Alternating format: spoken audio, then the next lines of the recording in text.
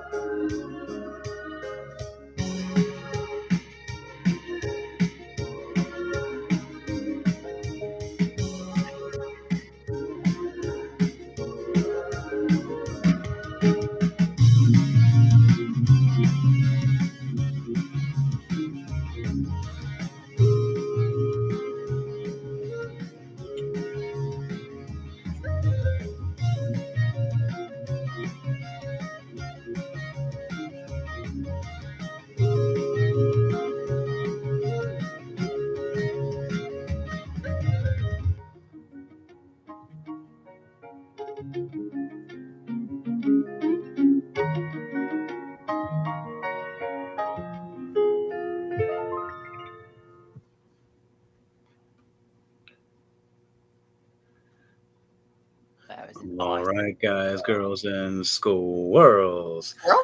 This is Rolling to Die. And this is episode 53. Hell yeah. I am your Balls host and your game master, Mayhem the Hearts Mace, also known as Henry here.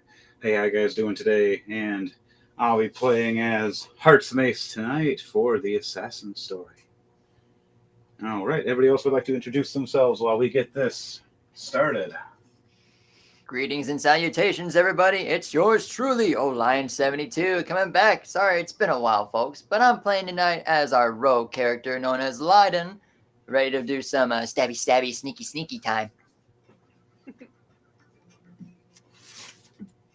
Hey y'all, it's your girl Danny, coming in as a variant human Kaya rogue.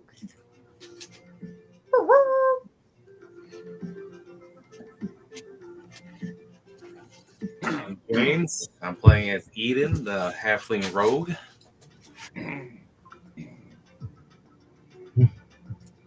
And bringing you your music and playing as Ukas Hiram, the Arakokra fighter monk. I am DJ Thunderbass. Lovely. Love it. Absolutely love it.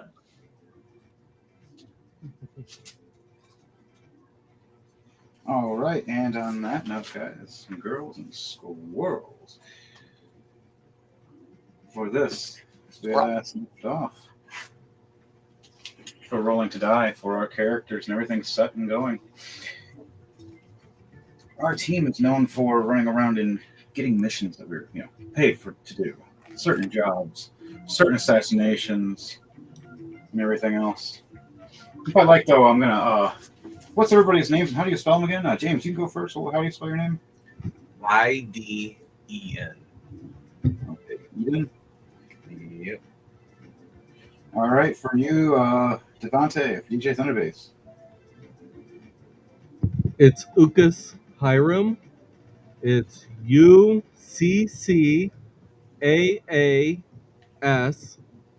and then Hiram, HIGHRIM. All right, Danielle, how do you spell yours? Kaya, Kya. K-Y-A. All right, Jordan, how do you spell yours? Leiden, spelt as Lieden.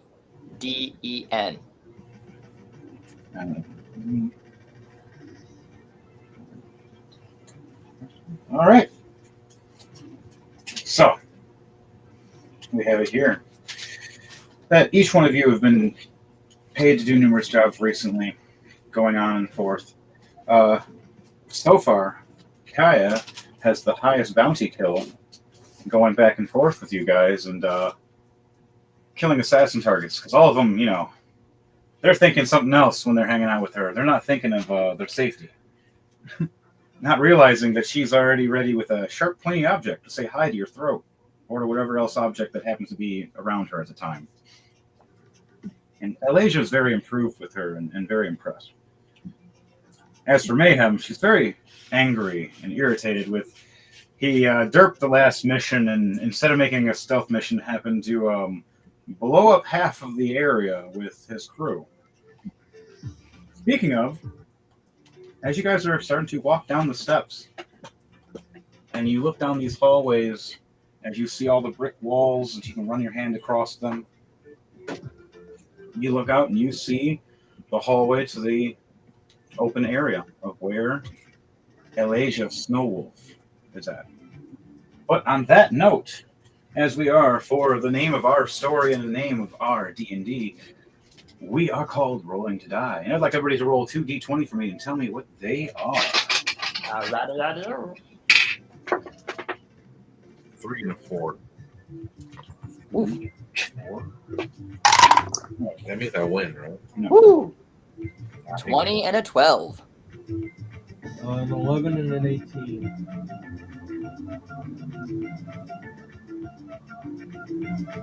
20 and 15. Nice. And what did I get? Ooh, and that 20 and a 9. Nice. So we actually have 3 nat 20s in there. Wow. That's pretty cool, guys.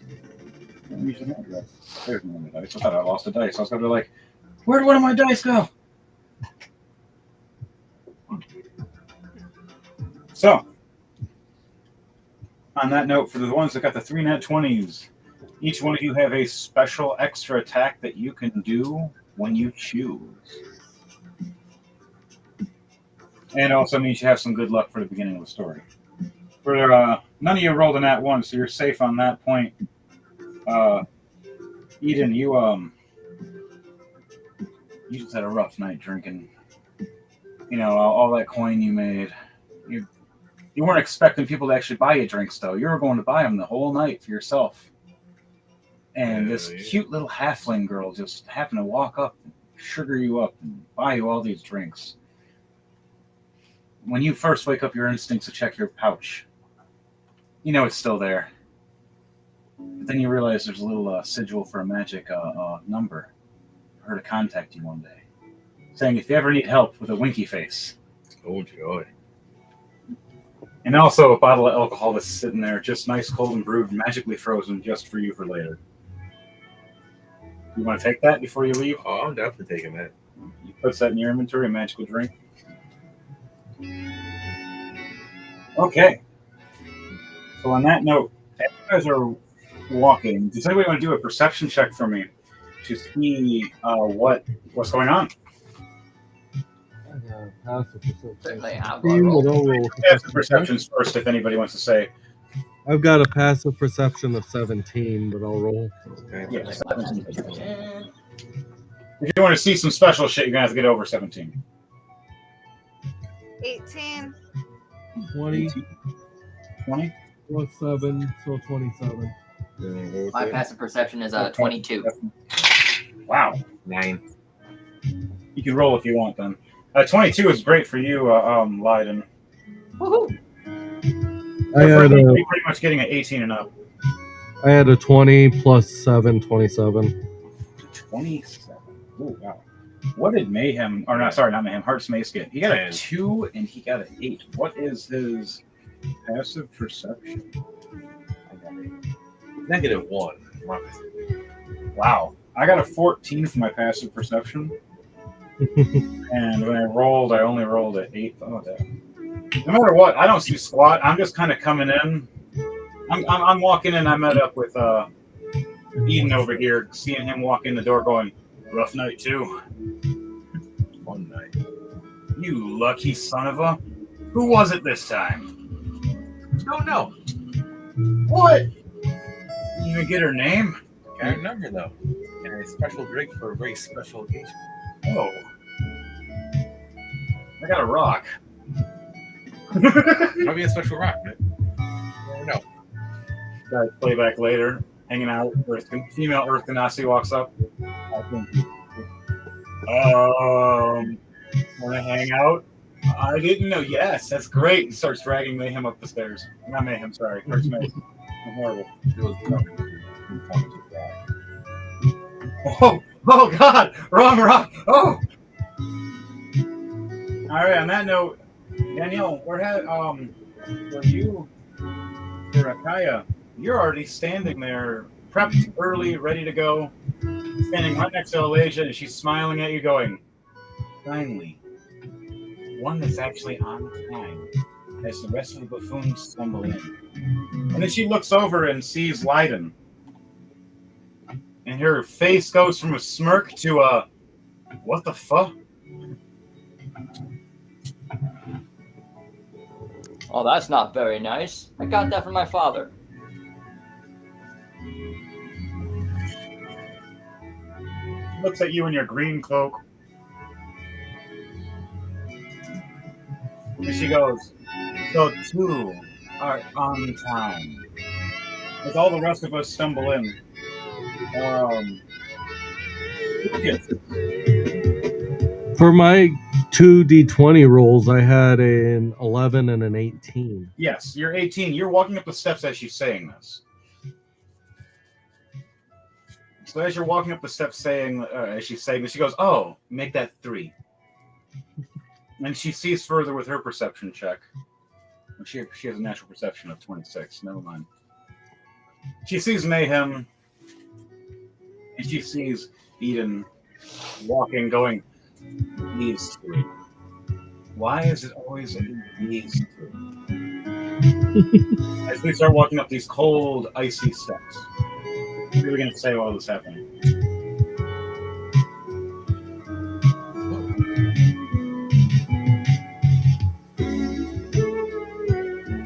Hello. How you doing? Sorry, we're late. My sundial's off. I need to get a new one. It has to be fixed. You're doing it. Giving me goddamn fucking excuses. Always giving me excuses, Mayhem. Sorry, Eden. You're here. You're good. You can stand the decision. Mayhem. You and your father. You and your father. I swear. As she's screaming at Heart's Mace, you see where the circle pattern you're all standing on this giant pillar. Ice swirl starts happening. The spirits are standing there, all looking at all of you, that are kind of blocking the edges of the walls, or where it would be a falling off tower.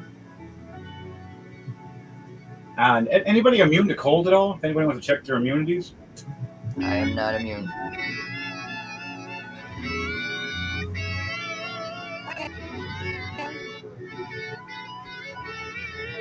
Danielle, are you immune? Yes. Yes? Yeah. Okay. They turn her up just a teeny bit. I'm sorry. What the fuck am I doing? I hit this twice. Yeah, you did. Hit it twice. All right, let me up her volume. It's my fault. There we go. Oh, look.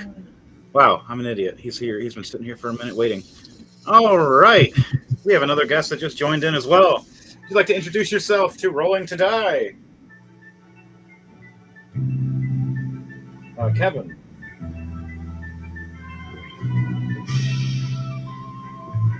Kevin, can you hear us? He's in. I just added him in. Waiting to join on. Yes. I have you. Kevin. You are in now. You can introduce yourself.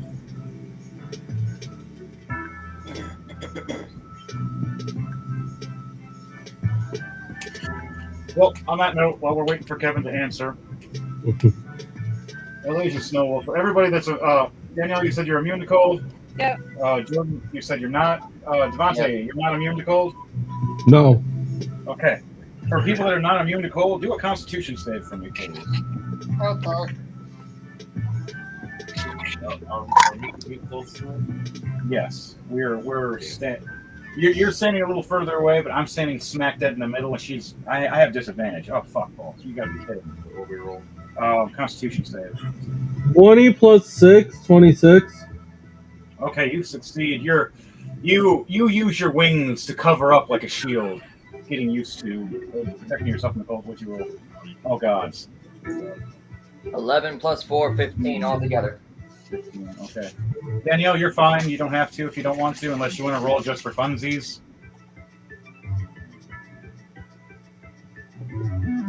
What am I rolling? It's a Constitution save. Yeah, I know. All right, that's cool. All right, it's a Constitution save. If you want to roll a Constitution save for me, All right.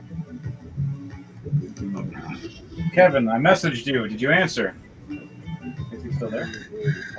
Is that the one little down The there? very bottom guy that said Nat Egon or 20 something. plus 2. Echo or something. 22. Oh wow, wow. So you just.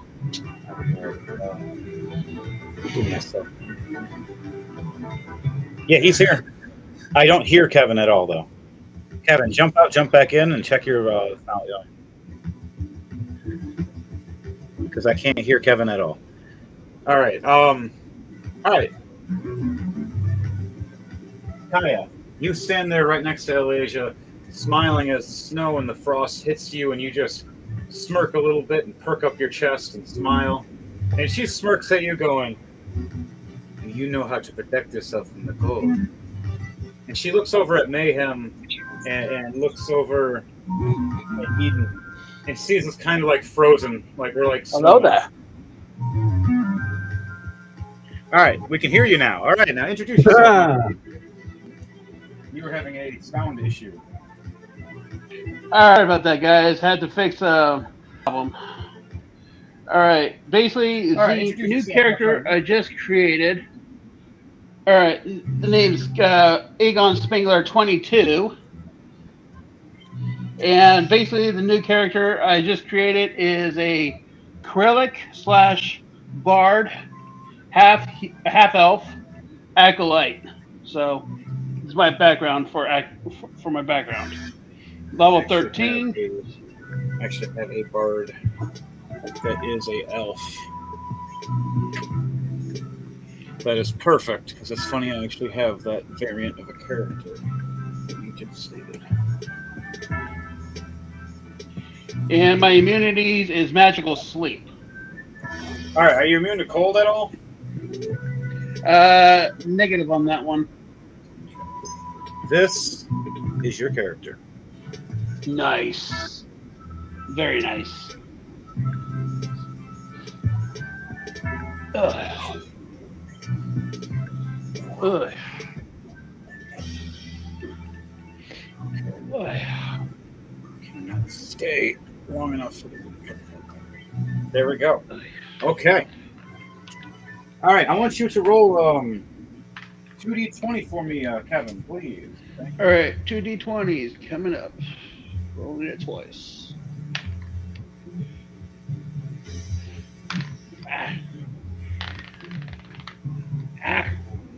Freaking. Fine. Roll on a minute. Okay, one is a 17. Okay. What's the other one? And the second roll is a dead on 20. Nice. One in there as well. All right, nice. What's the character? What is your character's name for this story? The name is Dorax Iron. How do you spell that? Dorx Iron. Dorax Iron? Yep. Dorax Iron? All right. Yep. So as this ice swirl swirls around all of you at first, she smirks and smiles and goes, "All right, I am teleporting your new friend. He'll be here shortly." As the cold cyclone around you all closes in and turns into a 5-foot circle, and a blue light illuminates. And this man standing here with a lute, a weapon on his side, and a cloak with silverish white hair, half elvish, looks over and teleports from it. I want you to roll a D100 to see how you land, please. D1, or you mean Yes. D20? No, a D100. This is for landing purposes. Yeah, I don't have a D100. Would you like me to roll for you? Go for it. Do you want D200 base, or do you want me to roll a D100 for you? Well, I don't care who rolls a D100. You got a 100. Holy shit! Nice. So his entrance is awesome and epic. How do you want your entrance to be? You're just teleporting through the sigil, landing. Like, how do you want to look? How do you want to be? Like, what are you doing when this is all happening? All right, you guys know Black Widow's heroic landing? Yeah. Oh, yay, superhero landing. That kind of style. So boom, kind of like that almost Terminator-esque. He stands up slowly, smiling with a look Oh on his back. yeah, just like just like the T800 version. Oh yeah, just like that. That sounds even better. The Terminator style. Stands up with this nice cloak and everything on it around him. Looking, Dun, dun, how old dun. is your elvish friend? A couple hundred years old, or near 1,000? Yeah. Let's go with let's go with at least a couple hundred. All right, so we'll say about 280-ish. So he's still, spry, good. Still has the silver-esque hair, though. Reasons, went through some things, seen some shit, plays some music because of it. Makes some stories now. All right. Oh yeah. And basically, What'd you say? I was going to say as well. Basically, to keep everyone warm, I got Wand's abilities, which I can create wand fireballs. Basically, if you need to do a campfire, I could just take out my wand and boom, do a fireball right on the campfire. So you got a wand of fireball. That's interesting. All right. Elijah Snowwolf sees all of you and goes, "Hello. All right. This is Dorax Iron. He is a bard. He'll help you on this quest. When you guys are having issues trying to assassinate, and hopefully he can persuade or make it a little easier for all of you. Now, as we got the Frozen brothers over there, and we have our royal demise standing here proudly. One of our top assassins next to Kaya. Ukis and Kaya are the two top rank assassins so far. Following up behind them is Leiden, and then Eden. Heartsmith, you're very, very low. What is your issue? Everybody kills everybody before I do. I'm kind of a distraction. Yeah, you usually are a distraction. But beyond that. All right. She shakes her head and goes, "Here's the contract. I need you to take out this king. It is making things interesting for other towns. We have been having a resurgence of creatures that we thought were taken out years ago. They're starting to wake back up, and now this king is spreading them amongst other towns across the kingdom. Assassinate him, his royal guard. Whatever treasure is there may be, take for yourselves, but be mindful. He is known for treachery and known for tricking his enemies. Even his own people that he pays, they never know they're setting in a trap at the very moment." You see Ukas just get a massive smile over his face and is like, "Oh, I'll make him fear." Now remember, this terrifying Night King is not normal, nor is his people. So be wary. And good luck. I expect you to be back by the next 3 moons. Now, the sigil that originally Drax Iron was standing on starts glowing again as you see Elijah Snowwolf's eyes glow blue, like an icy blue. And you see these cracks amongst her face start glowing as you see her arm raise up and the sigil start glowing brighter, like she's struggling. And you hear her go, "Not usually this kind of magic blocks me. I will find a route. You will get to that castle." I'm gonna roll and make sure she does. Okay. All right. The 18.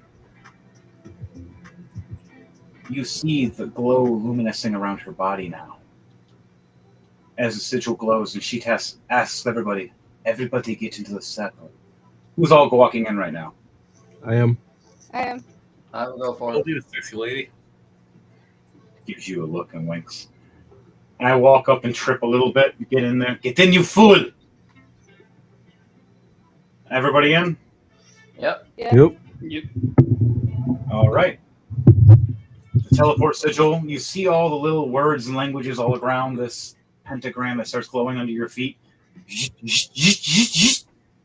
Each one of you want to roll a D100 for me to make sure your teleport was safe. Devon, can you do my D100?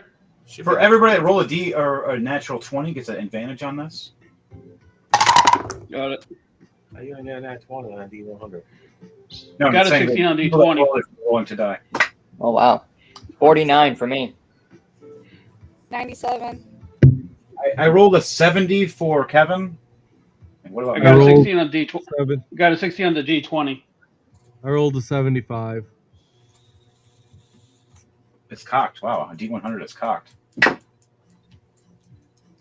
How is that 75. possible? We both got 75. Does that mean we got to roll again? I'm joking. 100 rollies? D100 rollies. Really like a roll dick. 59. 91. You teleport better than I do. What'd you roll? 27. Oh, no. I You got when you 97. say, "See you later, sexy lady," who else rolled anybody roll under a 50? Yeah, I got a 49. Oh, Damn. no. Wow. Danielle, what'd you roll? 97. Wow. Wow. I'm going to take to the air the moment we get there. So I'm going to I land in the air. find this. Is this a ability check or maybe? Yes. Oh, You got it. I'm going to use my lucky. I'm lucky. All right, use your Like a dumbass. You can roll a real 100 or the D100 from the roll or the app. I'll say there. Rather 88. All right. Everybody succeeds. We're even going to throw Lydon to succeed because he was so close. We're going to make it so you have a little slip up when you land, though. Besides that, everybody succeeds with the teleport. And we teleport a few, maybe a few yards away from the entrance of the castle. Right next to the wall. But Lydon teleports the closest next to the wall, seeing that if he rolled any lower, he might have been in the wall. Ooh. Ooh, that sucks. I'm going to be flying. How far? 20 feet up. All right, I'm going to start you off here. What is this? Okay. 20 feet up, you said? Yeah. All right. You're flying up there. I cast Mage Hand and it comes out invisible. All right, so we have an invisible mage hand that just pops up. No one knows where it is except for James. Unless people have an ability to see invisible things. Nope, I do not. I just have dark vision. Well, actually, let me check something. 'Cause I also have eyes of the eagle.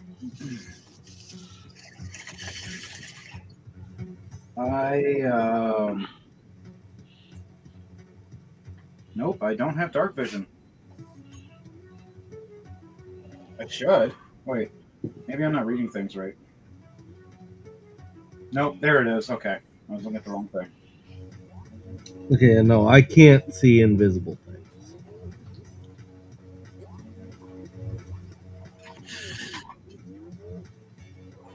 Okay.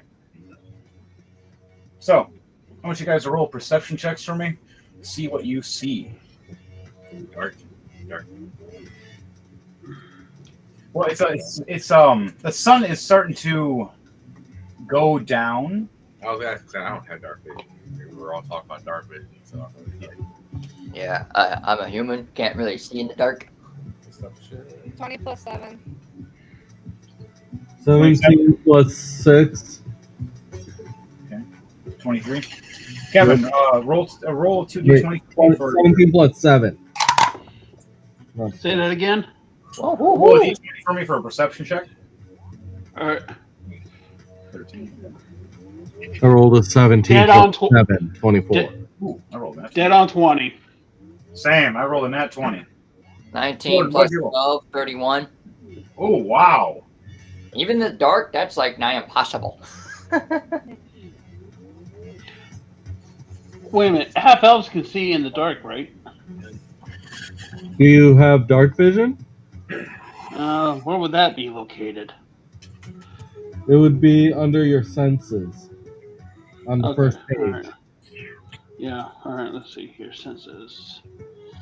Yep, I have dark vision. So it'll say passive intelligence or investigation. You click on that, and that will tell you if you have dark vision. Oh, jeez. Then my character, because literally, right, I click on that, and blind sight, dark vision, thermal sense, and true sight all pop up. Yep, Wait, you have true sight? so do I. Wait a wait a damn minute. Passive checks. Wait. Blind sight. Okay, I see what it is now. Is it Okay, so item that's check? just letting you know what each one is. Oh, okay, that's just telling you. Yeah, I only have dark vision. Okay. Yeah, I don't have any. I was so confused there. I'm looking Yeah, at because that. I had I'm to check like, at mine wait, too. I'm like, what? wait a minute. I can't have dark vision. I'm a human. I can't see shit in the dark. I'm a Well, I don't know about that. I'm a human and I have natural night vision.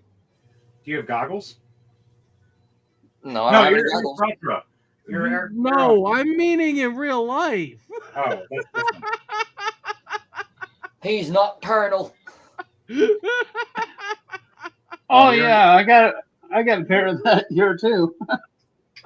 But it's basically something old from way back. Yes, fine. You have dark vision then. Okay. All right. So, and James, you said you didn't have dark vision, or you did? I don't. I rolled 13. Oh shit. All right. So you didn't see shit. You kind of just you teleported. You notice Leiden almost teleported to the wall, and you're like, "Note to self: don't fuck up." Alasia will literally kill us. I want you to do a history check for me to remember if things about Alasia, Snow Wolf. Okay, history, I guess. 18. 18. Okay, so in your memories, you remember times of meeting up with Alasia Snow Wolf for meeting up for certain jobs. And as you remember that, you remember them failing, and some being rude and disrespectful to her, or threatening to try to be the new assassin leader. And numerous times in accounts, you remember her mass slaughtering whole squads in moments, freezing them and slashing them as the ghost would help. Now, do I remember this as like an evil intent? Like she's like out for blood? Like No, defensively, like they're okay, so these, so I feel like an evil like coming from I guess like Yeah, they're like malicious intent. we've succeeded in killing all these people, this, and this. We want to We believe we should be the leaders of this Assassin's Guild now, not you. All you do is tell us missions. Why are you the one that's supposedly the head assassin? Okay. What's going on? Yeah, numerous. It's a whole group. It's at least 6 guys you're watching.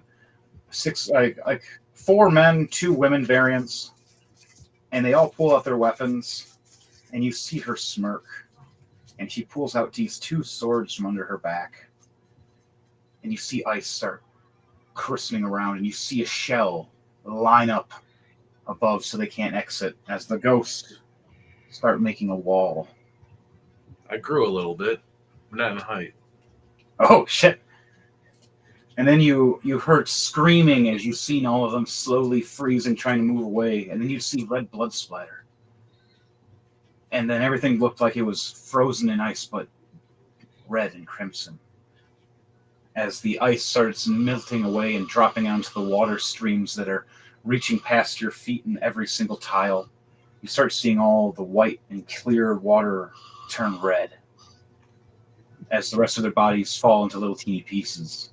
As a shaft opens up and this alligator-esque creature grabs the body parts and scoops them down with its giant arm and swims down under. Okay. You notice as well when you're looking, at least 20 different crew members, all looking with their weapons grabbed, drawn, and waiting, just in case she would have failed to murder these people. As you notice, there's a whole crew loyal to this woman as she's gone through the darkest adventures. And now she just wants to make sure that evil gets assassinated properly after what happened to her in her past. As you remember all the scars across her body. But they glow every time she uses her ice. And then you flash back to where you are now as... Oh, yes. She's a mix of blood hunter and assassin of a very scary type.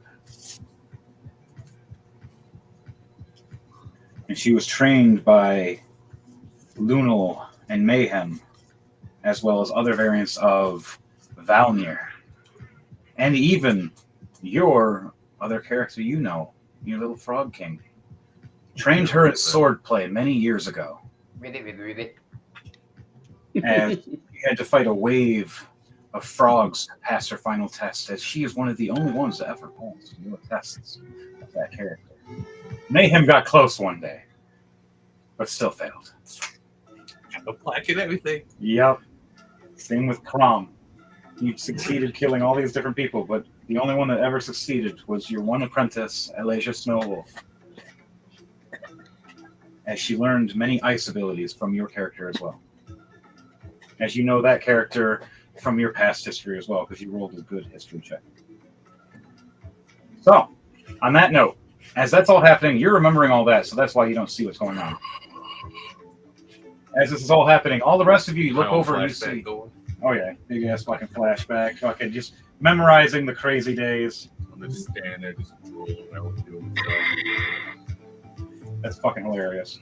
While this is all happening, you guys see the walls, you see the castle above you, raised about 60 feet high, maybe higher. You can see it's closed in, and there's a big door in front of you with these lit torches. And with your high perception checks, for those who rolled 20s or nat 20s, you notice that one of those torches is kind of tilted and cocked just a slight bit, like it's off.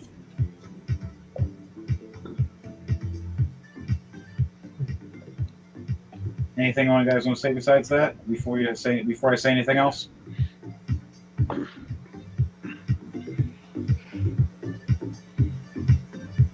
Okay. On that note, you guys walk up to the door in that area and notice there's no guards around. It's like something was already walking in. Right as you teleported, the door was slightly closed just a little bit, but didn't fully get pulled closed. You look out and you see a forest on the other end. all dark and withered as you look up at the clouds and see the moon turning slightly red. You see it's a dark night now that the sun just started going down. Anybody want to do anything before this door closes? Anybody have a what's everybody's athletics checks? I want to see how fast anybody is to get to this door before it fully closes. Let's see my athletics. Athletics check to see if you can grab and hold the door, make sure it doesn't fully close. 20 plus 14. 34. How far away from you is it? 18 plus 7, 25. Where's the door at? All right, so mine roll Teleported, 20. we're all starting to walk. So you're about 3 to 5 feet. I'm walking All right, behind you. Oh, I just snapped my finger and I just misty stepped on the other side. 16 plus 7 for me. 16. Okay. I had an 18 plus 7, 25. All right. And Danielle, what was yours? 17 plus 7, 24 for me. Okay, nice. 16 plus 7, that's 23 for me. Yep. 20 plus Mayhem. 17. Mayhem got a 16. All right, so you guys all reach to step for the doors as you see Eden pretty much misty steps and just right through the door, stopping it from closing. As the rest of you try to reach and you grab the door at the hinge, and right as you open it, he's just standing there chilling, waiting.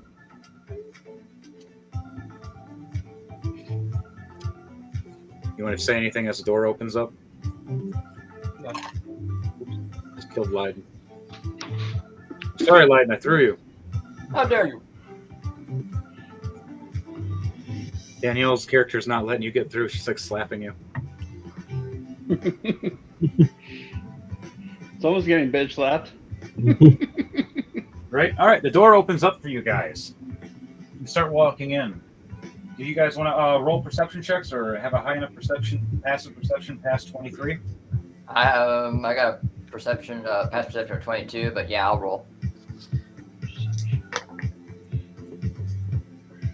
Okay, I got 18. Nice. And 19 plus 7. So 26. I got 15 plus 18. 12, 27. 18 and 5 is 23 for me. Mayhem got a nat 1. What the? Ooh.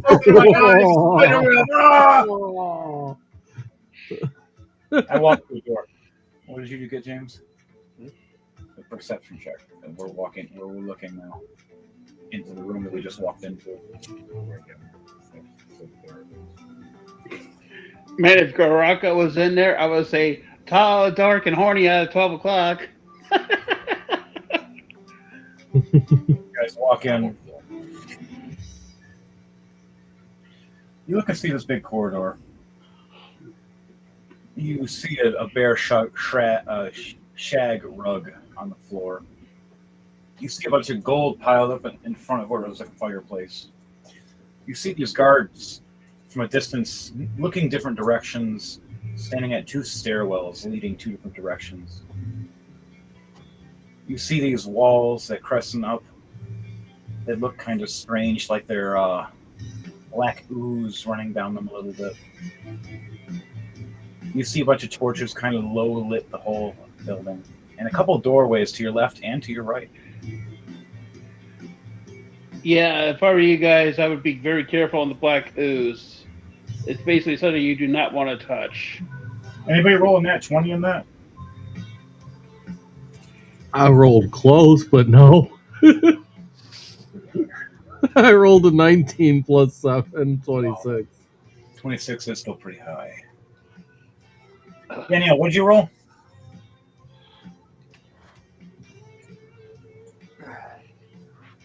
Danielle?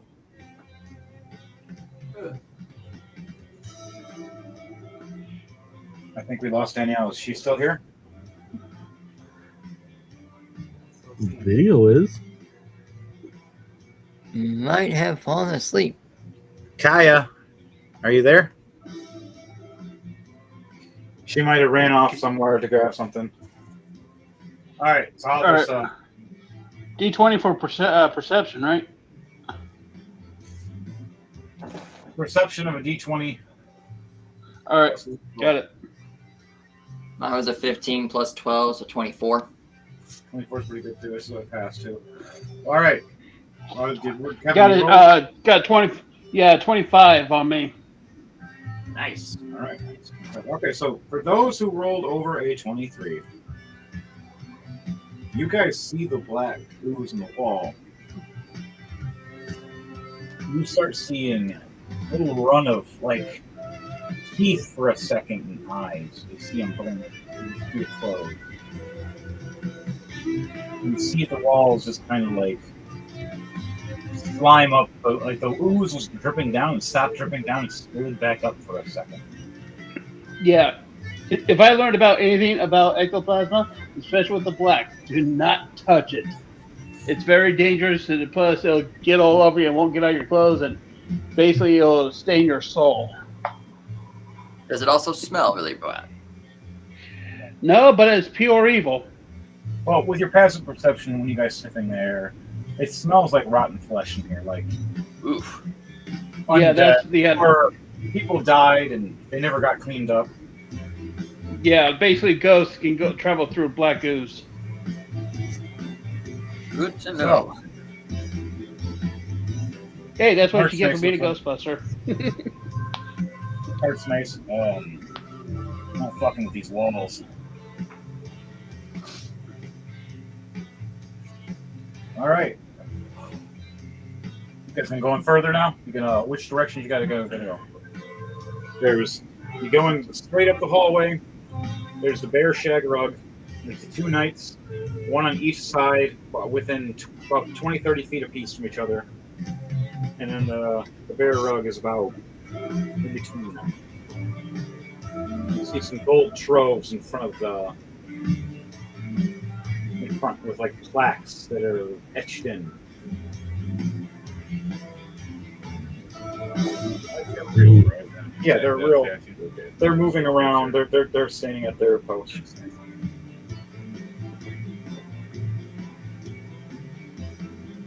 So you guys are starting. It's a little dark in there. They have not seen you yet. When I rolled, they were low on their rolls. Which direction is which? Yep. One's looking to the left, one's looking to the right, and one is on the left, one's on the right. Who's the thickest person in our party right now? Me. Hearts Mace is the biggest and thickest guy in the whole group right now. I'm a halfling. I would like to attempt to hide behind you. Using as well. Right. Okay. All right. So roll for a stealth check. Anybody else want to roll stealth checks as we're walking in? Yeah, I will I'll roll roll for it. one. Yep. Sounds good to me.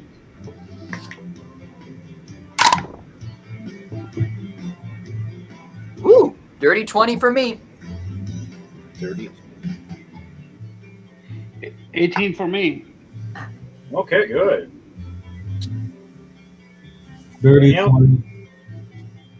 It's a dirty 20 for you. Yep. What about Mayhem? Wow, Mayhem didn't roll good. She rolled a 2 and a 5. So everybody can see me, but everybody else, all the rest of you, hide in the shadows or hide behind me as I walk up going, doom bop, doomy doom bop, stupid dooby da doom bop. Gonna beat you with a hammer bop. Gonna kill you. Oh, hey guys, what you doing? Like, Two just knights stand talking. over his head like, this is why we don't take him on stealth missions. So I'm I walk still forward. flying, by the way. I rolled low, sorry. I didn't roll low. I'm distracting him right now. I'm aggro. And you said, are you flying up here? Yes. All right, you're flying high up in there and they can't see you. Do you want to start trying to pick one off as I distracted them? Because now they're both Yep. turned over at me. And I'm walking closer. Yep. The oath ball's coming out. And I run through the ritual to activate the oath bow. As you're doing that, the two knights look over at me. You see them both pull out their swords and their shields. As you see the helmets shift up a little bit, like the helmet itself grinned. Nope, not that. And then you see under the belly of the armor grin as you hear Rashikak. As their stomachs open up and these giant mouths and tongues come out. And then this giant eyeball where their armor is opens up and they look at you and look at me. And they start walking forward towards me. All right, what are you doing? You guys each get one reaction before we go into initiative for this.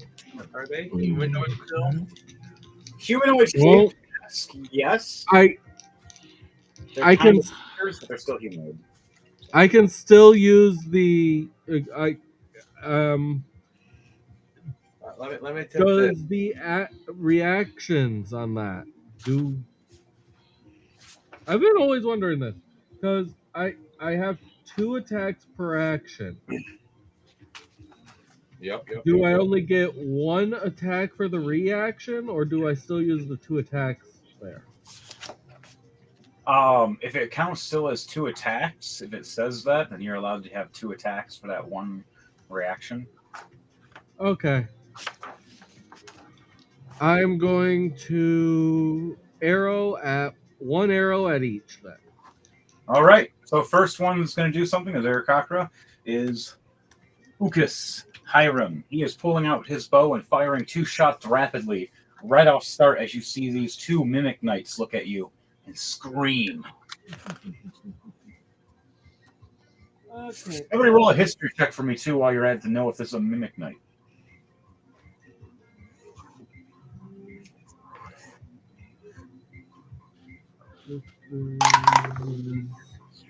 11 plus 11 for history, so Ooh, 22. nice. 18 plus 2, dirty 20 for me. 30-20. And what was yours, Deborah? An 11 plus an 11, so 22. Nice. And what was yours? Just 15. 15. What is yours, Kevin? All right. Freaking bellows. Ugh, 10 for me. 10. Ooh, that's not good. So for you, you don't know. You don't know what these things are when you see them, Kevin. You see them screaming and freaking out. You're like, what kind of ghosts are these? Okay, that As tears it.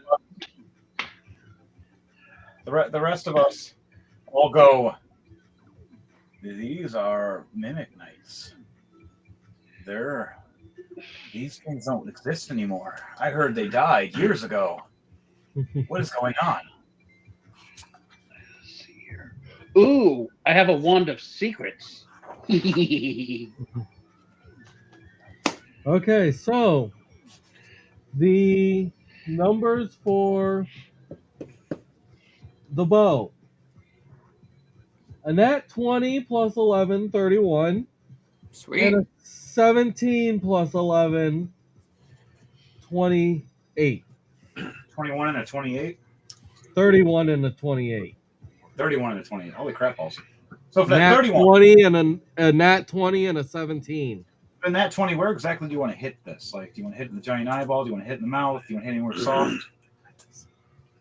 Right in the eyeball. All right, so the one that's in front of me is screaming that's red. The giant eyeball gets shot with the arrow right into it. For the second one, where do you want that arrow to hit? Because you still hit with the high 28. That one is still going to be centered, but more like the forehead. So you hit right above the eyeball, right into the eyelid, trying to keep the eyelid open, burning its eye open. It can't close now. You hear both of them. And the first for the nat 20 is a 14 plus 7. And that's before the doubling. Ooh. 21, so 42. 42 damage right to the eye. You hear it scream as it steps back, drops to one knee, as it tries to put its shield up to protect its eye, and holds its sword right above the shield. In excruciating pain, you just hear it whimpering. The other one, you hit, and it steps back and falls to the ground for a second on its ass. This one takes 7 plus 10, so 17 damage. 17 damage.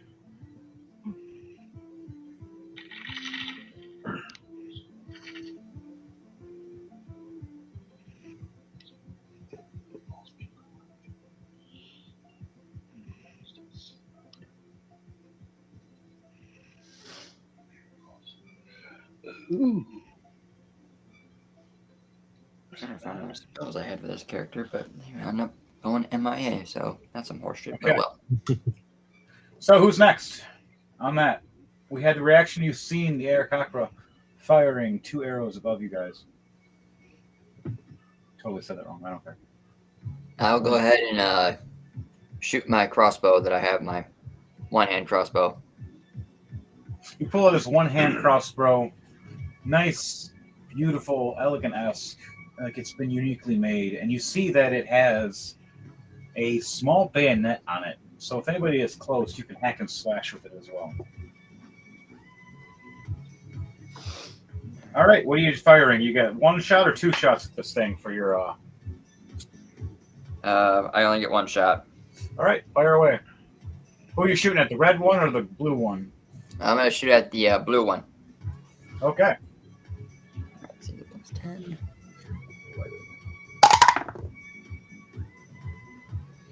Boom, boom. That's a nat 1. Oh! You pull out your crossbow and you go to fire, forgetting that to actually load this thing. You try firing it, and then trying to pull the bolt, you get your finger caught. Oh! You're taking 11 damage to your hand. As your finger smashed on your other hand for a second. What? It was a good reason. Don't worry, you'll be okay. How much? Was that a big chunk of health or just a little chunk of health for you? Nah, little chunk of health. I'm okay. Could have been worse, but I'm okay. How are you going to react to your fingers being smashed for a second? I'm gonna take out this opponent. Ah, son of a bitch! All right.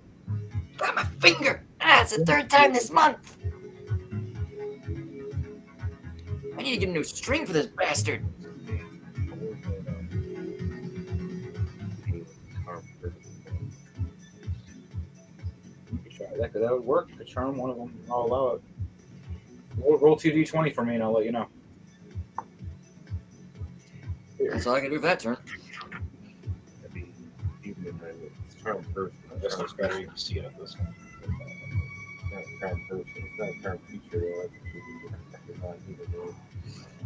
Humanoid-esque shaped. There is a character later on that is a person if you want to know, but that's not in here. So you do something else you want to for a quick attack or something. First one of the night. Hopefully that will be the last. You also got your magical hand. Yeah, but the thing I wanted I guess I'll just shoot it with my short bow. Pop out real quick.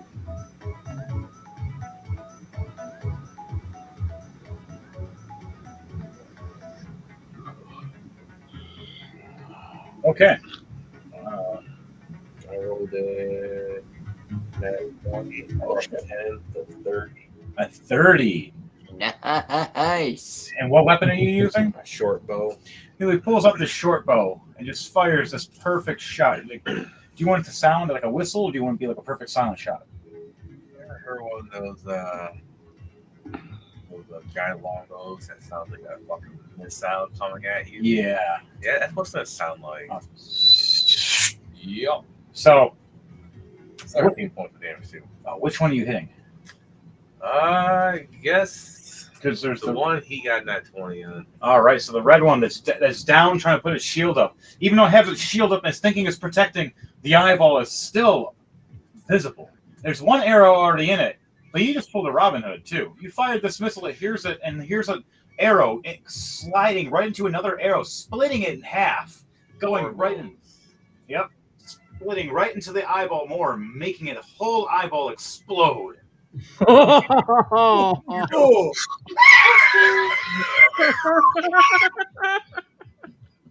I just made that noise, yes. And it drops down, and you just see ooze all on the floor everywhere as it's rolling in pain, freaking out as another nat 20 to it. Ooh, what a shot. Dropping its shield. Use my bonus action to hide behind your big ass again. All right, use your bonus action to hide behind me. Well, he's a halfling, and I'm I'm a half Goliath. I'm a hybrid Goliath, like an Earth Almost Ganassi. 3 feet tall, man.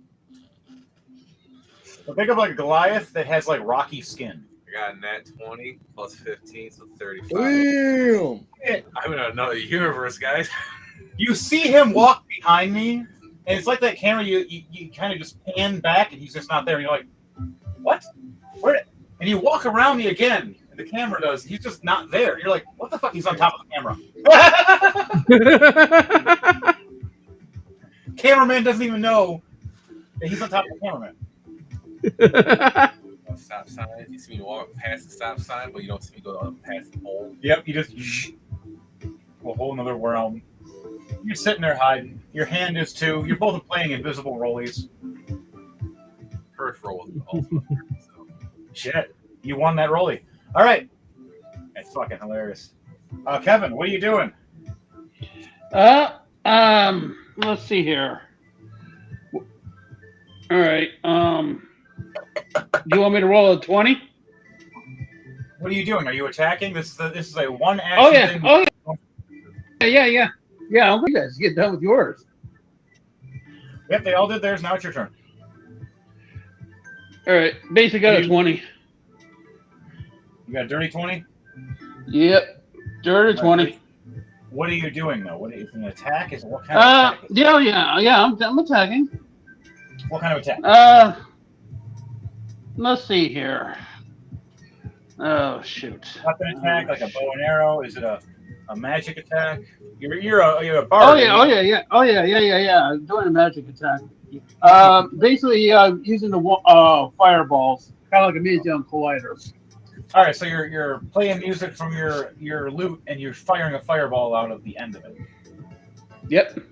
All right, so Basically, using my wand on it. Basically, my wand kind of looks like the Elder Wand. and they failed their Constitution saves, both rolling a 4. That's all you hear as he's playing, going, "Baby, baby, don't be a ghost for me. I'm gonna hit you with the fireball in your knees." Pow! 2 fireballs fire right out, hitting one of each of 2 mimic knights. You hear them go, and they both failed their save on fire. So now they're both just ignited and flamed. Now the room is more lit up, guys. But by the way, now that you did this and these both are lit on fire, that bear rug moves and freaks out from the fire. As the bear rug then now, and you I'm see going to it use the. as a mimic bear rug. I'll show you. Well, then I'm going to use the wand of peril. Well, you can't yet. Right now, you got your one action. That was it. Okay. You played. You got now. It's going into initiative for everybody. All right. Everybody, roll initiative for me.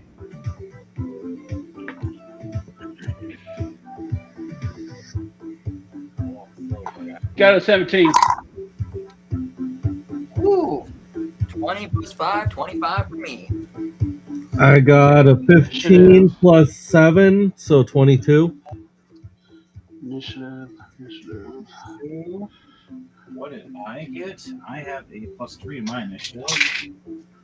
Wow, really? An 8. Wow. I got the worst. I even had advantage. All right, Danielle, what did you roll? It's initiative time. Danielle, are you there? Danielle, we love you. Are you awake? All right, guys. I'm gonna NPC Kaya for now until Kaya wakes up. I'm just gonna roll for her. Really? She rolls a 19 plus 4. You guys all rolled good. I rolled like shite. And now for the mimics. 1 and a 5. Wow, for those two. Oh, that's right. Okay, that's why I can't use those. And what about the? Assassins don't use magic. That makes sense. Okay. So the initiative goes: Leiden first. Secondly, Kaya. Third, Ukas. Fourth, Eden. Fifth, Trox Iron. Sixth, Heart's Mace. And then last are the mimics with a 1, a 5, and a 9. Well, technically, the bear rug gets to attack before Heart's Mace does. So, on that note, Leiden, what are you doing, my friend, while all this madness is going on?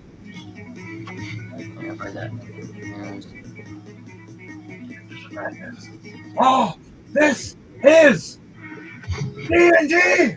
Did you just kick a guy off a cliff because of yes? Yeah,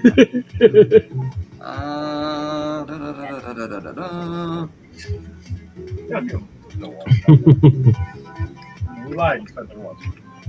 Why? There's a sign that says there's a Well, I'm just gonna. First off, I'm going to use both of my actions to basically shoot the crossbow. But attempt again, folks. All right, which one are you firing at? The red one or the blue one? The red one is agonizing in pain right now. Severely. I'm gonna go for the red one. All right. All right, don't fail me, buddy. Okay, 4 plus 10, that's a 14 to hit. Yeah, I do have dark vision. 14 to hit. All right, because it's down Nice. and it's on fire and it's freaking out. You just barely hit. Was it a hit, you said? Yeah, just barely. Just barely. Okay, let me get to the weapon. So AC is down right now because it's on fire, and one of these things are on fire. It's a Great. 1d6 plus 5. Is there? Ow. Is there a 6 points total piercing damage for the first hit. Second attack.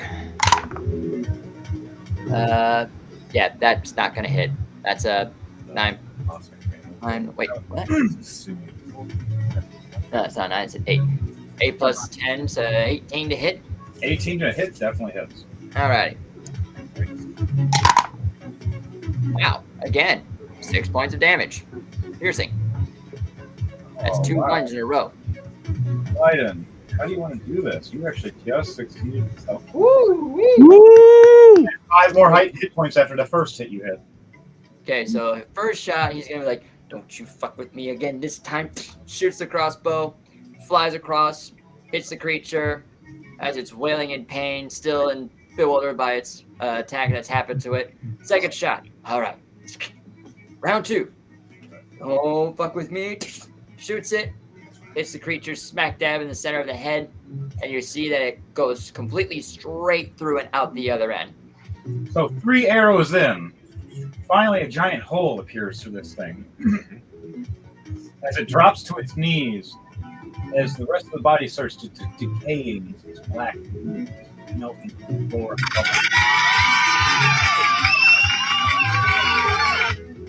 As the armor is crossbow in my hand and just tap it on the top. Good job, Bessie. Good job. as you pet it, you gain 5 points of health points. Woohoo!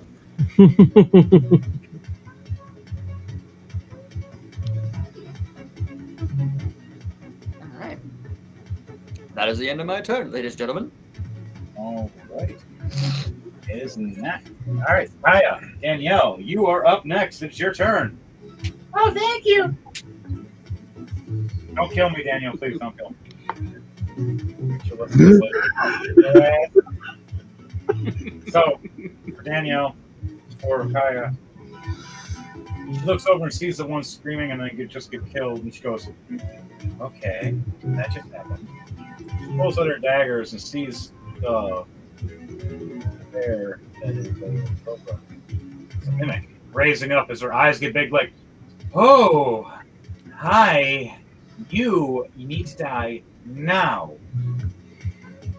She throws up her two daggers and whips both of them as fast as she can.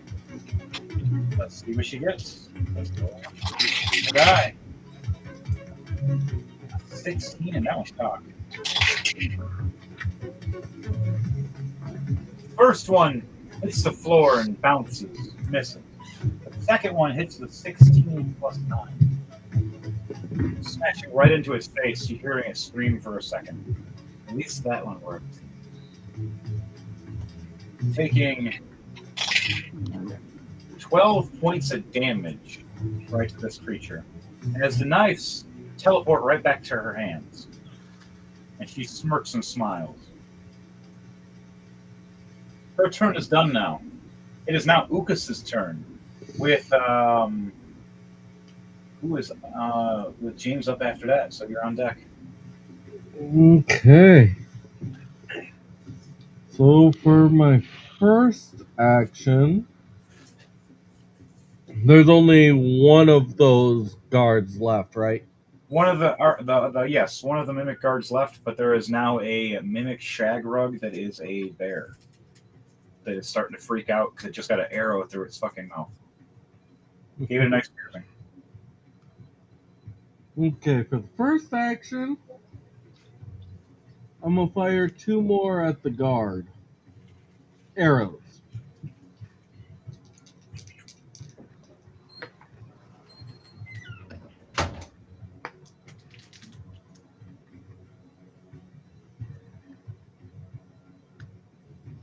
So a 16 plus 11, 27 to hit, and a 12 plus 11, 23 to hit. All right, definitely. How much damage you doing? So the first one, 11 Okay. plus 12. 11 plus 12. Okay. So 23 damage. And for the second one, it's going to be 6 plus 10, so 16. 16 damage. Okay. You hurt this thing pretty bad. You see it screaming. It's not dead yet. But you. Did you roll one of the highs? No, you didn't. Very close. And then for the second and final attack, the Right. other Yeah. 2 arrows are heading towards that rug. All right.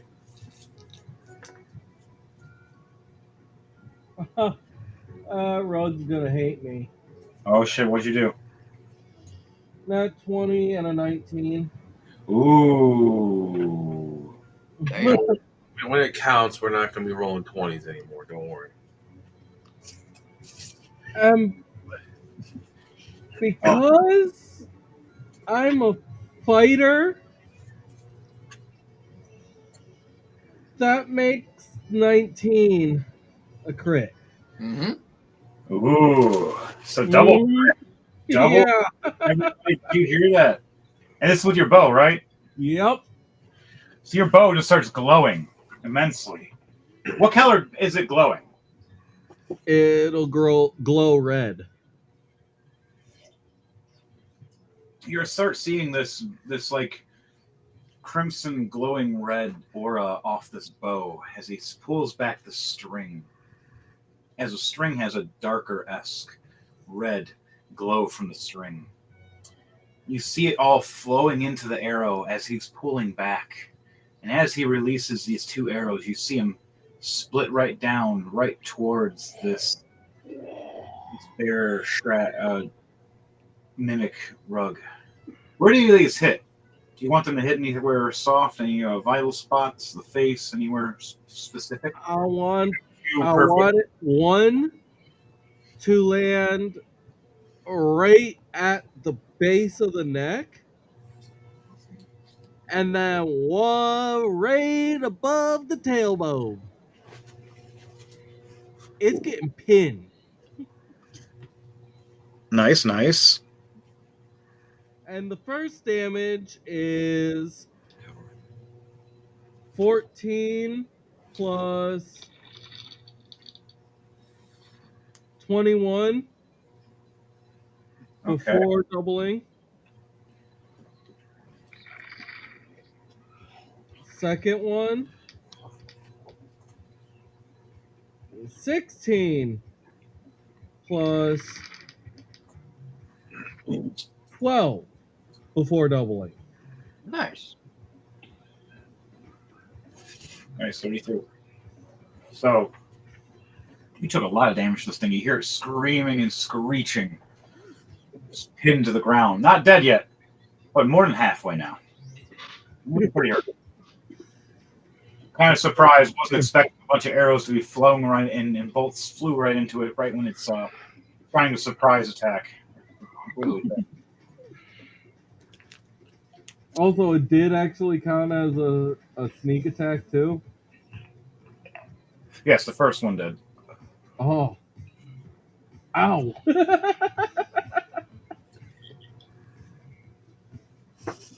Oh.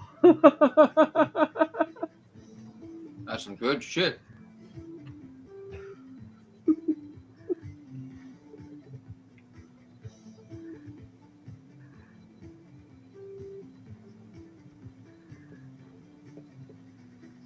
All right.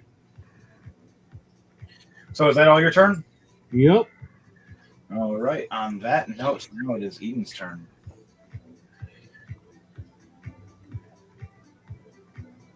You now have a mimic in front of you, the blue one that's severely injured, about to die, and then you have the one that's the mimic in front that just took a severe amount of damage. Not dead yet, but The rug? yeah, the rogue just got fucked up, but it's not dead. But the knight is is barely holding. There.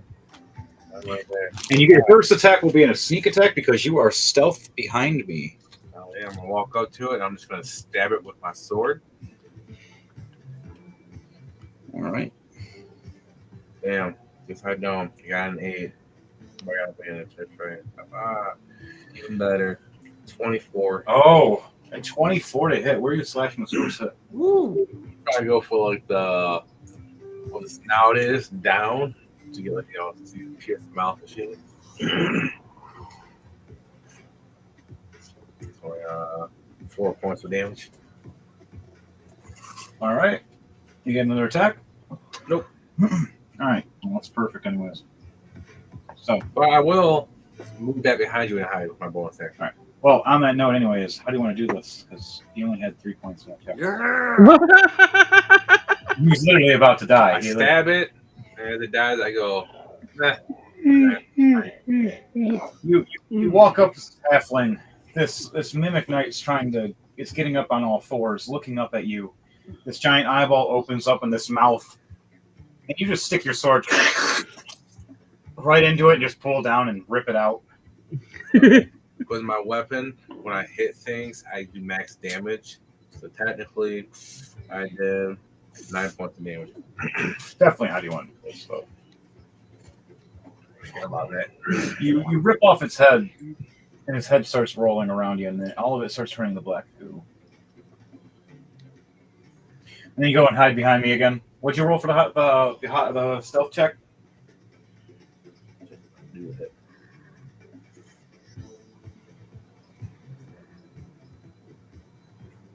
The first one's a 31. 31. Definitely. You just walk through, stop sign, disappear again. Just Mayhem's like Blending in like a ninja. someone, or not Mayhem, but Hearts Mace. Hearts Mace is looking around, going, You like this? You still don't see me. "Oh, I swear you just went somewhere. Where the fuck did he go?" Feel a little tingly ball sack. That weird tingle again. Technically, wouldn't Heart's Mace only be a quarter Goliath? Since Mayhem is a half Goliath? Yeah. So he's a super mutt.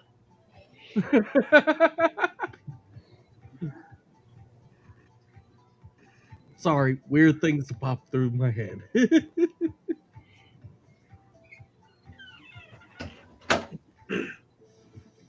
Okay. Oh, that's perfectly fine. So, that was all you could do, was just one action for you? Yeah. You got you still have your invisible hand that has an action too. You want to do anything with that?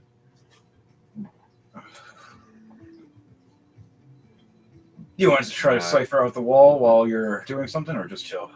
Just chill. Okay. On that note, who is after you? All right, Kevin, it is your turn. All right. So basically, if I'm attacking, Oh, I felt good. let's see here. What I want to use? Yep, all there right, is a bear rug in front of you. You're about 5, 10, 15, about 15 feet in front of you. That's literally right in front of Heart's Mace. And it's All pinned right. down right now. All right, I'm gonna use a wand, which is basically throws 1.21 gigawatts of electricity. Okay. So you're going to pull up this electric wand and point it, fire it. Is there any spells or incantations or something you have to say while you're firing it? It's a wand of lightning bolts, which basically of 1.21 gigawatts of electricity. And I just got a 20 out of it. Nice. All right, so you pull out this wand after playing your lute from this little hidden compartment that's in your lute. You push it, pops open, pulls out a wand. He raises up, and you see lightning striking from the sky right onto this little teeny wand, and he points down, and you see it just fire at this mimic bear that is a throw rug. The nat 20. Just like How much damage? let's see here.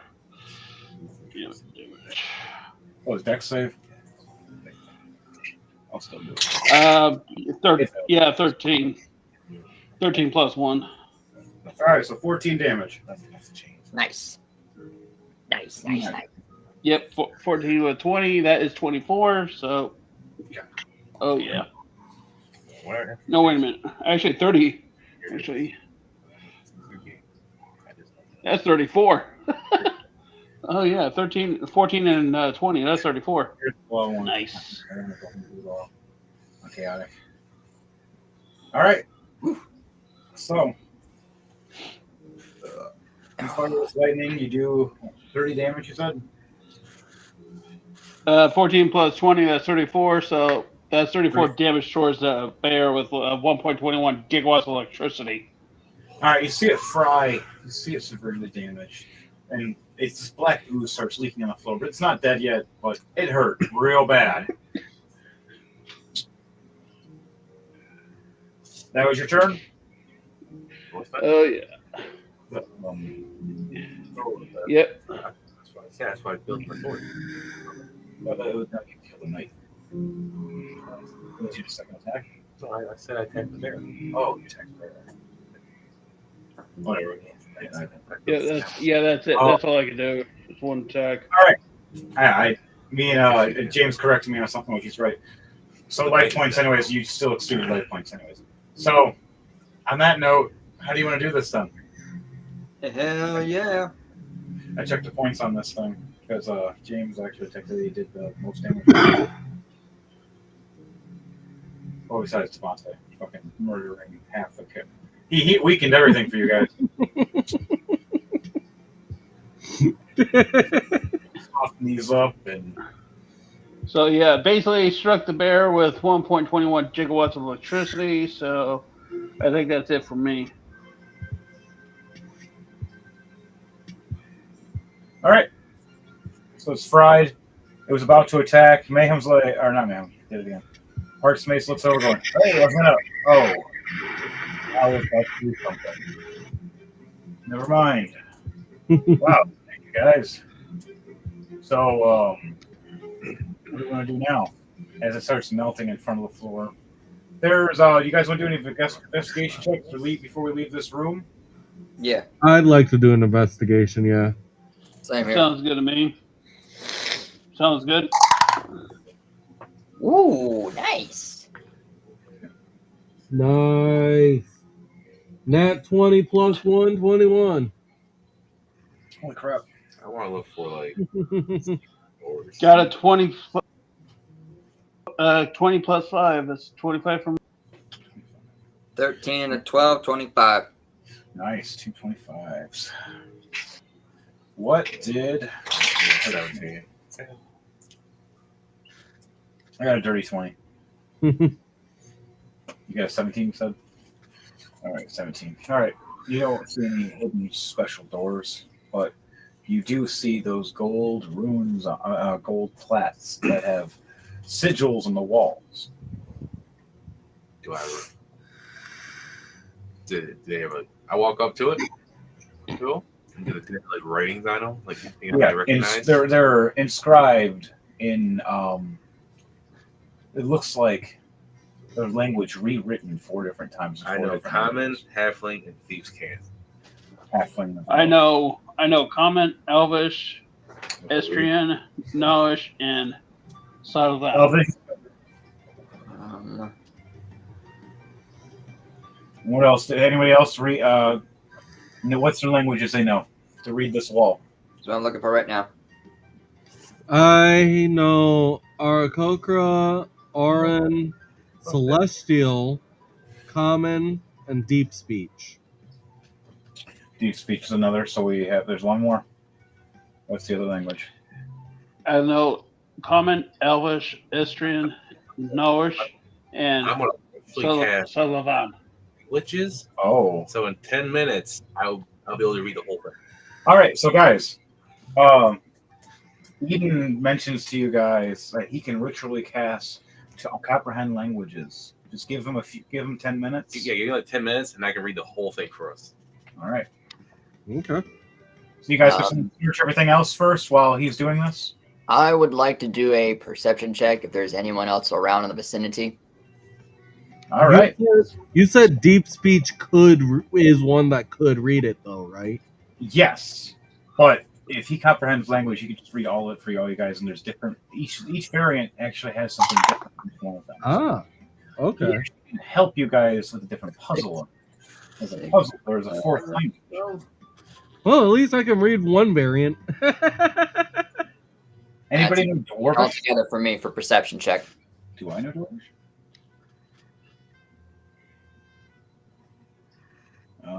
Do I know Dwarvish? I only know Common and Elvish. Same here. Nope, I don't know it. So yeah, well, let's Let me wait. get. While he does this, is yours just like a symbol praying? How do you do it? You're something unique. Meditates, puts his weapons down or in front of him, or something I that's. just I take some like a pinch of salt from my pouches. Okay. I rub on my hand a little bit, and I just slowly start rubbing my fingers along the tablets and everything as I try to let the words come to my mind. I understand what it's saying. So, like that meme of that shows that one woman looking and it shows a bunch of maths. You reach your hand over and you start feeling the gold wall and the different languages, and it starts running through your head. So while you're doing that, everybody else is looking over. What was your perception check for you guys? Investigation checks for looking Nat 20 plus 1, 21. 21. Okay. Anybody else for anything? What was your highest for everybody else?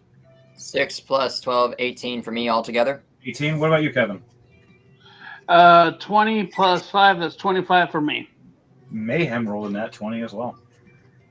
Mayhem. Or not, sorry, I did it again. I'm just going to look over here. Heart's Mace and Ukas look up. As everybody else is looking down and looking around. Well, technically you're flying. You're looking down. Mm-hmm. You look down and you see at the 2 ledges of the walls this weird armored-looking golem dog at first, shrugging his shoulders, walking above right where Kevin's character is, looking like it's about to pounce on him. As you see a giant tongue protrude out, expanding with these razor blade-looking like parts of the tongue, like bones. And you look over and see a little plant. And you thought it was just a basic little house plant at first, or nice in the sun. Then you start realizing it's moving. And it looks like it's about to jump over at James's character, hopping over here. Which one do you want to go after? Which one do I want to go after? You're closer to the one over here that's on the little pot plant next to James. I'm closer to the one over here next to Kevin. Okay, then I'll go for the pot plant. Okay. We both look up and go, what the fuck? And we get one reaction before this happens. So what's your one reaction you're doing? I'm gonna try and grab it with my whip. Oh, he's going to pull his whip out. All right, I need you to do an athletics check to make sure you're grappling this thing. But first, do an attack. If you succeed with the attack, that should obviously, wrap it around. Mm-hmm.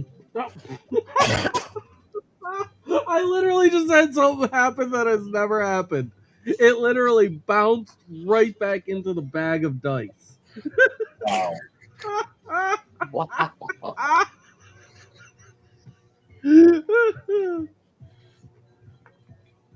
Nat 20 plus 9, 29. Nice. 29. And that was the attack roll. And you said you wanted me to roll in athletics? Yes. Oh, I do. All right, I'm going to roll a dodge to get out of that friggin' plant's way. Based on athletic.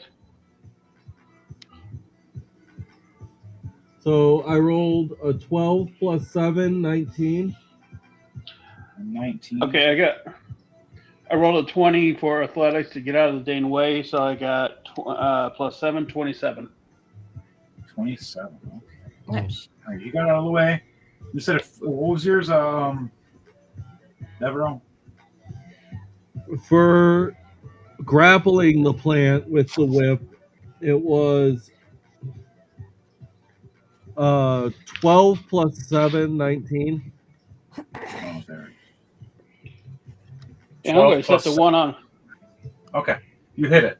You grabbed it and wrapped it right up with your whip. Now, were you like picking it up and whipping it around, or you throwing it, or you trying to pull it towards you? I was going to try and chuck it at the other one. Oh, that's Ooh. fucking hilarious. All right, yeah. Fucking Use a do it. motherfucker to beat a motherfucker. I like it. And the attack roll, though, was a nat 20 plus 9, 29. Well, that's because All of right. that 29, that 20. We're going to allow it. So Kevin jumps and rolls all the way for the big dog. As you see the big dog about to jump and leap, and Heart's Maze starts pulling out his javelin to toss his javelin to stab it.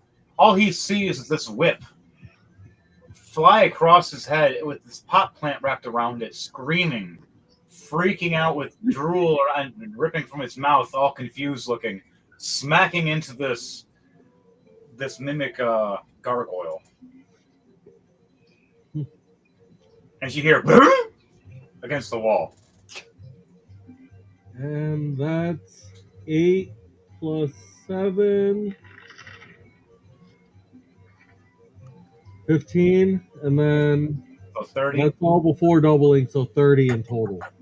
So 30 damage both to them, smashing against the wall. 30 damage is exactly what you needed for the pot plant. So how do you want to do this for the pot plant? Basically, it's smashing into the dog is what kills it.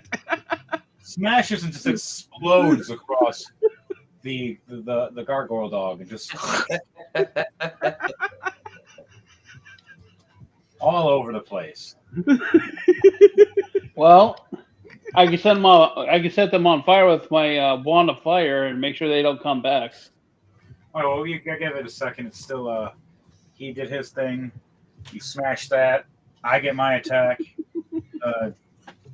Dog creature now hits the ground in front of us, and I'm just like, okay, I guess I'm not using a javelin. And I pull out my 9 live Stealer greatsword Oh, Oh boy. with a 27 to hit. Damn, 16 plus 11 swings down this big ass greatsword. Right on this thing. Doing 20 damage. you see the armor crack, and the stone that it was supposed to have just fall off, and you just see this creature with teeth all over it. All right, my reaction is done. Now it is Kevin's turn, and then after Kevin's turn, it is Leiden's turn. Well, I got a straight on 20 and dexterity for the wand of fire to burn the freaking plants. So I gotta do That would be, yeah, basically 14, which brings it up to. Yep, it means roll dexterity save, which I failed with a 4. Yep, 14 and basically 34 for termination of those stupid plants with a fireball. Hell yeah. Once. Where's my EA at? Because plants cannot survive fire. Oh yeah, well it's dead anyways, it's splattered, but it just helped ignite the mimic golem on fire. So now the mimic golem's on fire and failed its second roll with a 3. Not you. How much damage are you doing? Yeah, there's that. Me or? Yes, you. Oh, okay. I did 34. 34 damage. Wow. So, Drax Iron, how do you want to do this? Yeah. Basically, I am going to do it with. Let's see here. Got to get to it. There they are. I am going to do it with the biggest fireball that I could with one shot.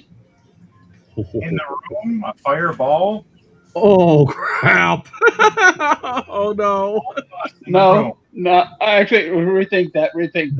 Yeah, please do. Do it if you want. Fucking blow everybody up. I'm fucking down. There's only one character who does fireballs, and he's not with us today. No, because Edward does too. Remember? He gets fireball, hits himself, and fire blows up everything. Okay. What about 1.21 gigawatts of electricity, a lightning bolt? So you want to do lightning bolt instead? Yeah.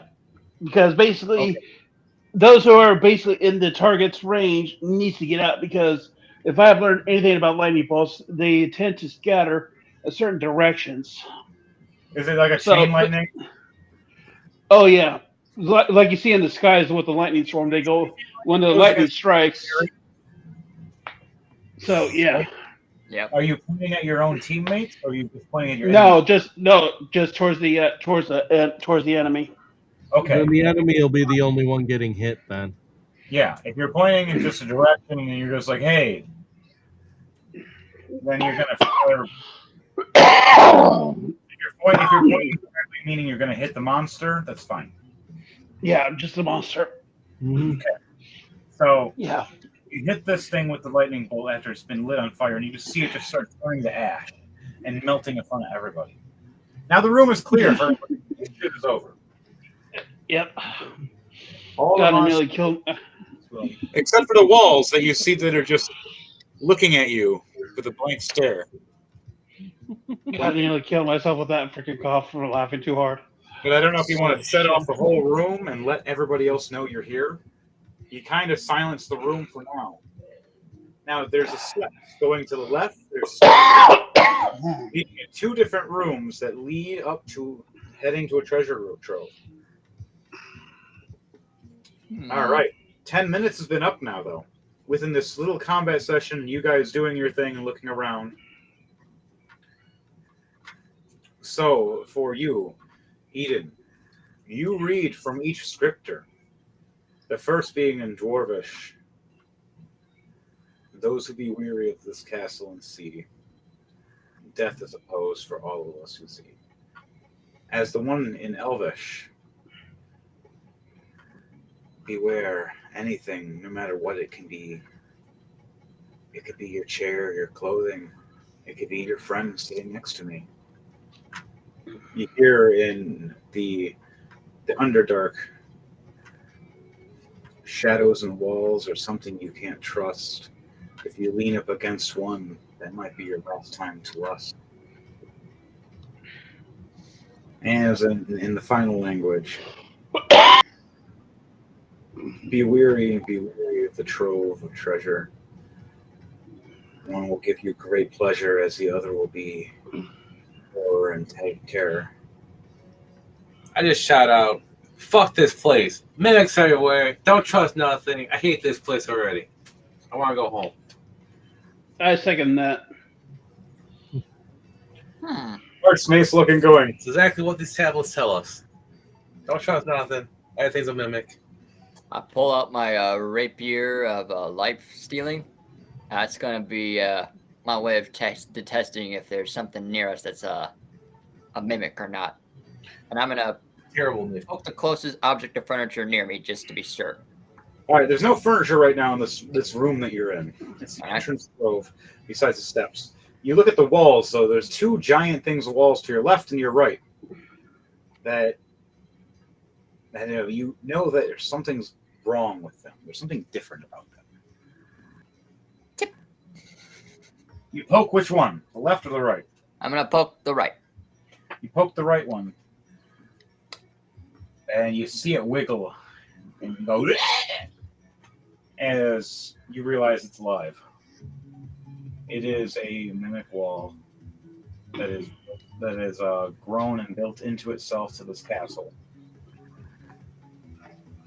Usually, it just tries to sleep until someone gets too close. Well, back the fuck up. I'm not messing with that shit. They're not really active because their master hasn't told them to wake up. Okay. All right, guys. You finish reading. Eden warned all you guys there's mimics everywhere. Archmace is freaking out. He's like, oh god, everything's gonna eat me. Everything's gonna eat me. It's just like the stories my dad told me. Oh my god, we're all gonna die. Wait. I can just smash things. Okay. So we're gonna go to the left stairs or the right stairway, or we're gonna split the party. That's the idea right there. I say we go to the left. Archmace says, let's go to the right. Right it is. To the right. Anybody else going to the left with Leiden? Or with I'm going left as well. So left with Leiden. Going right. Leiden. This is going right. All right, we'll have Danielle go to the left with you. So it's 3 to the left, 3 to the right. Take it back now. One hop this time. I cast invisibility on myself. All right, you cast invisibility. You want to just jump on my shoulders and just hide? Yep. All right, you just jump, flip, and hang on to my big sword. Oh, God. Whee! What the hell's going on? I should have shaved. Ah! All right, you're Eden's literally on my shoulder, so he's pretty much the same square I am now. Kevin, we'll have you sit behind us. Sounds cool. Jordan. All right, for you guys, for Jordan and for Devontae, which one wants to go up front? Who wants to be leader? I'll go ahead and go up front. Yeah, I'm following behind because I'm in the air. You start noticing that the stairwell's a little lower, but you fly just enough to hover your feet above the steps for a little bit as you go up the stairs. And then finally, when you reach back up the grove, it's about a 20-foot ceiling to a 25-foot ceiling. Inside, I'm only up 10 foot anyways. Okay, 10 foot is perfectly fine then. I just have you a little higher. I can actually switch you for the other one, to be honest, because you are now too high. That area. Yeah, I was only up at 20 foot outside. Yep, now you're at 10 foot. Yeah. All right. You heard it live, people. And remember to like, share, and subscribe for Rolling to Die. Cha-ching. And don't forget to hit that bell icon so you stay up to date on all the new releases. Yep, what he said. We head upstairs, go into this next room. for us three. And then there's you three on this side. All right, guys. Team A and Team B. So team left is Team A. Team B is Team right. So Team A first. You guys walk upstairs. Roll a perception check for me for Jordan, Devontae, and Danielle. Danielle, wake up! No, she's not waking up. I rolled 2 11s. I had an advantage roll, and I rolled 2 11s. She rolled a 14 9. plus 12, that's a 26 for me. Danielle rolled a 19 plus 10, so a 29. Nice. So, yeah, only 18 for me, because it's only a plus You guys 7 for walk me. upstairs. You see a hallway, and another kind of dark-esque walls look like they're alive. You see 2 different doorways of treasure troves that look like it, or prison cells. One has a door that's just wide open. The other door is closed. Which one do you guys want to go into? Or do you want to go into both? You have Kaya walking towards the one that's already open. I was going to say go into the open one first. You hear her going, "Hey, listen." Kill it. Be right back. Oh my god. She rolled a nat 20 on her investigation. Nice. She looks over and sees a giant black onyx stone sitting on the ground, just as big, if not bigger than a person, weighing maybe 500 or 600 pounds or more. Ooh, holy moly. This giant black onyx stone that's just a shimmer to it. She smirks and smiles and pulls out her bag of holding. And you see her trying to nudge this giant nug into her bag of holding, trying to open it. Anybody want to help her with a strength check? I mean, I could, but my She rolled a nice things are telling me something's not right about this obelisk of sorts. Well, she rolled a nat 20 in her strength check as she's pushing it in. Sliding it right in as it's glowing and glowing and glowing, and you hear, "No!"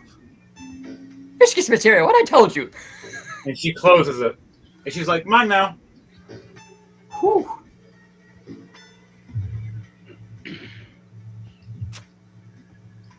And she has, and she Job looks well over done. going, "Well, if it is anything that is alive, it's going to die if it needs air."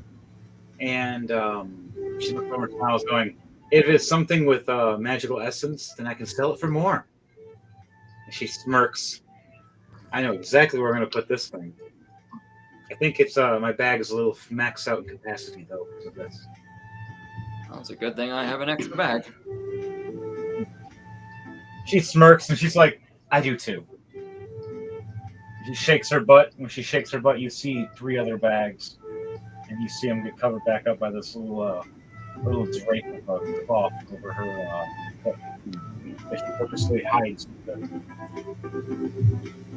So she obtained this rare giant black onyx that has a living soul of a black and purple dragon. Sounds like she caught a black onyx from Pokemon. Yeah. Something scarier, but yes. Is there anything else within this room that we should be cautious about? If I may roll a perception check. I was literally about to say that. And I know what your answer was going to be, you mother. That's a 13 plus 12, so that's a 25.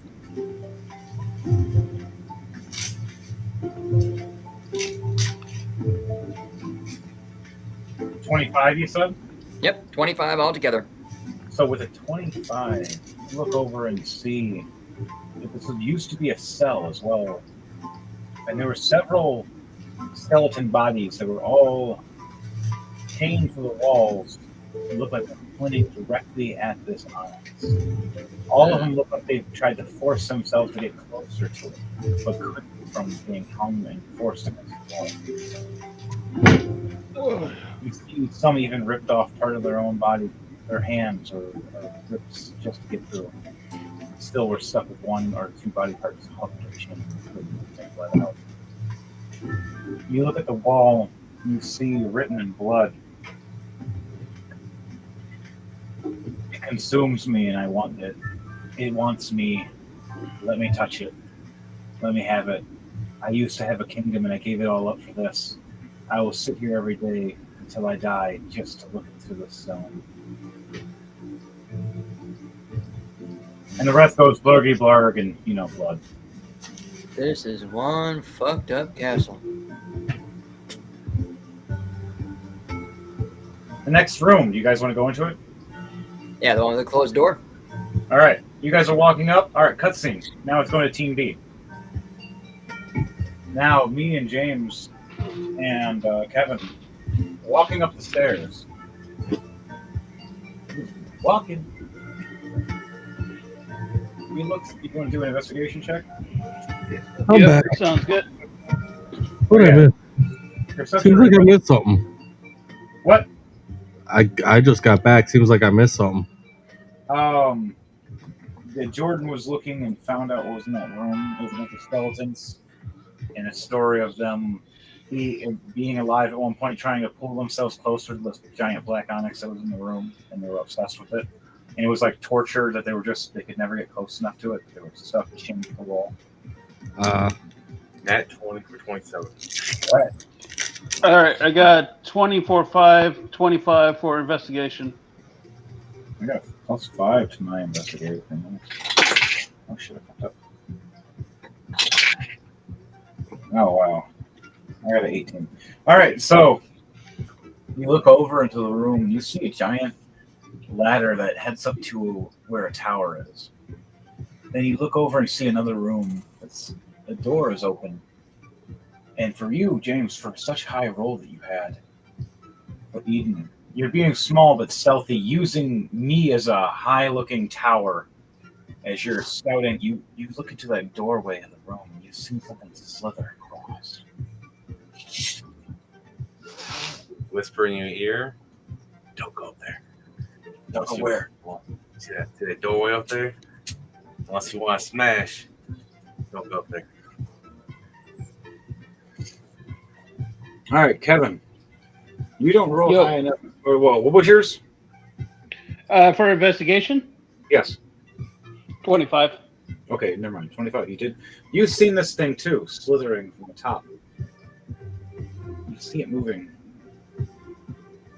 As you see me moving near the ladder, trying to look up at it. What are you guys talking about? There's something here? I rolled 18. And it starts sliding down the steps. Or down it goes right at me. Hey guys, do you see something? What the fuck?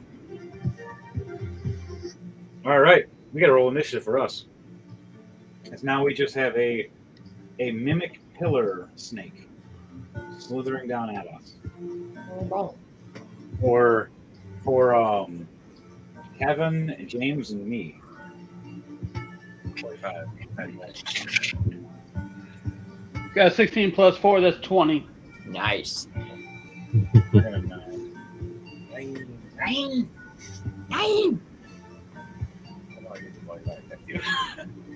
James, you guys said 25. Yeah. What was yours, Kevin? 20, 16 plus 4 is 20. 30, 20. All right, so it goes James, Kevin, Monster, then me. Oh, that's not going to work for me. All right. All of us will still. I'm going to jump off you and land on this right here. I'm going to shoot him with my bow. All right. Because you have stealth on this, it's going to be a stealth attack, and you get 2 shots. So,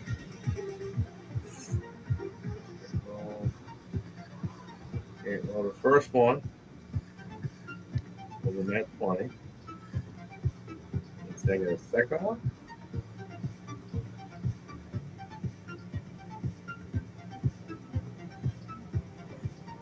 What's the second one? Oh, that's what I asked. Yeah, you got a second attack. 21.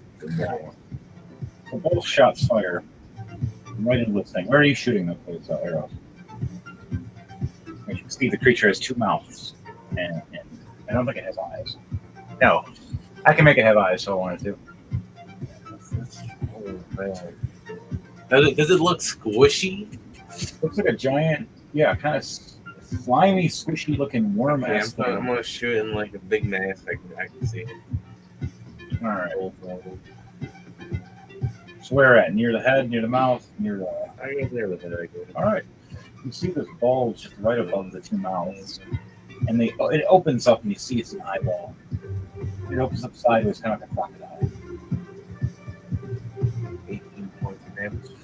Ooh. Arrow flies right in, and you hear it screeching. It pulls back its two mouths when it was about to bite me, and it just flails for a second. What's the second thing of damage? Oh, that was cold. Oh, combined? Okay. Yeah. All right, your turn's done then? Or is there anything else you're doing? You got your hand? And... That's it. All right, Kevin, what are you doing? You just seen this All happen. right. You just seen James fire at this thing. I'm going to be doing a wand of secrets, which basically the secrets of this wand is like a proton string. All right. All right, got 18. 18's a hit. Yep. Plus dexterity. 14. 19,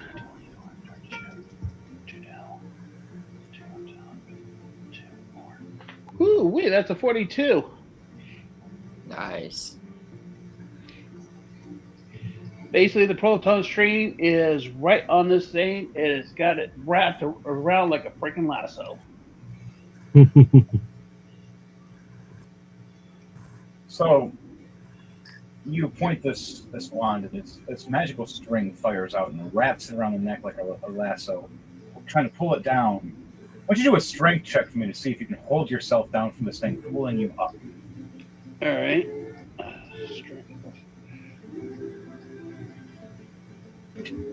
What kind of race are you? Half elf. Half elf. Okay, yeah, you're not big. What'd you roll for a strength check? What is your strength? Basically, strength is 19 plus 1. That is a 20. So you have a +1 for your strength? Yeah. Actually, wait a minute. Strength. Oh, actually, yeah. Plus 1, basically 13 for the strength, so plus 19. Okay, so you got to a 19. It rolled a 16 plus 10. 26. So as you wrap it and going, aha, I got it, and it's freaking out, it yanks you closer by 5 feet. Pulls you right up to all of us. Now you're within range of it trying to bite. Well, it can't bite me since I got a proton stream on it. Oh, no. Oh, you wrapped around its neck, it can still try to bite you. Well, unless you guys either A, could destroy it, or B, got some way to do some major damage. Well, I'm holding on to this thing. Heart's Mace looks over. I'm trying. Give me a second. All right, did you finish your turn, Kevin? Oh, yeah. Kevin, your turn is over. Now. Yep. I just said yep. Sorry for that alarm, people. But as of this very moment, the brand new album of Turbocharge has just released. Did you just say that? That is right. Turbocharge, the new album for this month, has just released. And you can purchase it and stream it anywhere that you can purchase or stream music on the web. Oh, definitely need to check that out. Remember, guys, so like, share, subscribe, check out DJ Thunderbass, and check out his custom music that he does all on his own. So I should have done sneak attack damage on the first hit too. Yeah. There's an extra 24 damage on him. All right, good to know. Because the first one, I was hit invisible, so the first Okay. one wasn't put on. So I actually did a lot more damage than you thought. Also, I was invisible, should have been freaking advantage also. Yep. See if I get that. Okay, so now the creature is originally. Did you finish your announcements for DJ Thunderbase? Yes, I have. That was super awesome, guys, girls, and squirrels. Squirrel? Oh, yes. Remember to check out DJ Thunderbase and check out all his types of music. He has different genres of all different types. You want to listen to some Halloween music, he has. You want to listen to some Christmas music, he even has that. Hey, he has things of all different things every month. He's releasing something new. All right, and back to the fight. What is my AC? What is my AC? There's armor class 20. Oh, nice. This thing hit with a dirty 20. You're a dick. Oh, so the first attack, it misses. Snapping at me. Heart's Mace snapping back. Ha ha! Grabs his weapon to go to reach back to swing. His second attack succeeds with a dirty 20. Biting right onto my shoulder. Now I gotta do a strength check to see. All right, he does a 16, and I do 18 plus 4, a 22. I succeed in the strength check, so as it tries to bite down and hold down on me, Heart's Mace grabs it and yanks its jaw and pulls it away as blood starts pouring down his left shoulder. And we look at this creature, and you just see Heart's Mace getting angry. As the creature looks back all confused. How much damage did you do to me? 19 damage. Damn. All right, its turn is done.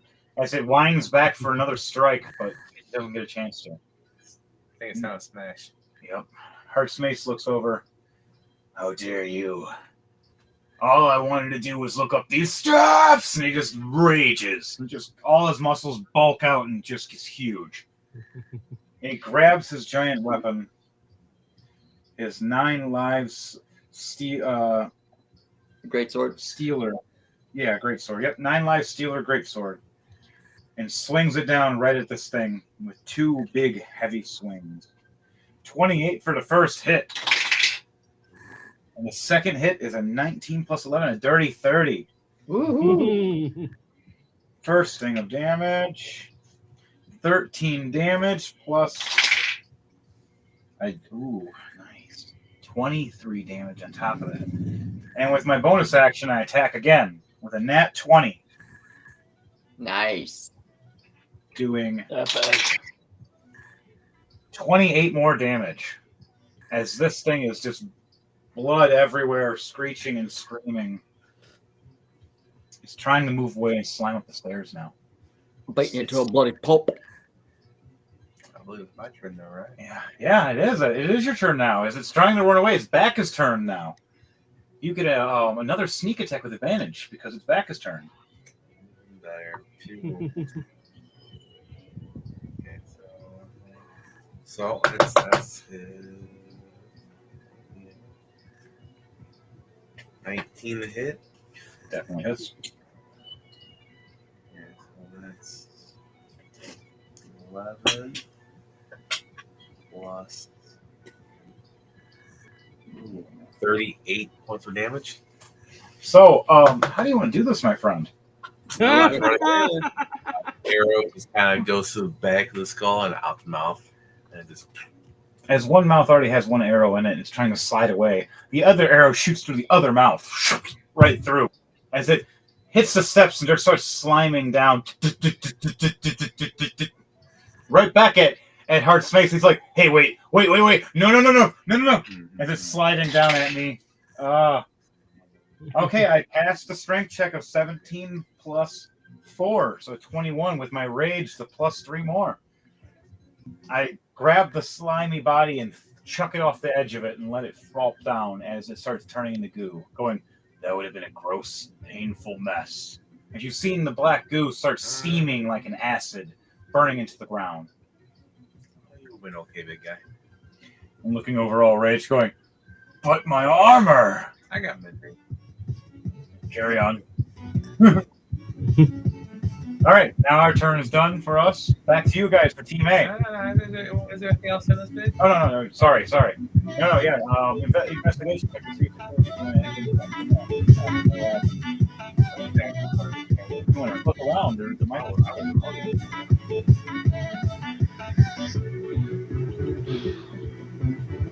And then right after this, it'll be DJ Thunderbase. 22. All right, you look around and you see a small treasure chest. You see it, and with your eye investigation, you only see it's more like a half-one's treasure chest, not a big person's treasure chest.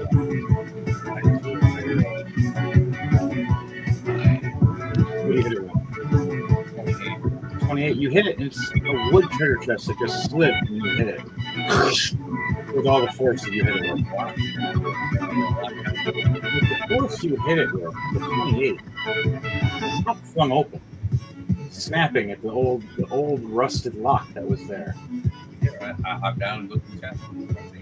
You look at the chest, and you see $900 or 900 gold coins worth of gold dust.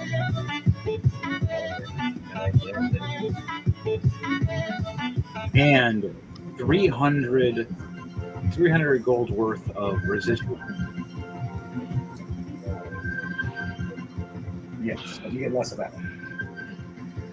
So yeah, 900 gold worth of diamond dust, and then 300 gold worth of residual. Which for you guys, do any of you guys know what residuum is? I don't think so. Think of blood. What does typo mean?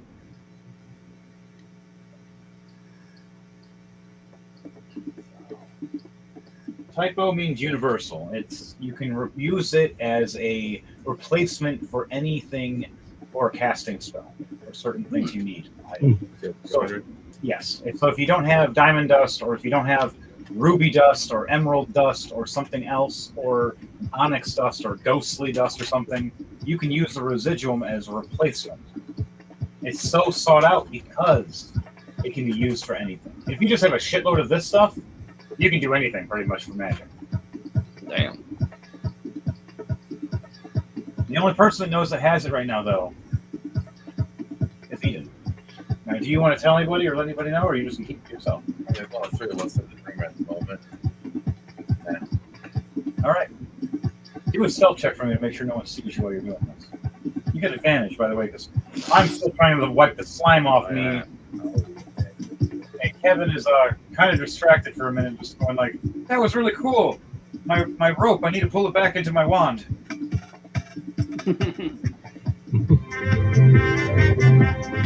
No one sees you. As you open this, Yeah, actually, kind of like a proton string. yeah, it pulls back into your wand, and as you're pulling back your wand, you just see me wiping slime off, and you realize that it's just 2 of you in the room, and you're wondering where Eden is. And then you hear from Heartspace going, "He's always around. He just very sneaky, like you won't see him or hear him until he wants you to." What do you say to that, Kevin?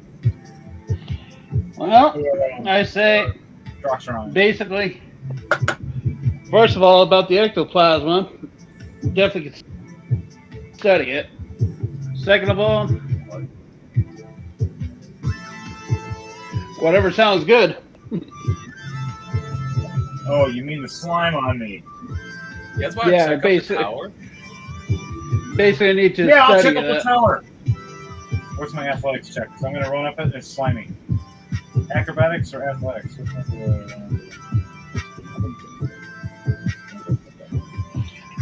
All right, for me, I am going to roll for investigation on the slime. At 20. Even with the steps being slimy as hell, All right, I rolled an 18. 20 plus 9, so 29 to run right up these steps. You want to just jump on my shoulders and just fly right up there? I rolled a 23 investigation on the slime. True. You said what'd you roll? I rolled a 23 for investigation on the slime. All right, 23. You're investigating. Okay, so you're gonna investigate while we run up the stairs, then. All right, you said 18 for you. If you want to investigate the slime. Okay. Well, while that's going on, we're just gonna run up the stairs then. Sounds good. Kevin, well, you said 28. 23 on the investigation of the slime.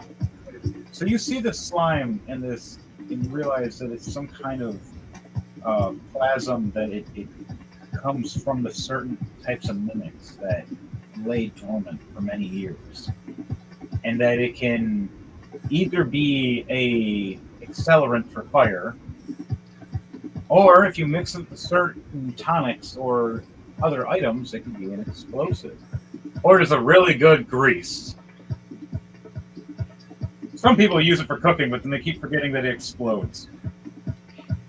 Yeah, well, low doses. I'm thinking about making a later down the line. I'm thinking about going to create an item that will shoot out green ectoplasma against the black ectoplasma. To counteract the black ectoplasma, I'm going to study the green slime, so later gain off the slime, so I can counteract it like a slime blower to counteract the black slime. Okay. All right. So you're gonna head up these stairs now too, or are you just gonna sit and chill while we?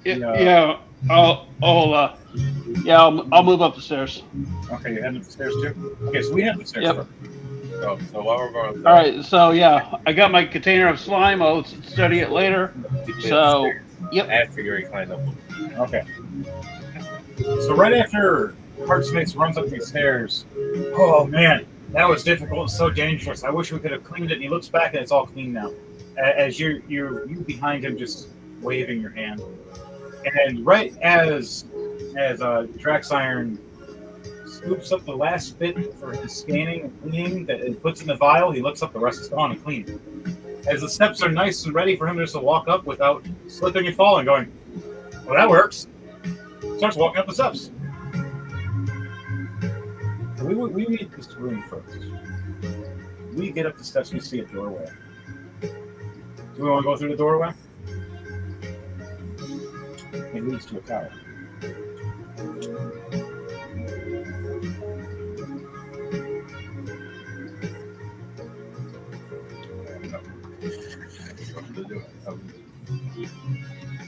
The stairs led to another doorway.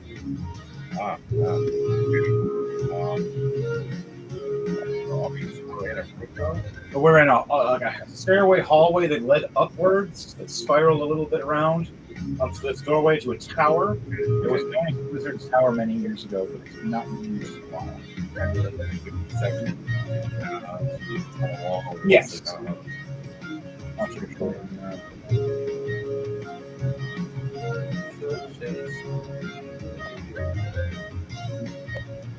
Zero.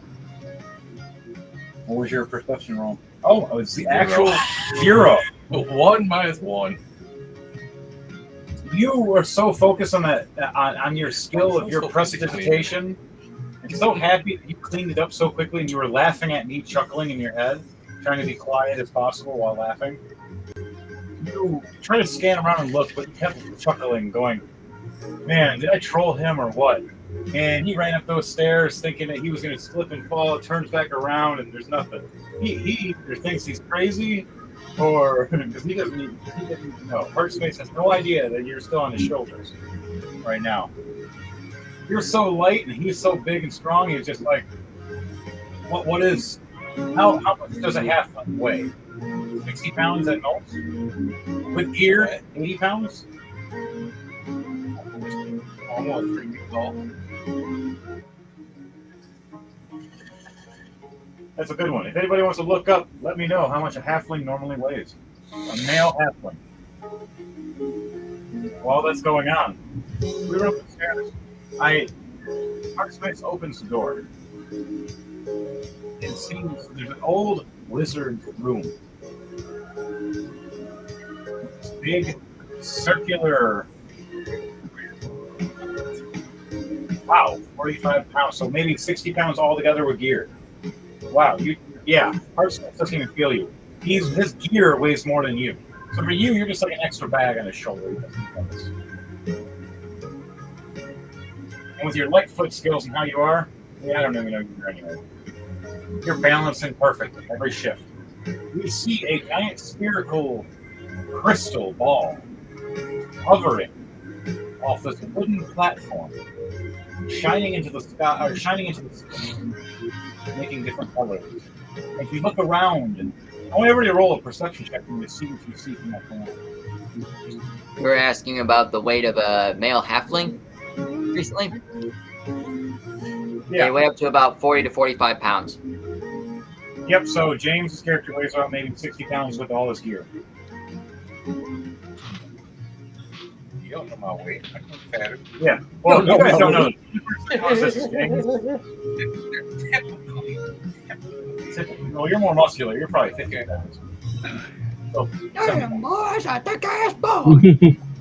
right. Anything under 100 pounds, Heartsmith can't even notice you. So, as we walk up, we see this. What was your perception check on what Kevin and James rolled perception check, and then we're going to shift over to DJ Thunderbase. All right, my perception is 20. That's 20, but minus 1, 19. Still good doing that. All right, so I didn't see shit. I walked into spider webs because I'm so tall. I'm blind. You guys see a bunch of spider webs. You see a skeleton of a wizard-looking man. Only half his body, though. Upper torso and head as he was reaching. As only the hand is missing, it looked like a mimic was trying to heat his hand. It looked like a book. It wasn't. Now look on it, guys. But the book itself is dead. The mimic looks like it was cast in stone as this wizard was trying to cast a spell. It bit him. And he used the spell to do that, but lost his hand in the process. The other half of his body was gone, eaten away. You could see the blood streaks down the floor of where you were, and the door was closed. Like something ate him in half and just only the other half. Thinking the other half was going to be eaten by the other mimic. Like they were trying to show.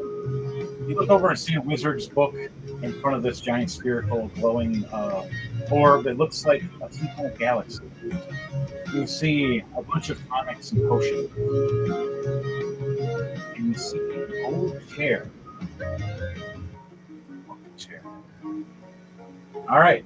Now, you guys, your turn's done for now. Going to DJ Thunderbase, Jordan, and Danielle. All righty.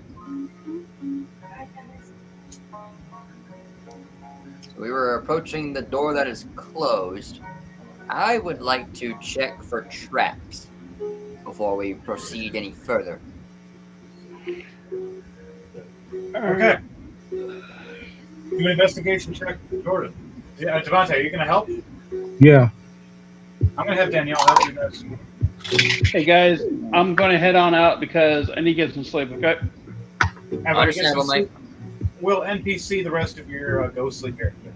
20 sounds plus good, guys. 1, 21. Ciao. 21. Yeah, nat 20 plus 1, 21. What would you get, Jordan? 14 plus 12, 26 for me. Holy shit balls. Danielle rolls a 19. Nice. So, the door, you check it for traps. You see there is a trap. You see a spring-loaded poison stinger right at where you would have hit the lock, and it would have stung right out at your fingers. Whew.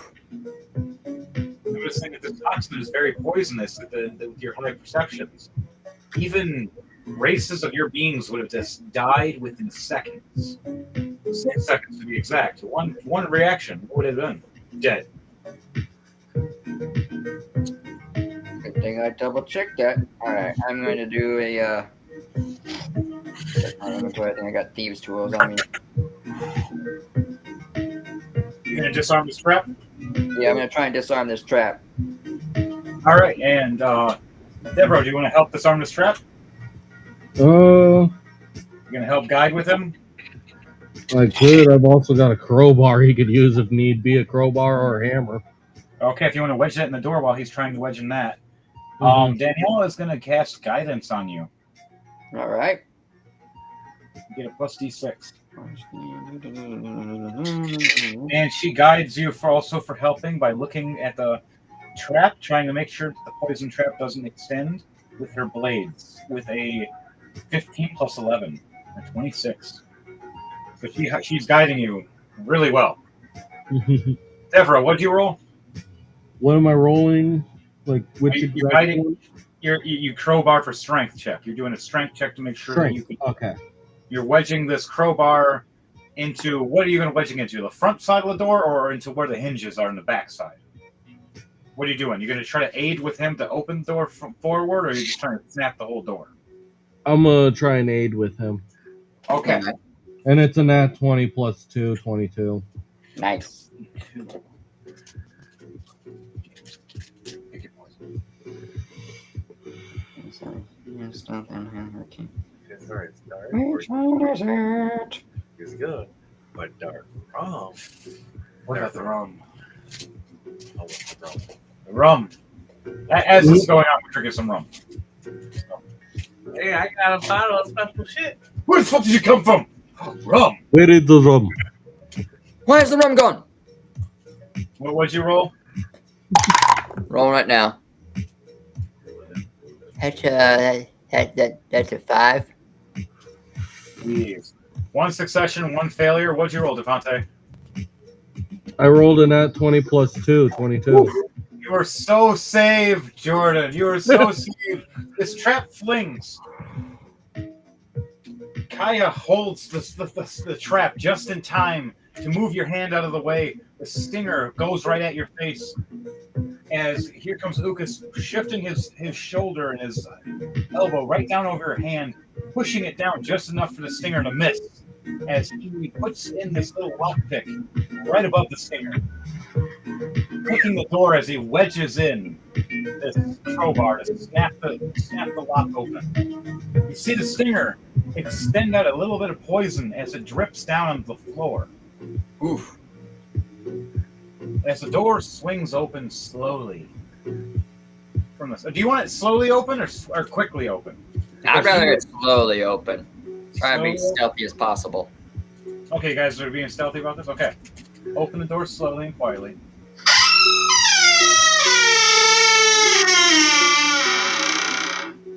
So much for stealth. Even with that noise, if there was anything in that room, I rolled just in case. A 2 and a 5. Nothing was heard. Guys opened up a door. Three clouds of sweat are just going down the side of Lion's face. Whew. Roll a perception check for me, for you two. I'll roll for Danielle. Damn, an 18 plus 6. Damn, she could. She got it. She sees everything. What do you guys got? 15 plus 7, 22. 20? 9 and plus 12, 21 altogether. Holy shitballs, damn, you guys are good. All right, so you look in the room. You open the door, it swings to the right. You look to your left. At first, you see a barrel. You see a bed. You see an old dead skeleton. You see another one that's on the floor. Look like it's been mostly eaten, spin back up. Like bones everywhere, like a whole pile. You look to your right. You see a golden trove. Tiny. And you see a bunch of skeleton bones around as well. And you see a couple little tiny things around it in this room, and then a window where it looks like half a skeleton was trying to reach out of it, but only half its body is there left. The bottom half is gone. The room looks like it hasn't been opened in a while, though. Oh boy. What are you guys saying and doing in this time? And by the way, because you rolled a nat 20, you rolled so high in the perception. You see the barrel.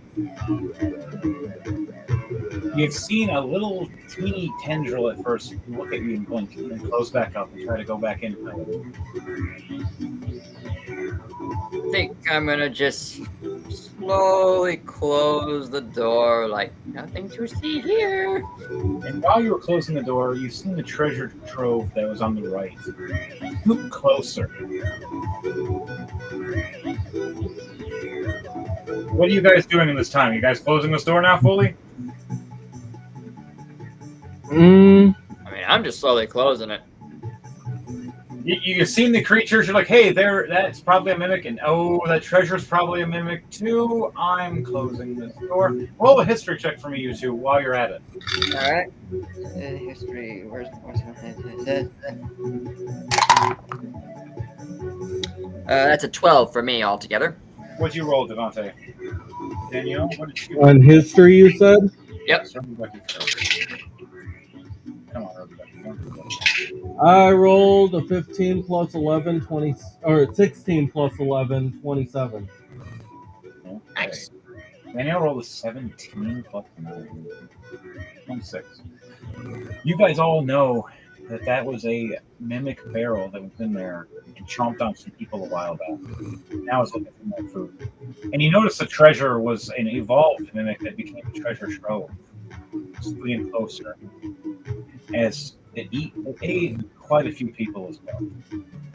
And right as you're closing the door is trying to open back up. Do you guys want to do a strength check to close this door? Yep. Do a strength check to close this door with advantage. You guys know what these things are, and you know what the fuck's happening. Do you want to help Devante with strength check? Yeah. All right, you both get advantage now. Roll. Ooh, nice. What'd you roll? A 16 and 11, both are +2, so that's a 18 and a 13. 18 is a succession. What'd you get? I rolled a 19 plus 2, 21. Nice. You guys slam this door closed as you feel it. Hey, do you guys want to relock the lock and set the poisonous pin the opposite direction?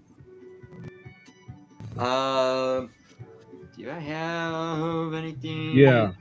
Danielle's gonna help. Yeah, I'd like to. Okay, 18. You got an 18 plus 9. She starts turning around the poisonous pin to put right back through the keyhole instead. You guys gonna make sure to help with the lock? What are you rolling? I'll assist.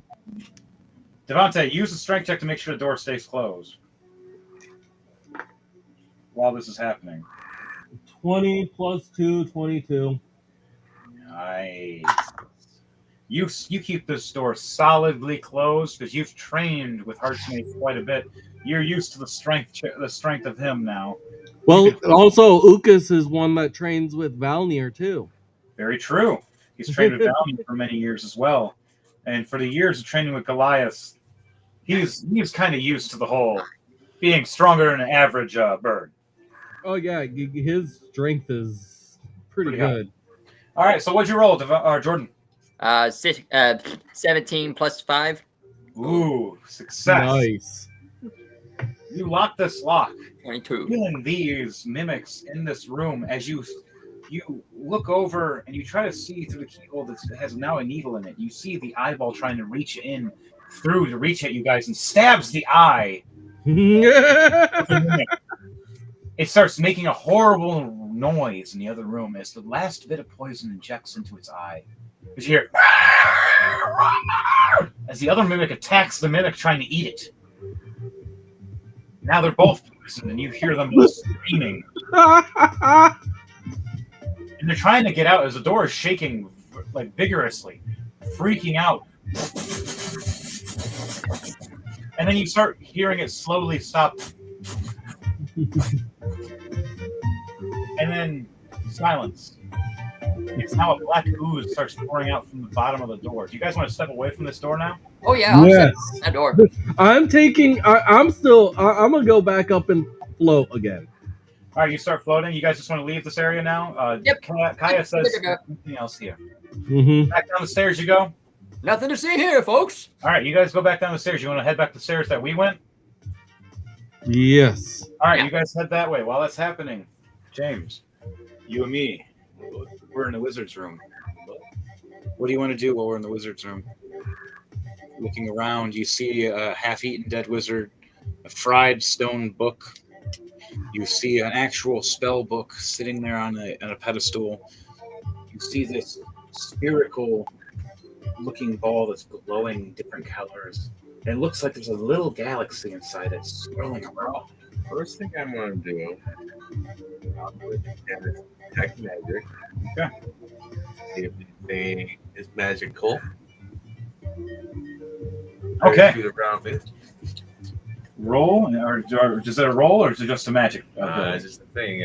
Things like I said anything magical, I'll put the fate more of. Explain how this looks for you. Like, how do you do this for you? You just look over and it starts happening, or do you wave your hands? Do you blink and open your eyes for a second? Do it a flash? I snap my fingers and my eyes turn bright red. All right, turn bright red. It's like an echolocation now. Everything that is magical starts glowing a reddish crimson kind of color. And I know any skill magic. You look in this room and you see the book on the pedestal glowing. You don't see the pedestal glowing. It's magically. You see the magic spherical ball glowing. Definitely glowing red, super red. You see the dead wizard, half his robes are glowing. It's only half a robe. For you, that'd be the perfect kind of robe to wear, to be honest. It'd fit half of it. It wouldn't fit a normal person.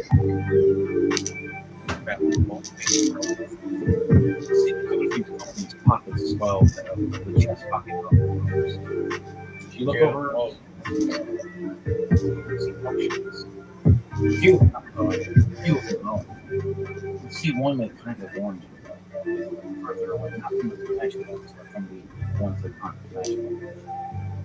Kind of like it's there's one very heavy of the so far. You figure out the mimic here. Don't touch that weird ass bottle, and I point that bottle out. First nice looks good. Oh, okay. Touching the black bottle. Definitely grab the outfit and all the stuff. All my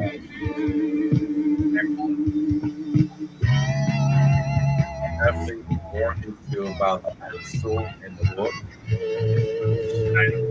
All that they're all medical. All right. He's the lantern as well. Glowing. You want to grab that magical item as well and take that? Lantern. It's a glowing lantern. The one thing leaving actual light in the room besides the magical ball. Glowing magical lantern is just sitting there on the shelf. Where the ink of paper is written, you see the ink itself is magical. And the pen, but not the paper. But the writing on the paper is magical. For these little like notes next to this magical lantern. I will have my face hand grab the lamp. I'll hold it.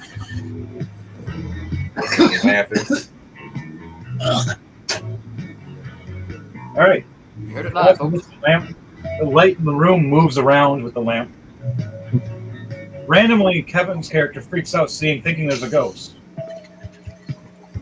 Because now he just sees a random lamp raising in the room. Yeah, his hand is invisible. Raising in the room, hovering right in front of Hart's face. Hang on now. Why is this glowing? Is there a ghost in here? And all I hear from Dracon, ghost! A ghost lantern. I repeat, you want to take the papers at all that are happening? They're sitting there next to a book that's slightly glowing.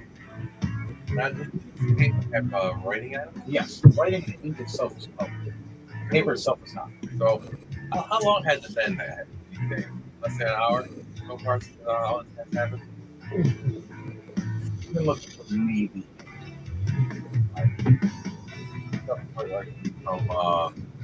From this point. So since I read Oh, within that, I read the tablets about now, 30 minutes, 45 minutes. I still have competent language up there. From all Yes, there. you do. So I'm a case and know language, but Read it for yeah, I'm gonna read that.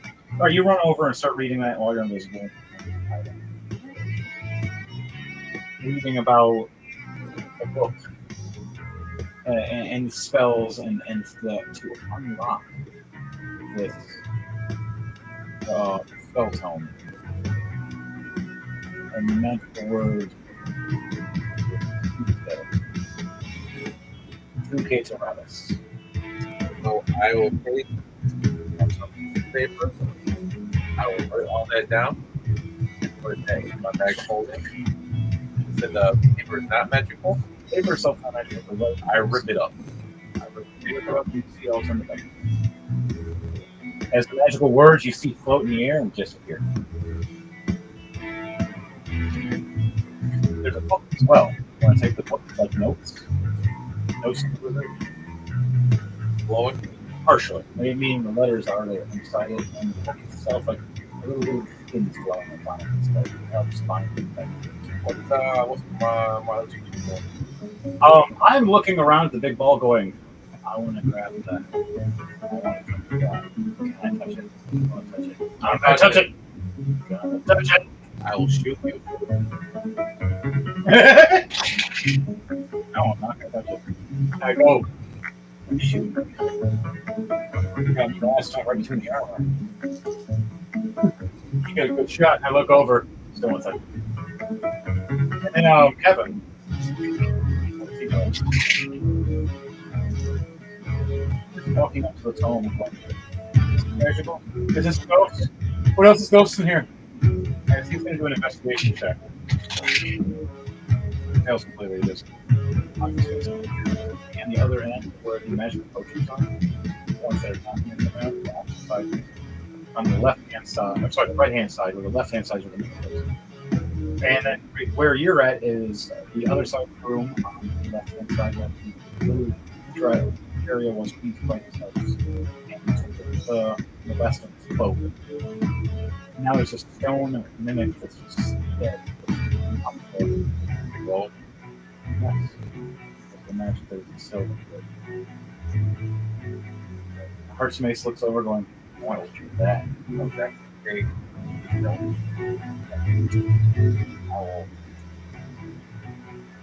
I want to skim through it. So the first notes basically taught me how to use the book. No, to unlock, to grab. Okay, To unlock the trap. Unlock the trap. Okay. Now I'm gonna look at this book.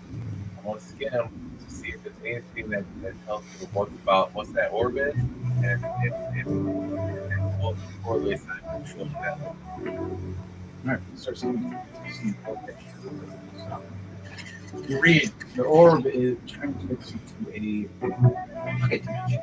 Like a treasure trove dimension has been created for this to there's something a different time. Where you go in there, time slows down here. It's faster. And what there is warnings as you read it, traps, golems, knives, and dragons.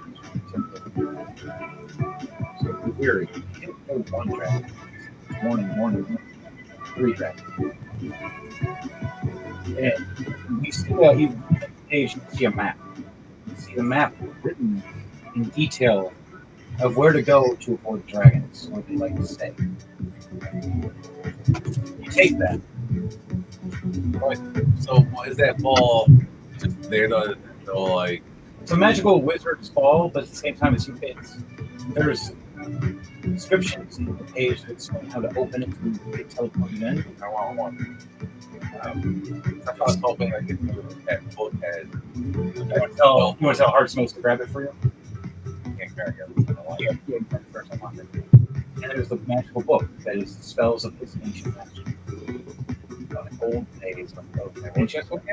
It where that there's a pedestal there's a book, and then there's the ball floating in the middle of the room. And then you're on the opposite side over here reading the notes of the wizard that originally was trying to unlock this with the tome, but something happened and he died.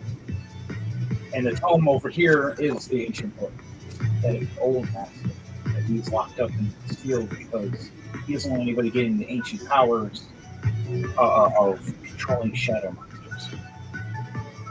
Ooh. So They look trapped. the trap is on the pedestal that is open, and that is the thing you have the password to unlock. Okay, so yeah, You're the only person that knows how to unlock. I definitely go to the pedestal. Tell you the. I'm trying to say Step back anything. for a second. I'm not gonna say anything. I go up there. I say magic words to unlock it. You see So I'm waiting for this case anything happens. you say the words. second. You raise your hands up. You see the pedestal start going glowing, and then it turns off. And you see this like invisible energy shield sparkle for a minute in front of the globe, that spherical thing glowing. Like there was a trap there that you saw. Just and Heartspace like, what the fuck was that? Like you felt the energy just raise out in the room. Just Well, we don't touch anything. when you look up, you see golems, or not golems, little gargoyles that had their mouths pointed at each direction. It looked like they were flamethrowers. That if it would have activated the trap, the whole room would have ignited with flames. And it would have been very mean. It would have been dragon's fire. It was set in, not regular fire. Everybody would have cooked for real. No stopping this. Even the magical items themselves would have cooked. He was going to destroy everything. But he didn't have time. He died. And now you have the ancient book of Dark Shadows.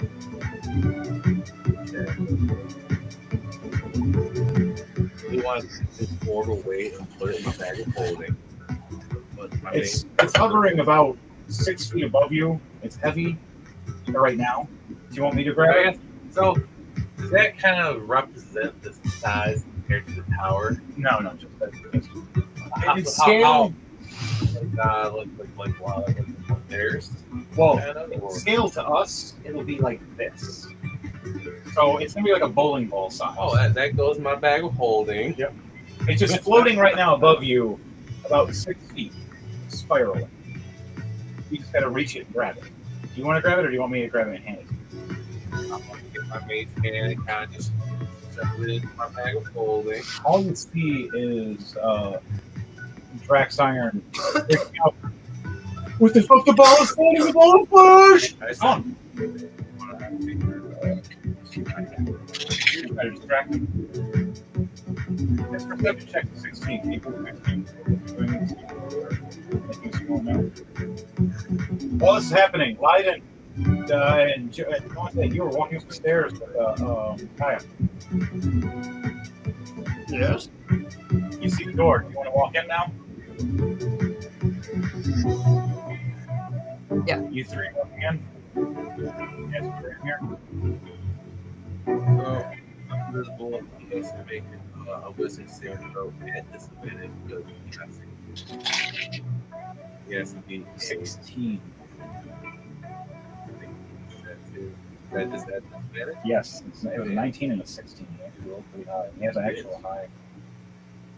Okay, cast it again. All right, cast it again. 11. So he's charmed. So I tell him to calm down, just sit where he's at. Watch the All right, door or just something. chill. Watch the mimic and make sure it doesn't move.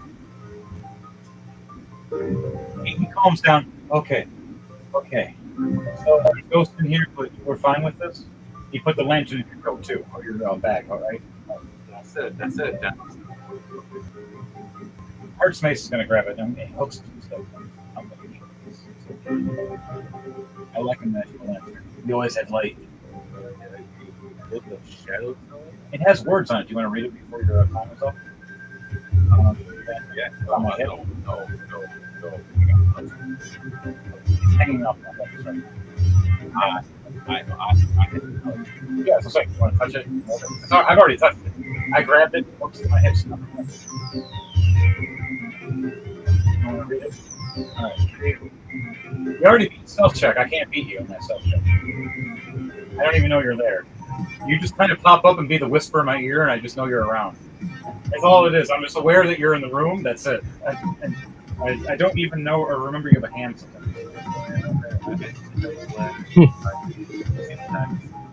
Read in text of an ancient wisdom.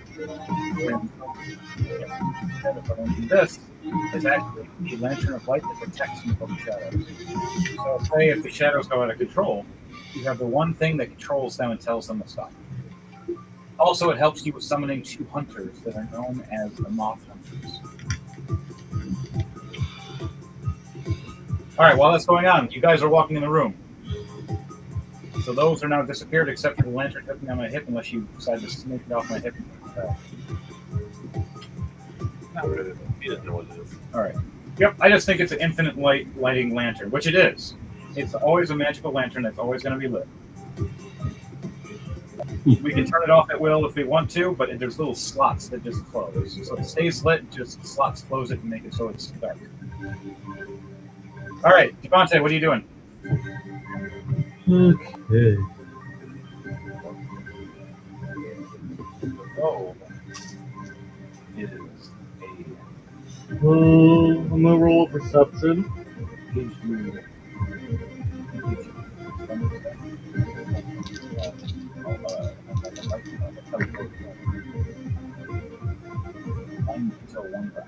a 19 plus 7, 26 on perception. Dimension door. You can do both once each per day. Or per long rest. Sorry, what was that, Devontae?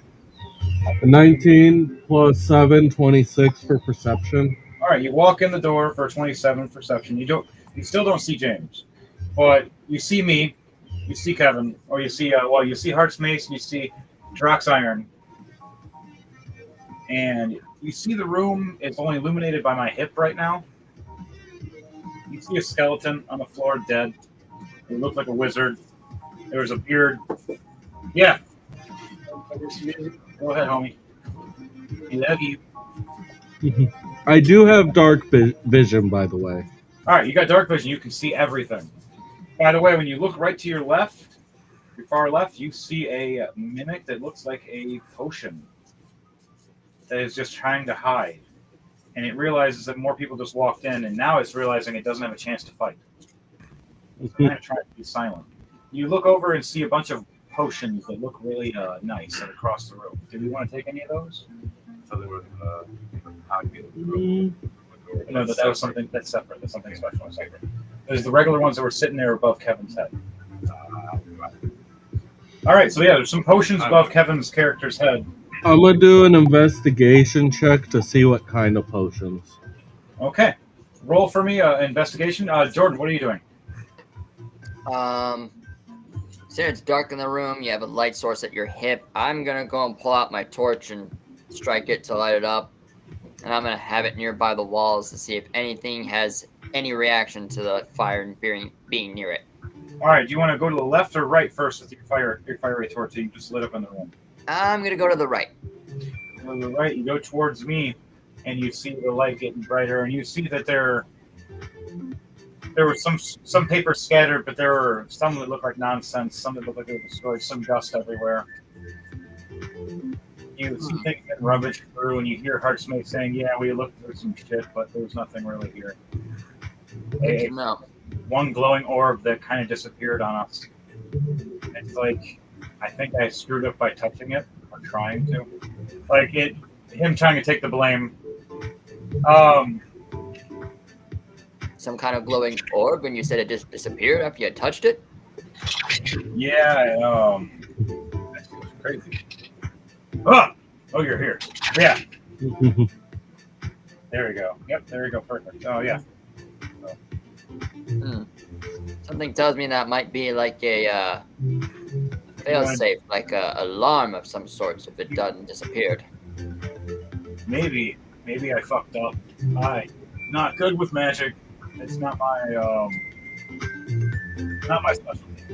Yes, you're more into the smashy aspects. He smiles at you. Yeah.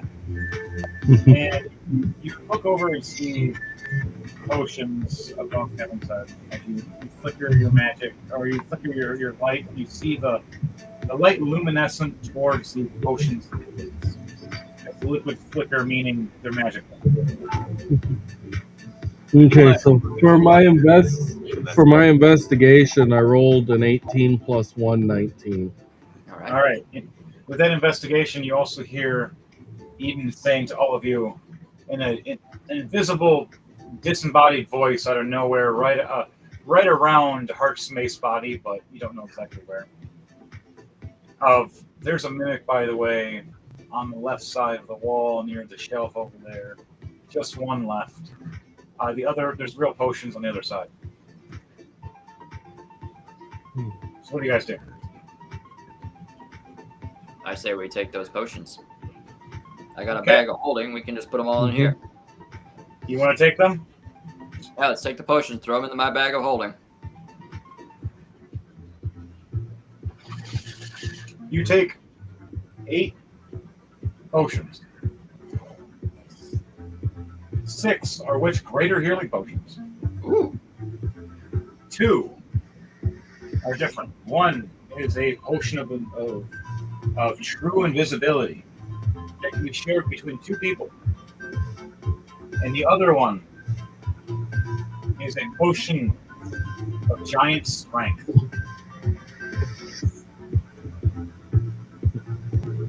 You see Hart's mace walk up to the mimic. Oh, I was just about to chuck my dagger at it. All right, do it while I'm walking. I'm on the other side of the room. It's going to take me a second. You're actually closer. With a 19 plus 9, so 28. 28, yes, you hit it. That's a crit, too. And because, I was about to say, because it's 19, it's a crit. 12 damage before doubling, so 24 in total. 24 damage. This poor little potion mimic only had 20 health. Wanting some dinner, trying to get some brains. Here comes a dagger. As Hart's mace is about to swing this mace at it, going, yeah! Right into the wall. Aww! I was going to kill it. As you see the black ooze dripping on top of the shelf, starting to melt and burn the shelf on the hinges where it holds the only potion. As your dagger teleports back into your hand, the shelf falls down. All the rest of the potions shatter all over the floor. Good thing you guys grabbed those potions then. Yes, indeed. Just wrote them down. The rest of the potions that were on there were old failed experiment potions that were poisonous. Ooh. Now the Good room to is know. starting to fill with a gas, a poisonous cloud. Would you guys like to exit this room, or would you like to stay in here and breathe in poison? I think we've overstayed our welcome. Time to leave the room. I'm doing to get another investigation and have a slight small gust kind of blow the gas out. Out of the room that you're about to walk out of? Or out of the window that there is? Out the window. All right. So, Eden over here, prestidigitations. Oh, shit. Prestidigitations. I can mainly like off the wind. Yeah. And it's a cantrip. I can keep doing that. All right. He just puffs his wind until a little like hurricane pushes out this poisonous gas right out the window as we're all exiting. No one sees this going on. They just see a bunch of wind randomly just blowing in this room right out the window. And to be honest, it kind of looks like Hart's face just took a big fart.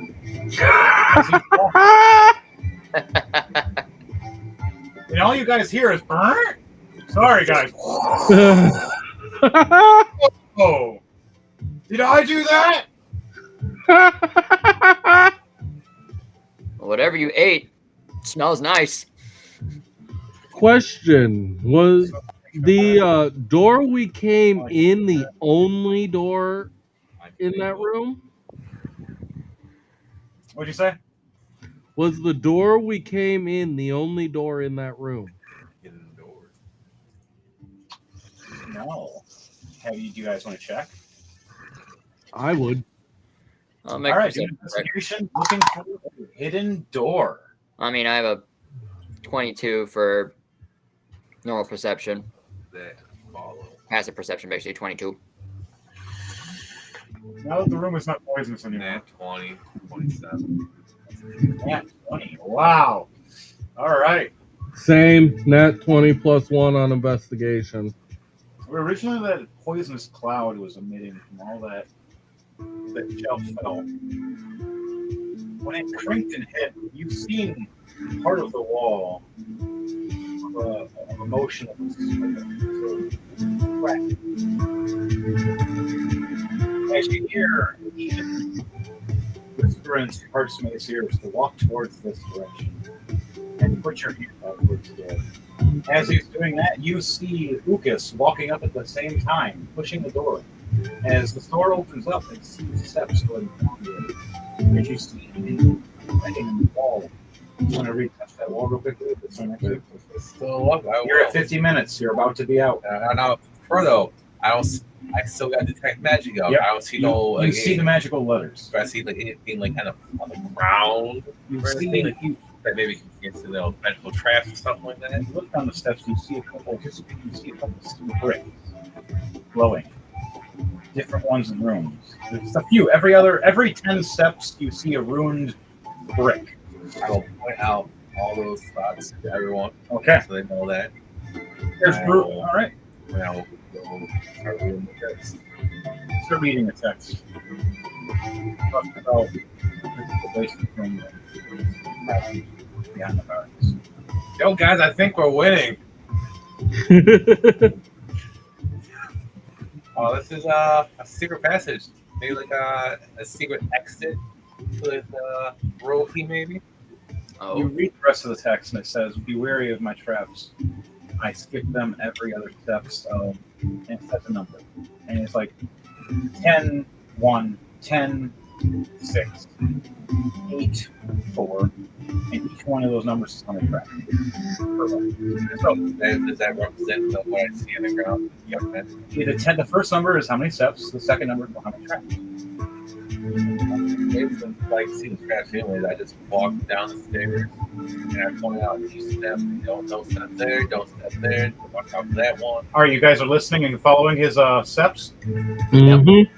All right, we're all going to listen, and all you see is just Heartsmace just stepping down and hearing the guidelines of Eden telling which direction to go. And as you guys are following down in single file line, just swerving around each step, you see one step that's all the steps in one. It's a step completely over. Good thing you have me walking instead of you. Halfway right now. I got the jump spell. Oh, never mind. Tripled my jump distance. Oh shit, you just jumped on the steps. All right, we start going down. We step over them.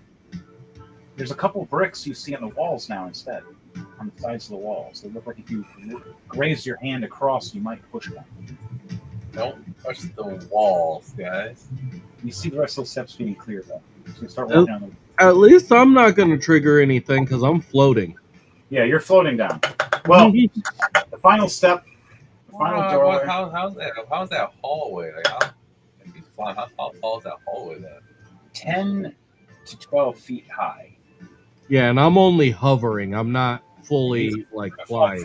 Free character that's hovering probably only maybe 2 feet, 3 feet, just above the steps. Yeah.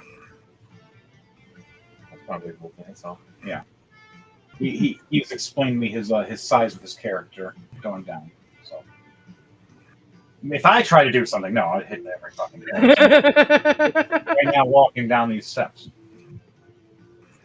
You go to the final steps to the doorway. You see a one light beam right in the center. And then when you look over and you see magical spikes on left and right. If something goes over this beam, they crisscross each other. Like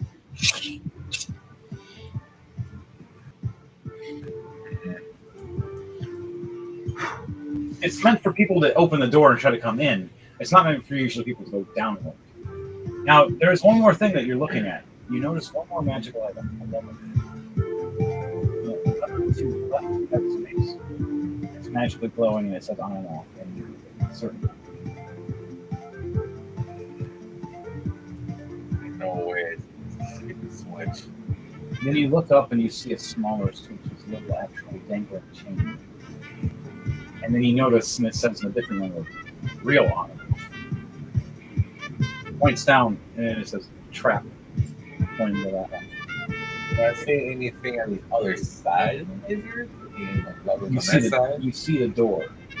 You see just different types of spikes that can look like they're going to crisscross the door and in front of the door if the door opens. And a light that's just beaming down. Not too big, just big enough for if the door opens too much and hits, everything activates.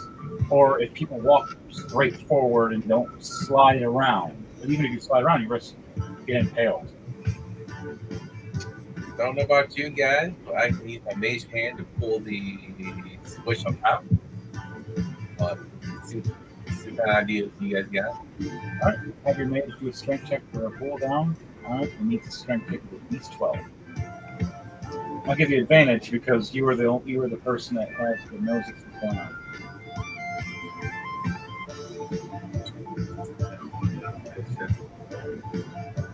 Use like your wisdom modifier or your intelligence modifier as your mage hand strength.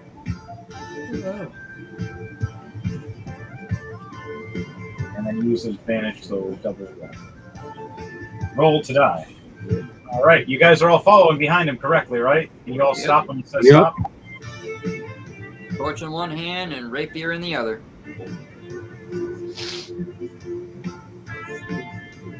16. All right, it's invisible mage hand. All you guys see when you guys look up, when Heartspace points up, there's an invisible man on his shoulder. The invisible hand pulls down this teeny little lever, this little chain. And you hear tick, tick, tick, and you hear everything just start turning off, and you see the sigils all, and you see the light off, and the door starts. The door behind it just cranks open just for unlocking. So now you have a choice to unlock it or unlock the door to exit or leave in or enter. And you can turn the traps on, and now you realize that the ruin has a countdown when you turn the traps on for when you have enough time to go up the stairs for the exit. And there's a lever right there. It's a trap that if someone just hits that, all the traps start activating actually all at once. And just start murder fucking whoever's not going to. And there's a worse thing that happens too that you guys don't know, which is a bunch of boiling oil starts falling down the top of the steps all the way down. You would have so many. You only have one reaction apiece to get the fuck out before it burns the fuck out of all. So now the door is cracked open. I make my way through. You guys, we're here. Here. You skipped over here. The treasure trove. Skipped all the way to the towers over here. Very end. Now all their characters are right behind the door opening up. On the left side where you guys want to do a perception check for me to see what you see as you open this door quietly? Mm-hmm. And I have a passive perception of 22, so should I still roll? No, you're perfectly fine. Awesome. Not 20 plus 7, 27. Nice. 27. That's Garbage. Wow. I rolled a nat 1. I didn't see shit. I'm just whatever you say, James, I just do. All right now. I'm like, What'd you get? how'd you want? I got a 0. Oh my god, we both blind as shit. We open the door quietly, don't know what's going on. You guys roll a nat 20 and it's got a passive 22. You open the door and you see a throne. This iron-looking throne with these skulls on it and these giant mammoth-looking tusks sticking behind it. Ooh. You see this dragonborn, this white-looking dragonborn with this frost magic in his left hand, and a flail or mace in his right hand that looks like a king's mace. As you hear him talking to his wizard subject about going to the next village and releasing more mimics, as all his knights are chuckling and laughing. And they're all looking towards the door, though, this way, as the king I'm is gonna even. roll with stealth real quick. Everybody Same roll here. stealth for me anyways. I was literally about to ask that. Gonna go for a stealth as well. Yeah. Roll stealth checks. 20 plus 7, 27. Shit, no. I am invisible. Ooh, nat 20 plus 5. 25 for me, baby. That's Dan, 2 you rolled nat a 20s 19. there. At 20 with 35. Oh my god! Wow, you. Come on. Come on, honey. All right, so Danielle rolled a 19. Oh. Okay. That's okay. All right, now let's roll for Kevin. Kevin rolled a 16 plus 4. A 30-20. Yeah. Hell yeah. And Danielle's was a 19 plus 11, so she got a dirty 30. Now, what about Heart's Mace? You gotta be fucking kidding me. Are you shitting me? Take advantage because I'm going to cast invisibility on you also. All right.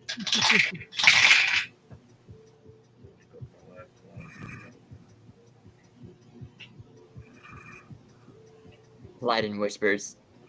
This is why we don't do stealth missions with Heart's Mace. You just did that so I can roll for advantage? Yeah. All right, so I rolled and I got a nat 20 and a 4. So That's better. There's That's before better. it's nat 20. Oh boy. you tap my head and I just you slap me and all you hear is oh. When you slap me, I instantly go into a rage, so I'm just rage mode ready. Oh, Now I'm just invisible, angry. Invisible killing machine. I'm an invisible killing machine. You point the way, I'll kill it. so how close is the white dragonborn to us? About 20 feet. And right now, me and James are walking up invisible, and we're about 10 feet away, getting closer. And what do you guys do? Are you guys invisible? Does anybody know cast invisibility besides? I don't have any spells. I mean, I do have that potion of greater invisibility, but I'm saving that for a rainy day. We could all just be fucking invisible for a minute because it could share for 2. And just run, and we can all just run amok and just murder these guys and then run through the treasure trove. I'm gonna go for a stealth attack on the dragonborn with my You're gonna do it crossbow. without going invisible first? Nope. You're gonna do it from behind the where the door is, or are you gonna try to sneak like you're like shooting from the room of the door? Yeah, So that way I have some distance from him. All right, so it's gonna be a stealth check with advantage, or sorry, not a stealth check with advantage, but stealth attack with advantage. So this is gonna be a double damage if you do succeed. It's basically a sneak attack. So you're doing the first shot. Everybody's gonna get one reaction before we go into an initiative. So that's yours, James. Yep. What are you doing in this? We're 5 feet away, you and me.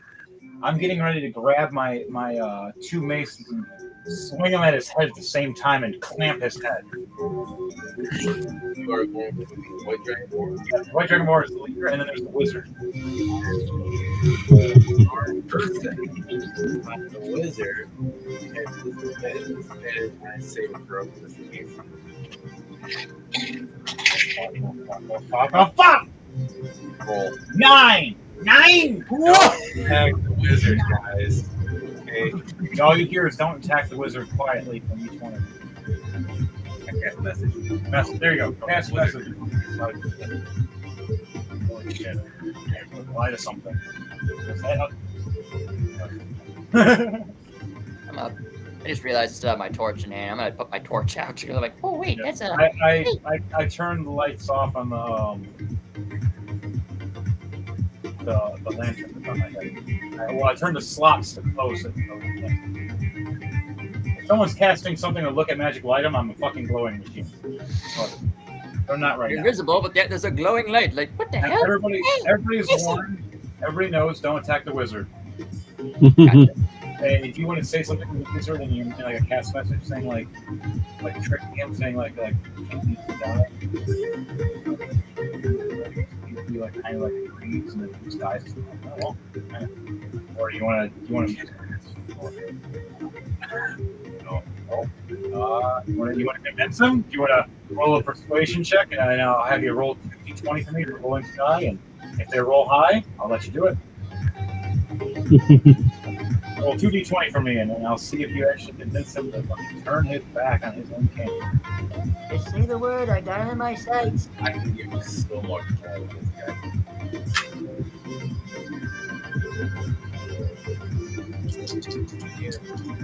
No, you can't work in that ball for you. Study for you.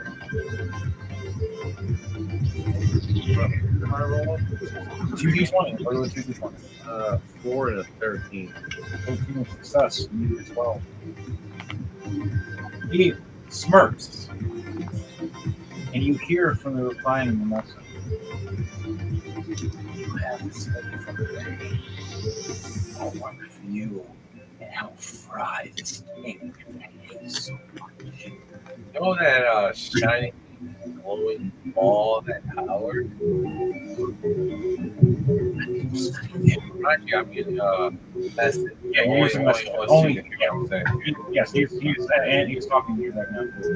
He's excited. I'll work for you just as I had 1 years, and then there was dragons here. Then your legion is mine.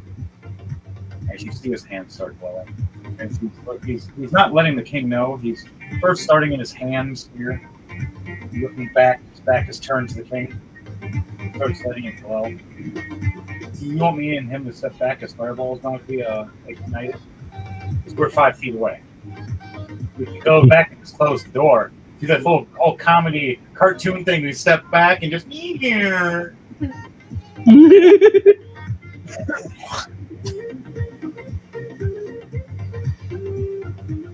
How far away is the king from me?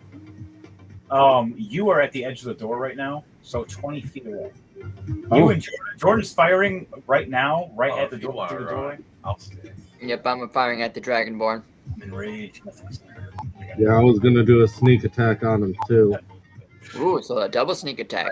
Fire, Nice. fire. I'm gonna hit him anyways. That's like, let me hit him and then let's fireball with that. Wait. I like, yeah. So what are you doing, Devontae? I want to know what everybody's doing, and I'm going to have it all happen in a certain sequence. I was going to load up 2 arrows and fire a quick sneak attack All right, a quick sneak attack. Where are you going to be firing these arrows? at the king. All right, Jordan, where are you firing your bolt? As you said, the king as well. Yep, I'm gonna crouch down so that way He DJ can fire above you. get a better shot. Yeah, So, so yeah, that's I'm kind of gonna cool. fire my You crouch down with yours, and he fires right above you. We're both you at the doorway about to fire. We move over to the behind the king, behind the throne, so I can just do the whole funny like monkey thing with the 2 symbols across someone's head. Go ding, but with 2 pieces. And right when I do it, we also are covered by the throne. So when fireball happens, we have a little bit of cover. All right. Well, okay, these guys are these guys in front of us? Yeah, they're all in front. So right now, the wizard is pointing towards them right now, but they are all looking at the door this way, thinking that we're coming in this way. So his second This fireball. king ain't gonna like me. All right. So first fireball will be king. Second fireball will be everybody else. King's dead before the first fireball happens. I mean, it's probably both fireballs that he'll get. All right. Fuck it. That'd be cool. Right down the hallway. So that'll happen. All right. Devontae, what was it? You said firing 2 arrows, and where are they hitting? I'm aiming for the head. All right. Same. And Jordan, you're aiming for the head too? Yep. Okay, so we're going to have this all in a sequence. I'm going to have a party check roll for the attack to see if this all succeeds. If everybody rolls high enough and just a party succession, this all will be one big sequence. And then there's just going to be a bunch of chaos real fucking quick. It's going to be fun. Well, I rolled 2 nat 20s for mine. Holy shitballs. Woo! 2d20s. Roll 2d20s for me, everybody. Ooh, nice. 18 and a 17. Okay, that's for those 2. Nice. Okay. Nat 20 at 9. Dang. These guys failed when the fireballs hit. And all those guys did. And then Mayhem got a 19. Danielle got a 16 plus 4. And all right, cool. Kevin got a succession with a 15 plus 5. This is fun. You guys have all succeeded. 5, so 17, So 18 plus 5. you guys all talk with the message. You count down together, thanks to James talking through message and having everybody team up. You count 3, 2, 1, and each one of you release. As here goes Jordan at first pulling the trigger. And right as he pulls the trigger, right above him, Devontae releases his 2 arrows when he lets his 2 fingers go. You see 2 arrows flying above, racing with this bolt, like in the air, like a cartoon. 2 arrows and a bolt back and forth. 2 crit arrows. Right as this is happening, the king is sitting there on his throne going, 11, nothing can stop us in my mighty throne. As here's Heartsmace's hammers, 15. or his two maces clonking across the head. 21, 22. Yeah, you're attacking. Do you want to put your sword right over his head, right where I'm fucking slamming the maces across his heads, on the left and right of his ears? He has his whole top dome open. He's sitting on that throne. Yeah, right? he just sat down, all cocky, talking shit. Roll into his back, just shove my sword. Just You see Heartsmace's giant arms smash, and the head just, and jaw and mouth explode in bits, and just blood everywhere. And right as the maces swing down, dropping after hitting, a sword through the... wait, what did the sword last? For the death. 2 arrows, 1 in the ear, 1 through the jaw, and then this bolt right through the neck. Ooh. Just starts spewing everywhere. As he tries to look down, screaming, or trying to scream, and can't now because he just had all this go right through his neck. The sword right through its chest. Right, and he sees his beating heart 10. out of his chest, right at the end of the sword. Boom. 33. Oh. Damn. He grabs at the sword, bleeding everywhere, trying to say something.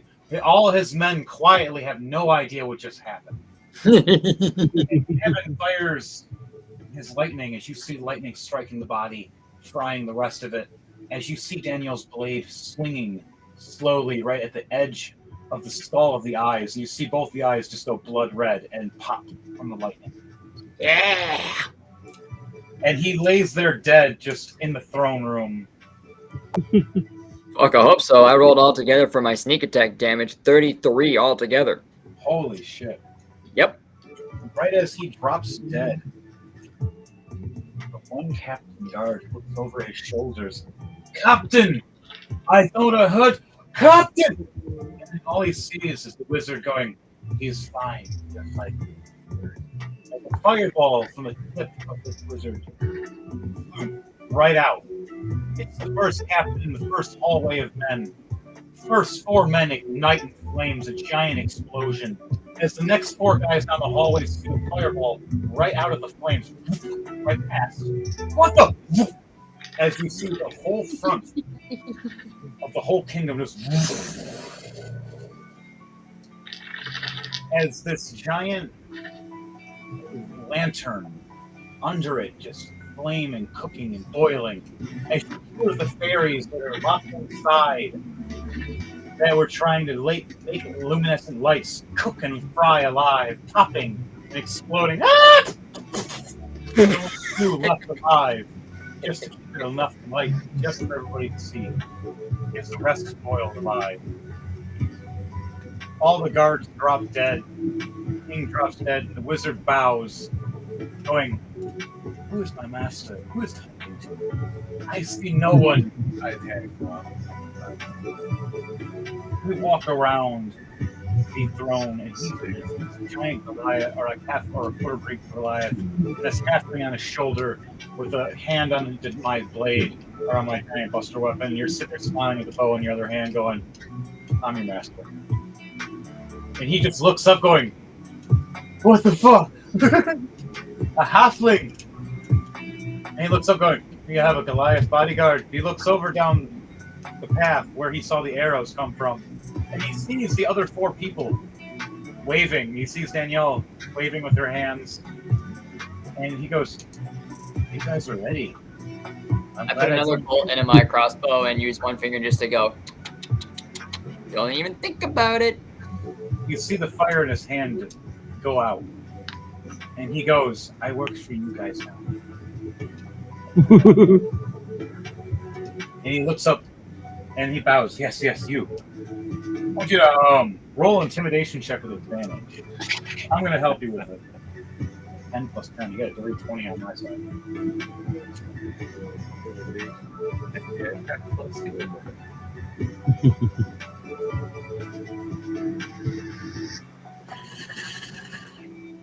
Dirty 20. We both rolled dirty 20. Nice. You see Heartsmate's flex, smile with a big smirk, and then you look up and you see Eden smiling through with a little cloak over his head, and that's all you see is a smirk. You don't see the rest of the face, a silhouette, just a smirk. Kind of like you're thinking like a Garlic Jr. from Dragon Ball for a split second when he's in the shadows. All you see is that smirk and a little short guy with a cloak over his head. I smirked. I light a cigar. It's like, man, I love when everything comes together. Hell yeah. I come walking out of the doorway, crossbow still in my hand, at my hip, walk over towards the throne, look at the dead dragonborn, basically push him off the chair, sit on it, still crossbow aiming at the wizard just to be sure. The wizard has his hands up. What do I do, Master? You have the ball now if you want to just send him in there. You have the password. The same password to unlock the door, or the trap with the same password to open the ball.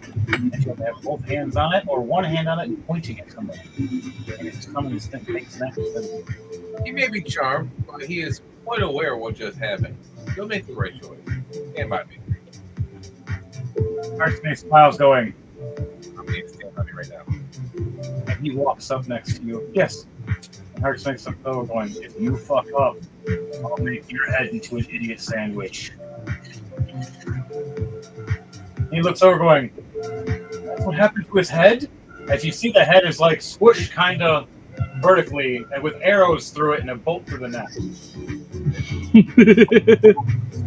And it's just eyes just bugging out. Like there's no eyeballs anymore, just sockets. The electricity is still kind of shocking through a little bit. Hasn't been the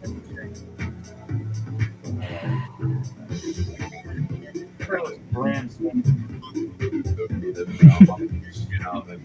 their ability that you still see magical items for a period of time. As it heals people when they sit in it.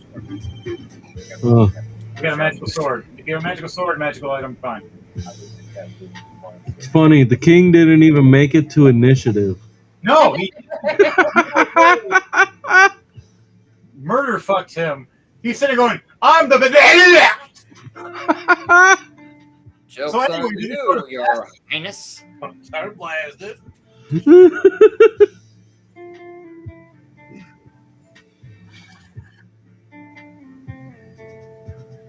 So you killed the king.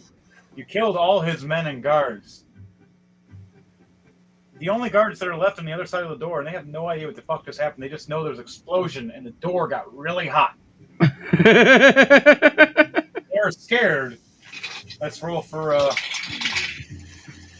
2 and a 2. They both just shit themselves. No, you go first. No, you go first. No, I insist. You go first. Because they're not normal guards, they're mimic guards. They know it was fire. They're terrified as fuck of fire. They know if they open that door, they're cooked. So, you guys walk through this room. It's all singed. Crispy, do you want to walk down that hallway now? James, do you want to steal that chair and throw it? I can help you lift it and put it in the bag. It won't fit in the bag. Mayhem looks over going, or Heartsmace looks over going, But what about the king? What is he glowing? What about he his has shit? a glowing ring, glowing necklace pendant. Also, you notice that he has a glowing belt. I take his belt, guys. Take his belt. Thanks, drop. And then he has a Take his glowing flail. And it's like a king's flail. He has some magical shit, guys. Who want it? I'm taking the I'm gonna belt. take the ring.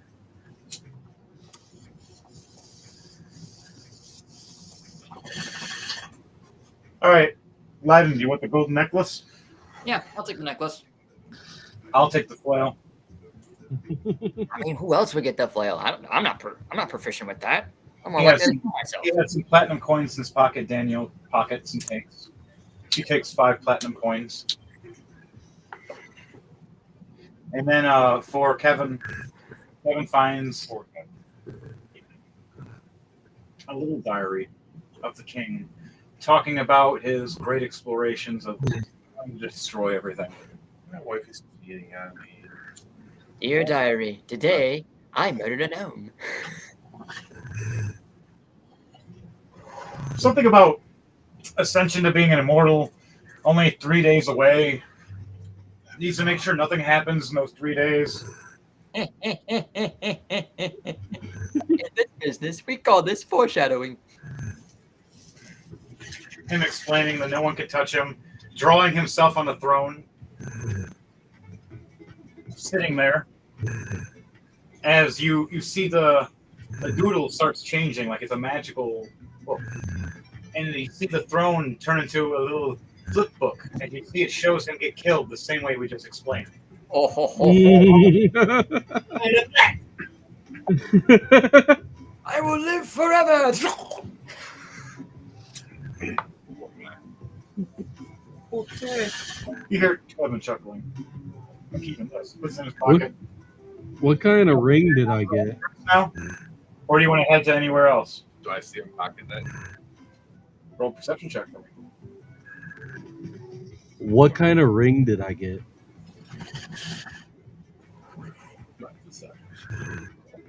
A ring of protection of fire. Nah. Ooh, nice. You didn't see it. He pockets that no one, and this heart smokes it. So basically a fire resistance I tell you. one? Pretty much. Tell you if it's pocket. Okay. What was that? It's a fire resistant one? Yes, a fire resistant ring you found. That, Well, that belt is fine. so fire resistant ring makes you immune to fire. You can literally, as it states, walk on lava. As I'm saying.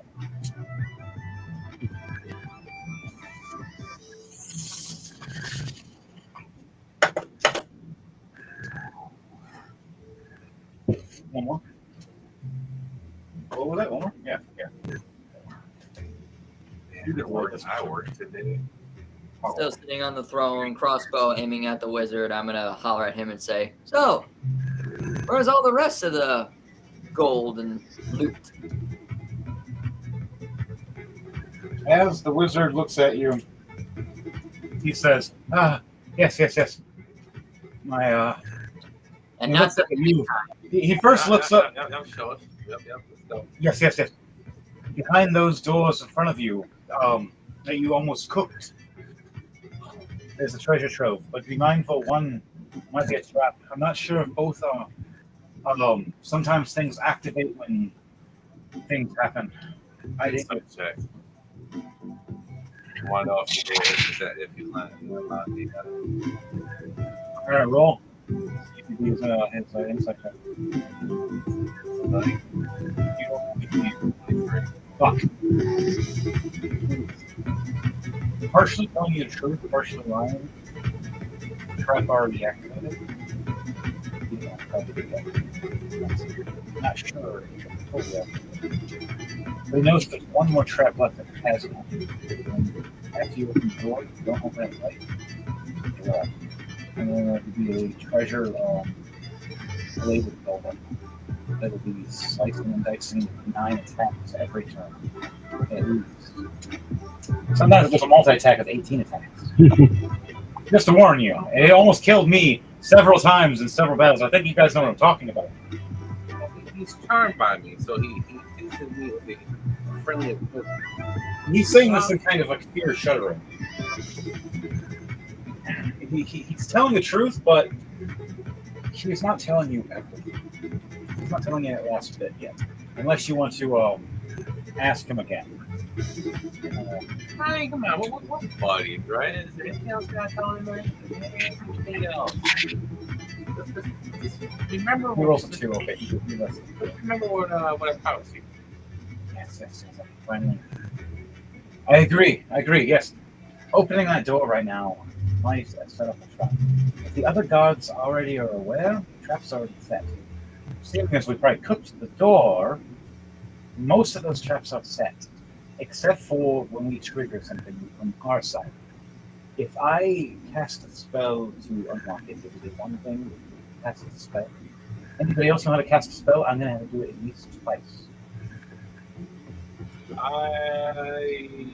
Yeah, I can open that door. All right. You guys We're walk also up. aiming at him. I straight up tell him, "You try any trickery on us, and this is gonna go right between your eyes." Right as you nudge it to his back, you got to remember you have a bayonet at the end. A little teeny poke to his back. He goes, "Oh, Don't think of it. Don't hurt him. it doesn't hurt him, just startles him." Don't worry, I'm not gonna hurt him. Anyways, I walk up to the door and I just cast knock. Oh my god. That's it. You cast knock. All you hear is, and you start hearing the door unlock. You start hearing traps unlock instead of turning on. You hear on the other side 2 guards going, "Just turn those on." "I just turned. Why are they turning off? What is going on?" As the door is starting to open. There is a loud, audible knock that confirms you're not dealing with It echoes all around, everywhere in here. Shaking. You guys want to walk in now? Yep, I'll walk in, but I'll have the wizard, like one hand on his shoulder and my crossbow at his back, making him go in front of me like a meat shield.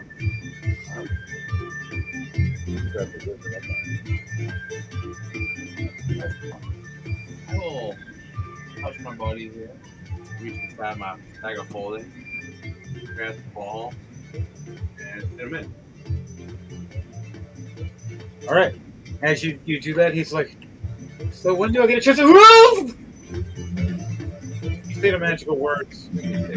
You point at him, put your hand on him. As you touch the ball with the other hand, you see him shrink and just right into the ball. And he just knows to study for you now and do whatever needed. And did you want to send that map to him, or did you want to just? You can occasionally talk to him, but when you talk to him, it's going to be a little fast.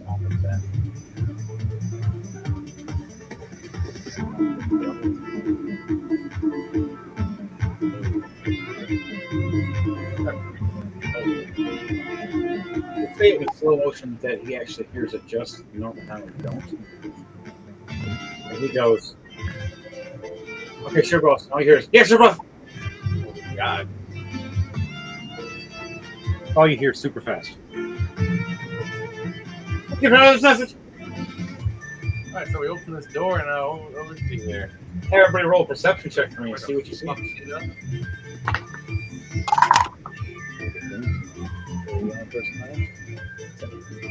16 plus 7, 23. 23 I yourself? have a, Yep. does the passive perception of 22 work or no? Yes, it does. What did you get? 14. 14. Okay. The highest I've got nothing. You see a lot of shiny. Heart space is 30. 18 plus, shit, what was it again? 18. Danielle gets something. Kevin gets 3. Kevin's just so amazed by the shine glow that he walks in the room. He doesn't see anything. Danielle sees everything. All the shine going, mine. And she grabs her other bag of holding, getting ready to grab and just start popping and shit. We were all told about the trash. As Heart Smith walks in going, shiny. Very shiny.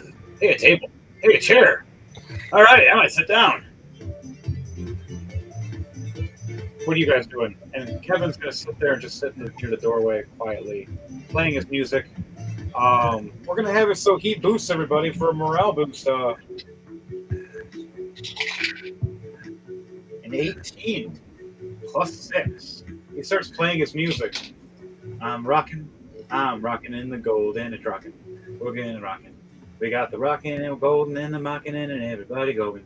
And you see all this like musical notes start coming from his instrument floating around in this kind of like green-esque energy, giving everybody now a +4 to their rolls for when you investigations and or ability checks.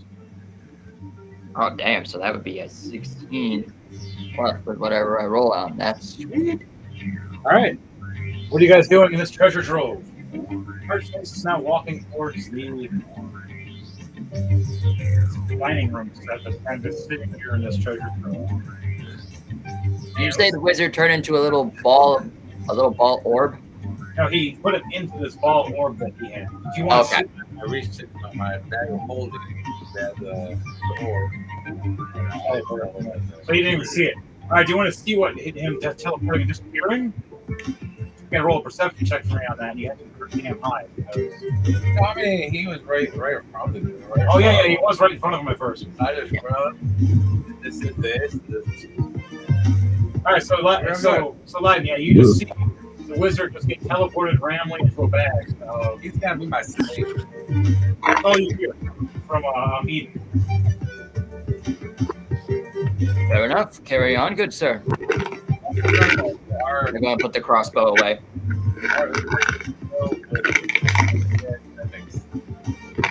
Space walks over to the chair. You said there's mimics everywhere? Okay, who says that?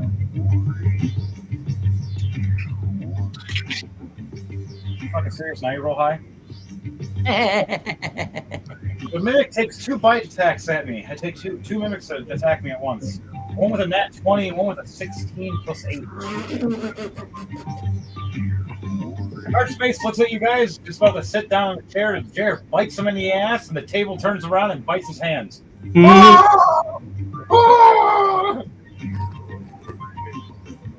I go and pull my torch out and reignite it. Go to burn the chair. 26 damage and 15 damage. So it's I laugh, you laugh, a chair and a table laugh, we shoot the table. You got a chair on my ass and you got a table on my hands right now. I can't attack anything with my hands. I can slam the fuck out of it, you're right. Strength check. Oh, there we go. 17 plus 10. I pick it up and just slam the shit out of the table.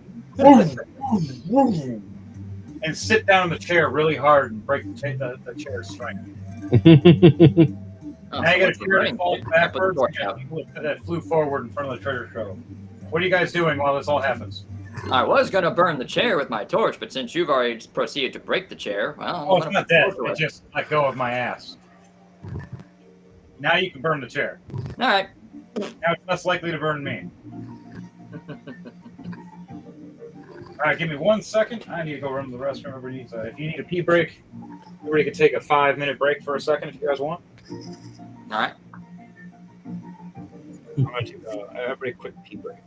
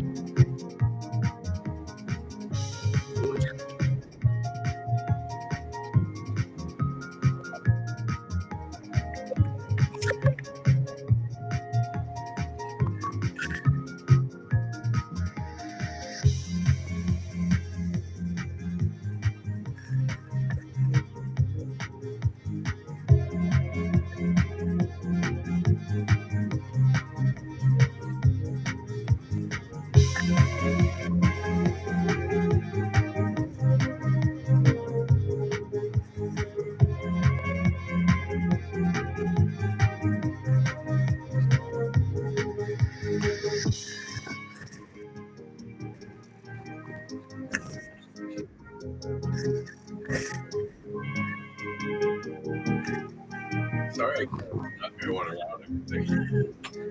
I wasn't expecting you guys to catch that. That was such a high point for that, but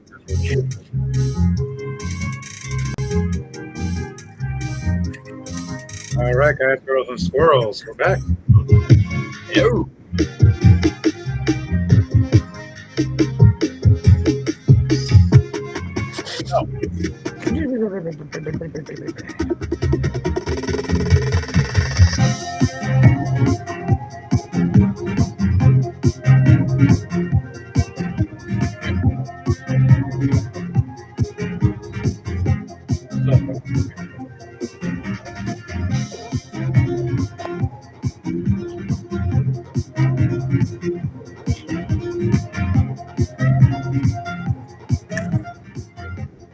Okay, never mind.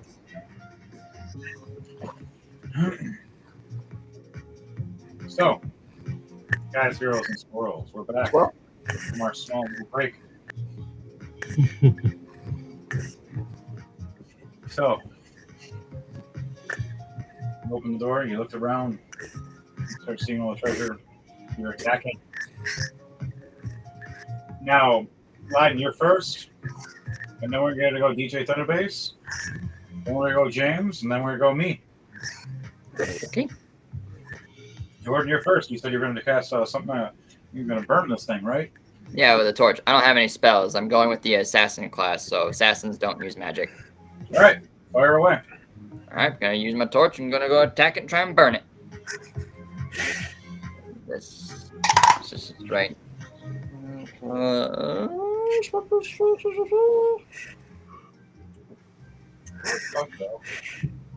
a rogue. I think I use more spells than anyone else has. You do. It's pretty cool. All right, 7 plus 2. That's only a 9, so I don't think that hits. You said a 9? Yeah, 7 plus 2, 9 altogether.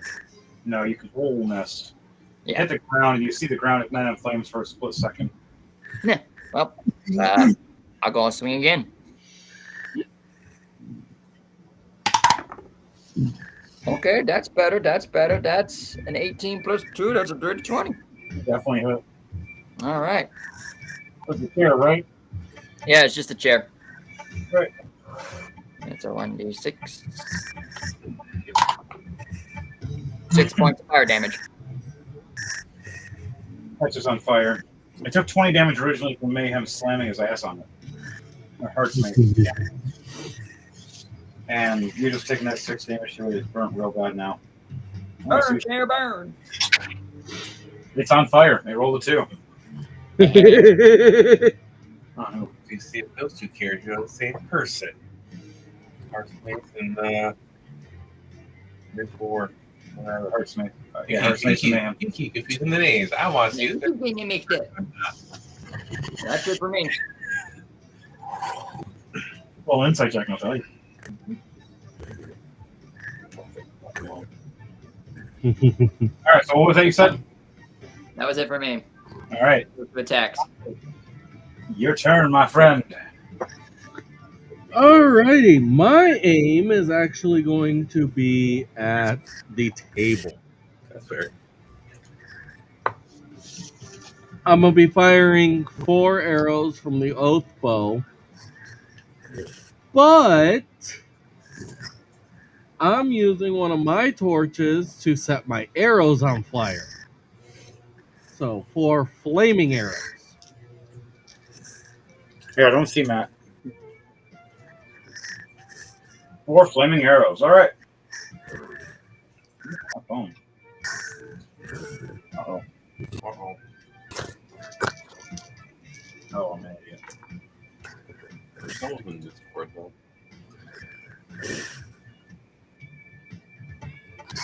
3 crits and 1 non. 2 20s, a 19, and a 15, all plus 11. Nice. How much damage is that altogether? Okay, so for the first one, It's 11 plus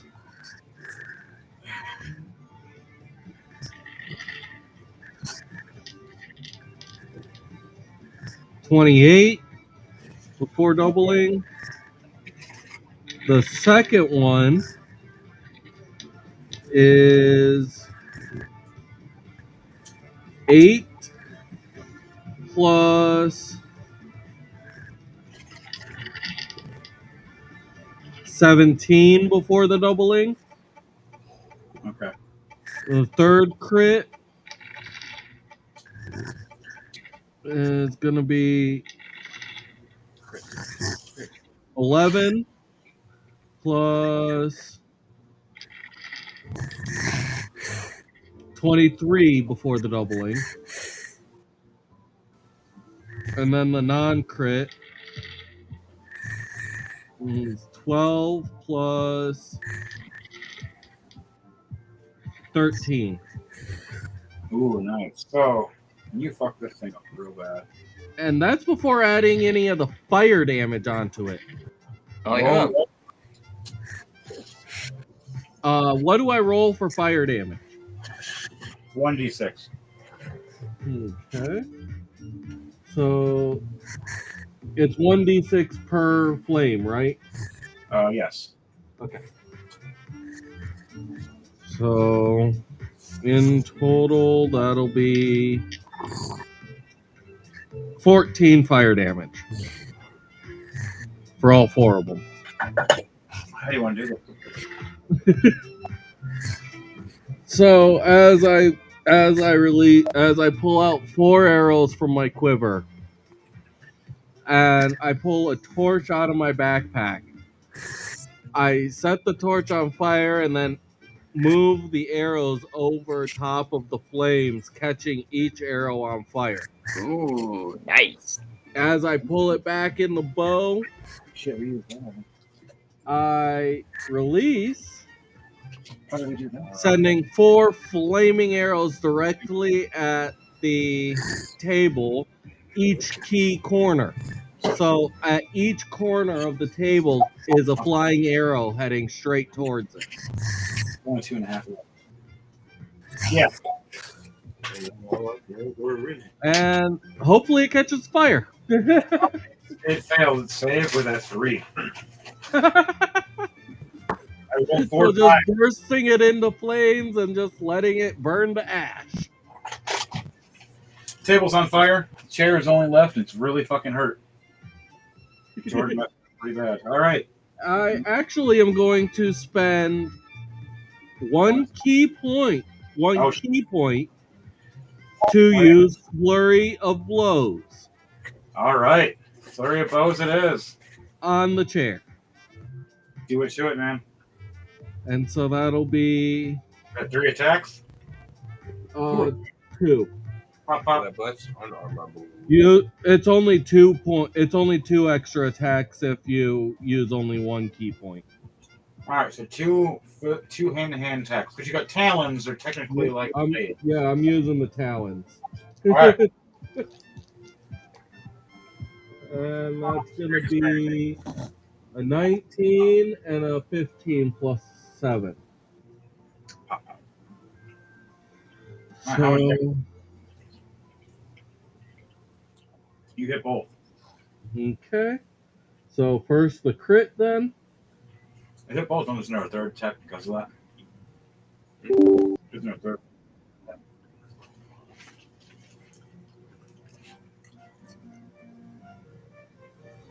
Okay, dang. For the crit,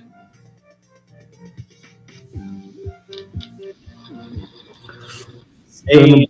be Oh, my Lanta. 10 points for the critical, 20. And then what's the last damage? The last one's going to be 6. How does everyone do this? Yeah. So I come in, bearing my talons at it, and then just go in for a slash, and then basically one strong slash coming down, and then another slash going up, just slicing it in half. did like a spinning raptor kick, Yeah. slashing this chair in little pieces with your claws. The chair, terrified of it being caught on fire, looks over and just sees bleeds instead of flames. And as that happens, they use metallic. Do you want to introduce yourself, my friend? Hey, hey, hey, hey! What's up, everyone? Sorry I'm late. Had to be a bouncer for a little bit for the family, but yep, I'm here. Deus Metallic. It was the funnest bouncy house ever. We had cocaine and I mean, fuck. No. In the first 5 seconds, he joined back in. Hey, how you guys doing? I'm alive, everybody! Had to bust out the old rock'em sock'ems. Teach these kids. Take a line, teach these kids how it's done. That's what we do in my neighborhood. Daniel jumped out. But, Very close. Don't do crack or cocaine. Wait, it's the same thing. Don't do either. yeah, so Daniel jumped out and Matt jumped in. All right, Matt, it's the level 13 Assassin's character. What was your character for level 13? I was going to what the fuck did I name him? Hold on. Let me look him up. Let me look this shit up real quick. While he's doing that, Yeah, my bad, guys. next turn is James. Nah, you're good, bud. Don't worry about it. Well, actually, good point. There actually Yeah, is- I don't think anything's left. Well, Yeah, actually, the chair and the table's gone. Yeah. because you killed them. Have you guys ever seen the movie Critters? Nope. Yes. Fucking love it. It's terrifying. First nightmare. So you look over, you see these treasure chests and these treasure bags, all in this giant treasure trove in this giant wooden box. And you hear rattling, you hear chuckling, and you start hearing in common, because mimics talk in common. Lush, lush, lush, lush.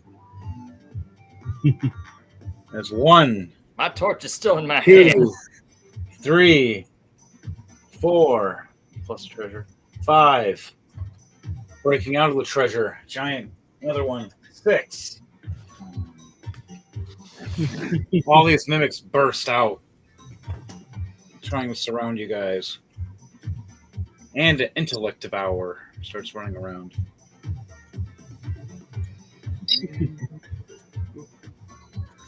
Oh, shit. And there's a big giant guy walking with you guys from this direction. And you guys are still initiative. Now, James, you can see all these things starting to surround and come around. You were one of the first people to see this happening as you're turning out. Matt, let me know when you're ready. Level 13 character when you're ready, and tell me what kind of character it is. He's a human. His name's Aron. He uses dual dual daggers. Dual daggers. How do you spell it? AURON. Alright, he's human. I was about to do that. Hey, Aaron, what you doing, man? All right. And yep, he's a full human. He's 5 feet. All right. Cool. So his name's Auron? There you are. Okay. Hell yeah. Well,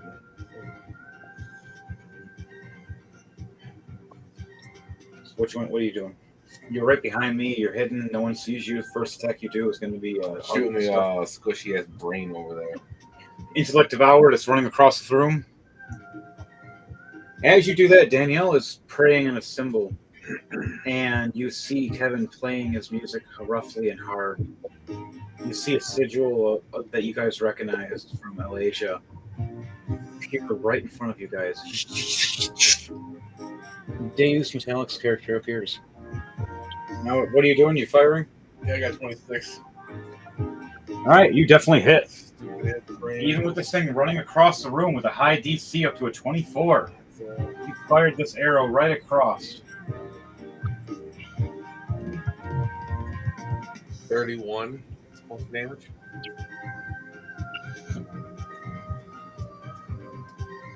Anything else you doing yet? I'm By the way, how do you want to do this? That thing only had 25 health. Yeah. Oh, it's, hit the brain, and then until the brain goes limp, it's to keep going until it hits something solid, and it's just basically a pin against like a wall or something. You see this brain running, this brain with legs, galloping, getting ready to intellect devour, eat one of you, and whoever had the highest intelligence was going to go for first. You see Eden pull out his bow and arrow right on top of Heartsmate's head. He just fires this arrow, guiding it, and you just see this brain just Anything smaller than me. winning. It slams right against the wall, pierced against the wall. As the legs look like it's trying to run, and then start getting slower and slower, and then it just limp. Hanging there, dripping. We're now bonus action hide behind you. What do you get?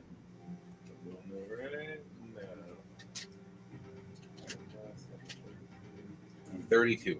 You just disappear on top of my shoulders. I don't even know you were there. Fire. Fires? Oh, so, you just disappear. Your turn is up. They use metallic. What is your character's name? Aron. Aron. How do you spell that? I thought we just went through that.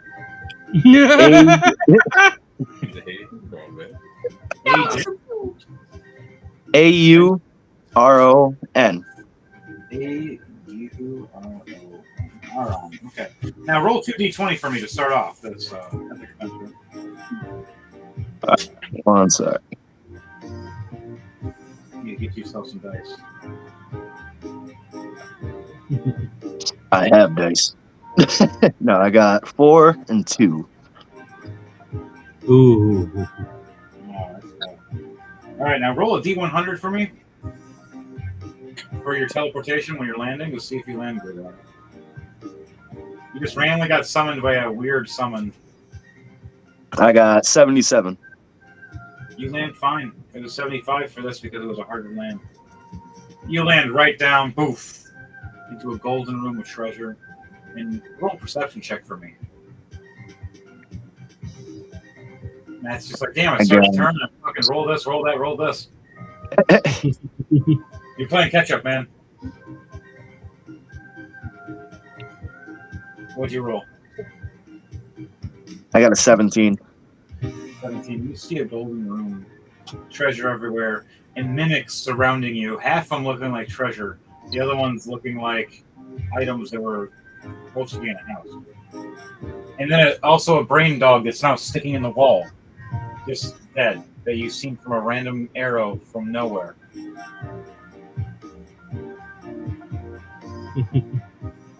So, what are you doing on your turn?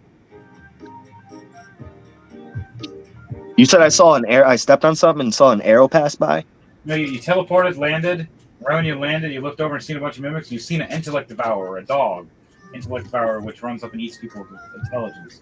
Right as it's running, turning towards you guys, an arrow just flies out of nowhere and hits it and kills it. Sticks it right to the wall. I'm gonna look to see whoever the hell just shot that. You look over. 17 was not enough, by the way. So you look over and you see Kurt's mace, and he's just fired in that general direction at him. But you notice he's not carrying a bow on him. He's carrying 2 maces and this big-ass sword. And you keep hearing him say little buddy, but you don't know where the fuck he's talking about. All right, little buddy, let's go over here.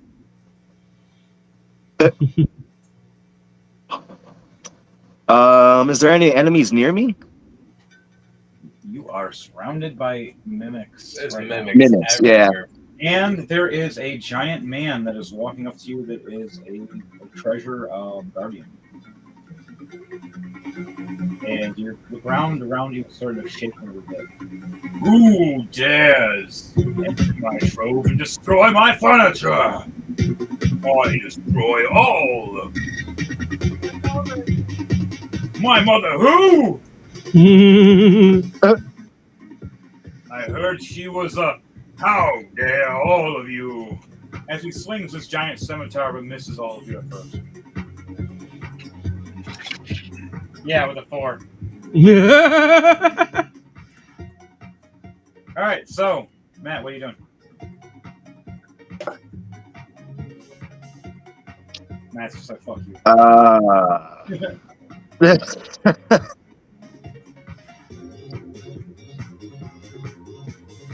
I don't really know.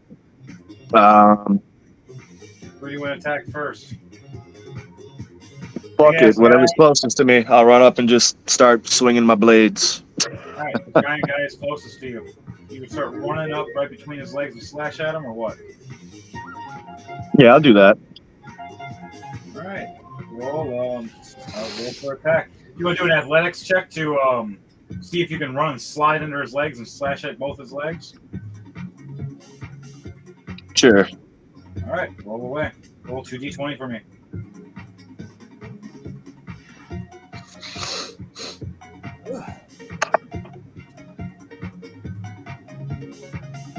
16. Nice.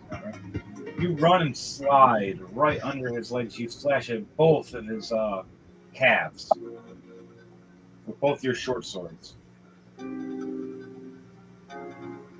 Whoa! As he steps back, trying to slash at you, completely misses. Rolling a 5. Nice. Hell yeah. So roll the damage for those slashes.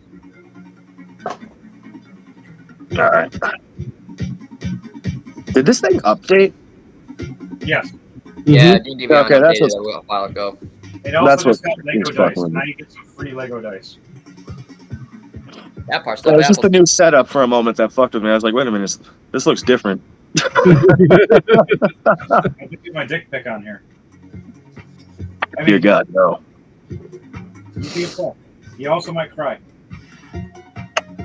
I mean, what are you talking I about? rolled 15. I got a 15 for hit. All right. You hit. The big guy is a little easier to hit. AC is a 14. And I got 5 damage with that dagger. 5 damage the first hit. What's the second hit? Second hit. What's the second damage on Got another. I got a 20. 15 plus 5. that? Double The damage? damage is 6 again. 12.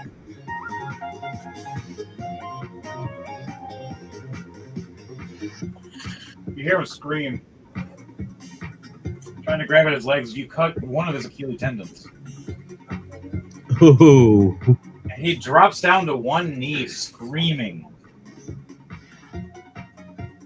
As he tries to hold himself back up with his by pushing his weight on his sword to lift himself back up.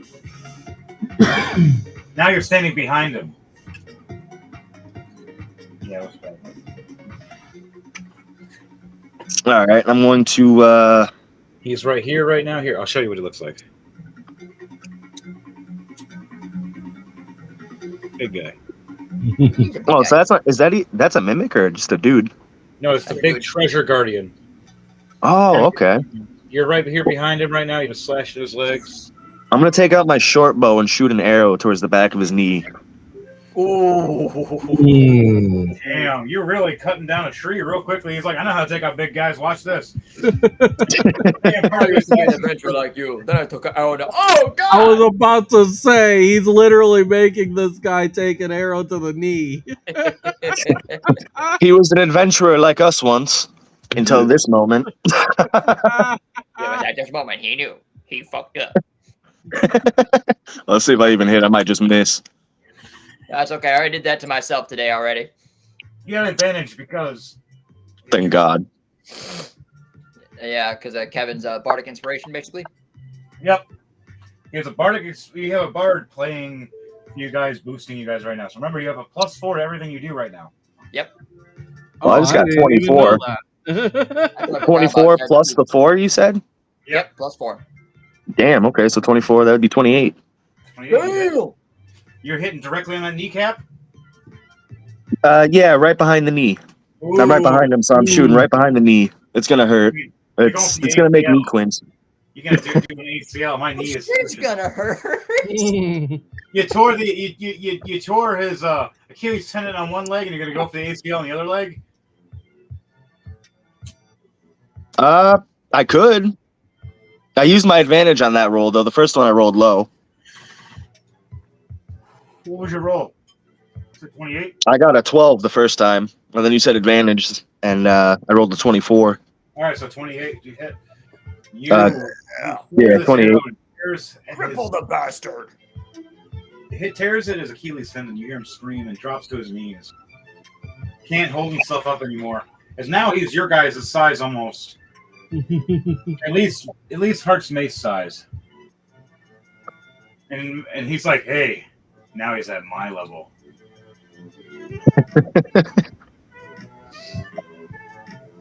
All right, is there anything else you're doing? That was it for your turn? Yeah, that was it for my turn. Can you say anything to the guys before you end your turn? Like Alasia sent me or something? Because that's what happened. She, Alasia Snowwolf sent you as an helper aid. I'm going to turn to my party and ask, what did I miss? You miss a massive murder here, mate. You miss a massive murder.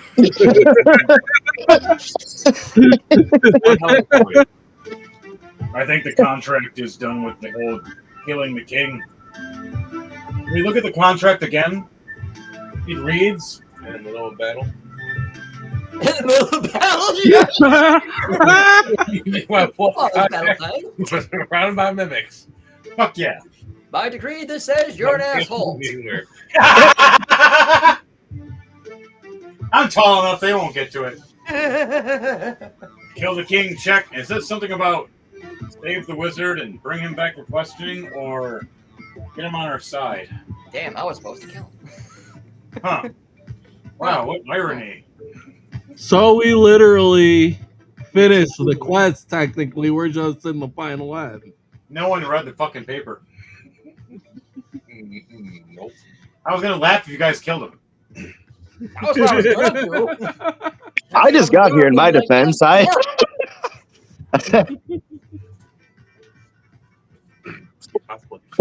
are we not supposed to kill the guy that shot a knee out too? It's okay. You can kill him if you want to. No, wrong guy. We already have him. He's in a little bag of holding right now in a magical ball in another realm, locked up. Being a technical personal slave to James to study for him. Well, no one knows that part except for being a slave. Yeah, he just knows he's a slave now. And everybody knows not to fuck with James because he might throw you in his bag of holding as a slave.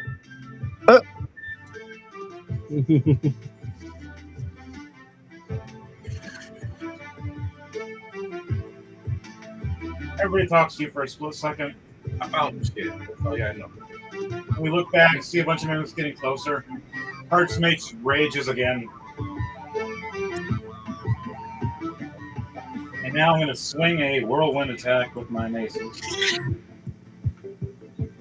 19 for one and a 9 for the other. So I'm, wait, plus 11. 30, 20 then, even with a 9. Well, nice. Don't forget the Yeah, plus 4. Oh, 24 and a 34. Damn.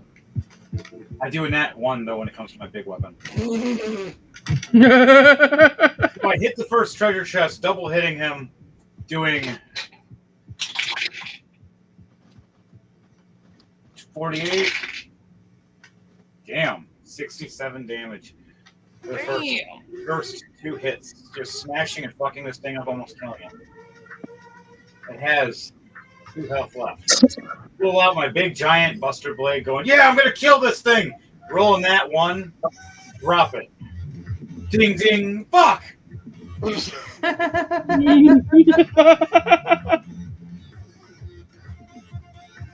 Pick it back up and I end my turn. That's all I can do. Pick my weapon back up for my bonus action. My turn is done. Back up to Jordan. Oh, All right, I'm going to give stuff to Danielle. She succeeds in both her attacks. And she actually kills the treasure chest in front of me. Danielle throws her daggers and just right into the mouth, and then they both teleport back into her hand, and you see the treasure chest just melt in front of us. Oof. This one's gone. He's on his knees now, thanks to Matt.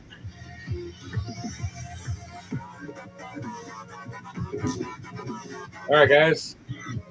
What are you doing, Jordan?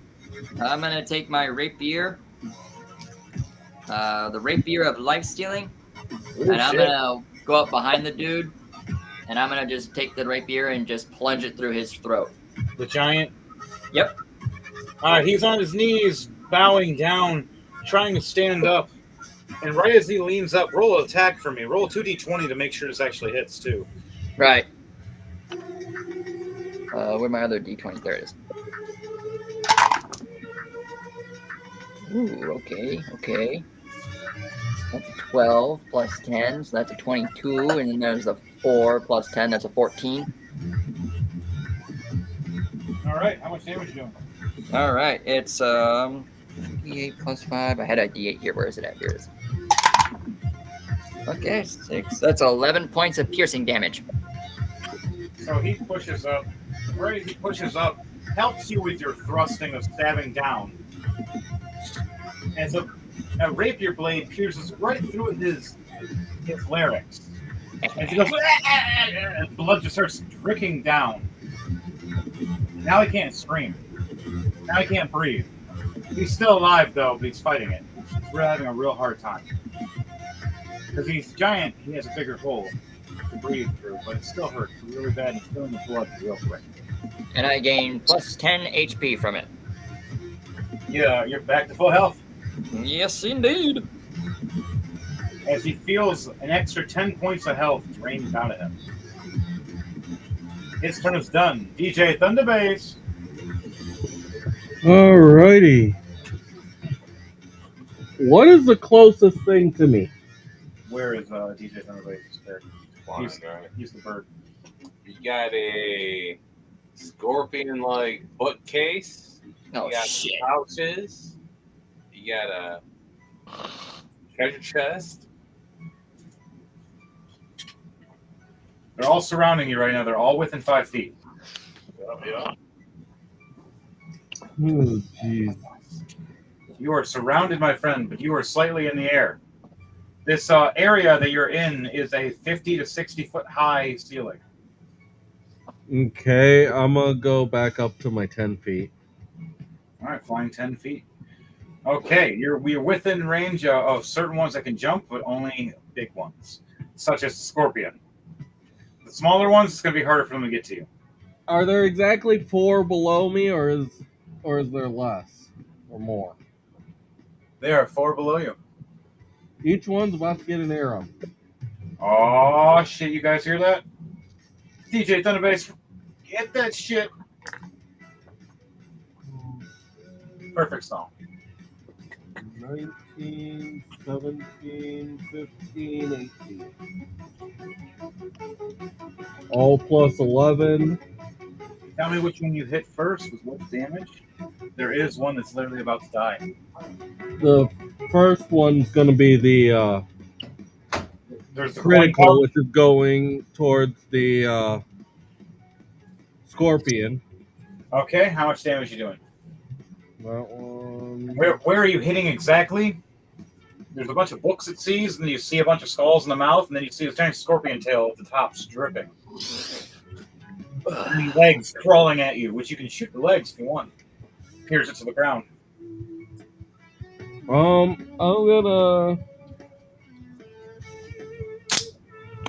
I'll shoot at the leg. It's getting 15 plus. I'm going to make a suggestion. If you want, you can fire all 4 arrows to this guy and really hold him down if you want. Into which one? To the giant scorpion one that's running at you right now. Okay, yeah, I'll do that. All right, so firing all 4 arrows. Roll 4 attacks with advantage. And also, I already rolled the attacks. Remember? Oh yeah, duh. Yeah. Correct. On top of that, you get, because you were one of the people that rolled real high for the D20, you get an extra attack on top of that. Remember that. Everybody else that rolled nat 20s, so that would have been Danielle. I didn't roll a nat 20 for the No, you rolled D20 an at the 18. beginning. You rolled an 18, which you had to have a 17 succession for this. Ah, okay. So yeah, it's going to be 50 for the first shot, which was the critical. It's going to be 15 plus 25 before the doubling.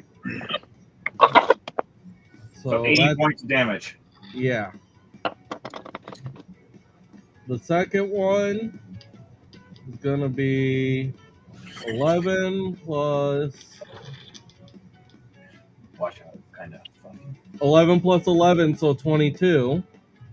Damn. The third one It's 102 damage. is another 11 plus 12, so 23. And then the fourth and 225 final damage. one Oh, sorry, 125 damage. is 9 plus 13. Damn. 22 damage. So that's 147 damage. You got one more shot, and you see this thing real messed up. You fire 4 arrows right to its feet, stopping it dead in its tracks, and start hearing it scream as a bunch of skulls fly out of its mouth, dead in its tracks. And this last one's a serious crit, a nat 20. Damn. Your bow and arrow starts glowing. Kill it. Your bow and arrow starts glowing. Your arrow starts glowing super, super red. Kind of like it's almost on fire. But it's a fiery rage of energy. As now it's doing not just double damage, but quadruple damage. Whatever you do right now, it's a mega hit. And it's going to be 11 plus 20. So 31 before any of the doubling or quadrupling. Damn, dog. So again, my friend, how do you want to do this for your barrage of arrows of death? Being known as the Royal Demise, getting another tally mark on your belt, and that you can put on your plaque of another royalty dead. Now this time taking out a Mimic Lord. So basically, you're just gonna see like bright red light, and it's just gonna look up, see bright. It's gonna see me fly up, see a bright, and turn in bright red light, and then all of a sudden, 4 arrows just come streaming down at it as it's just there hurting real bad. It looks back up at me as all of a sudden it just sees the light grow even brighter. As all of a sudden it just sees this massive light get brighter and brighter and brighter until it just beams right through, just going right through the entire thing from head to tail. You see this magical kind of like Link from Smash Bros. Pulling his arrow back, firing it like a mega beam, slashing right through this thing, right through its mouth, right through the bookcases, as you see all of it just start disintegrating from this red aura. You're hearing it screeching in its demise, as now your bow grants you temporary hit points of 80 hit points. Woo! 80 temporary hit points now have been gifted to you from your bow from murdering this thing. Woohoo! He's like, I can go ham for a minute. You might need it. Oh, that literally brings me up to 169 hit points. Nice. What is everybody's health points at right now? I'm at full health of 120. You have I got 94. 94? Mm-hmm. Oh no. What do you got? Under 100?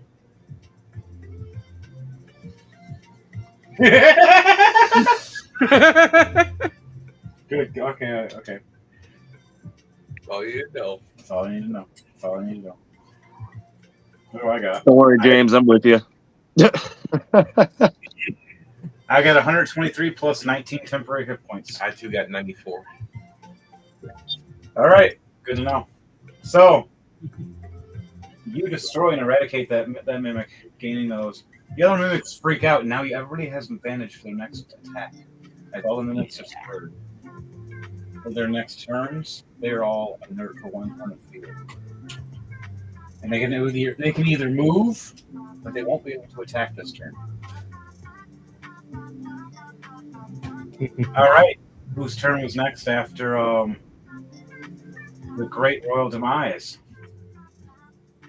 Oh yeah, that's right. How you doing, my friend?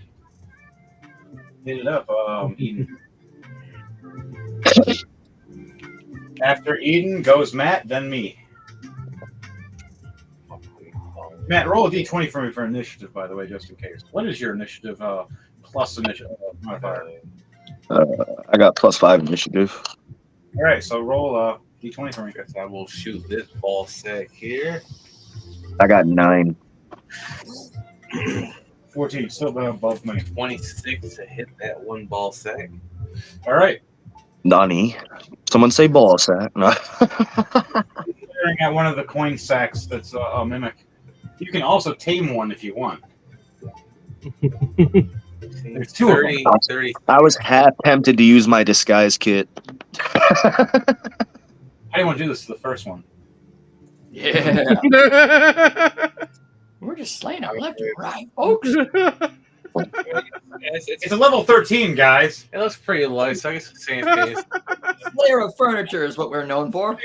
It's bag, and you see it smack against the walls. The other mimic freaks out at you as you see it start sweating. And it looks like his eyes all big. Here from bonus action, and Do you want to kill it, or do you want to try to take it over and make it your buddy? Because now it's scared of you. You have advantage on whatever you do. Oh, I got nothing else I can do, really. That's my action. Got a bonus action. You could talk to it until it worse. Kind of bonus action hide. Bonus action hide. Okay. Nothing. Your turn's over then. Whoa. Whose All right. smoke detector is going off? It wasn't me. God damn. What happened? Something beat. You disappeared. You just gone. Damn it, you! You popped up. You flicked like you blinked for a second. You fired an arrow, disappeared. It was like a glitch. All you've seen for 1 second was if anybody saw. So, yeah, Eden just went neat. Gone. Within a couple seconds. Just fire gone. And the arrow fires. With a late shot.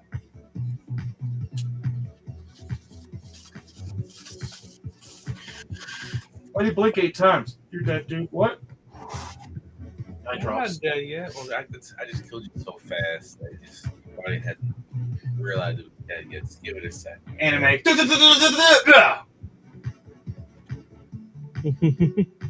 So, Matt, Deeves Metallic, my friend, Oron. Is that right? Yeah.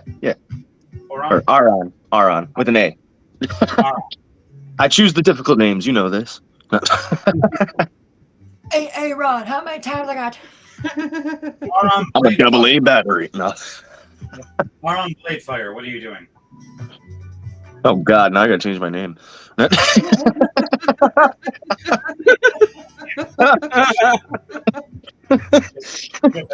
Oron? I'm gonna. Or is that just I'm going. I was kidding, but I'm gonna make a perception check to see what's around me real quick. These mimics, they're tricky. Negative 2 perception. That's fucked. Kind of assassin am I? All right, I got 9. What the fuck do I see? 9. A lot of I shiny. got 9. A lot of shiny. All right, who spiked my drink? All right.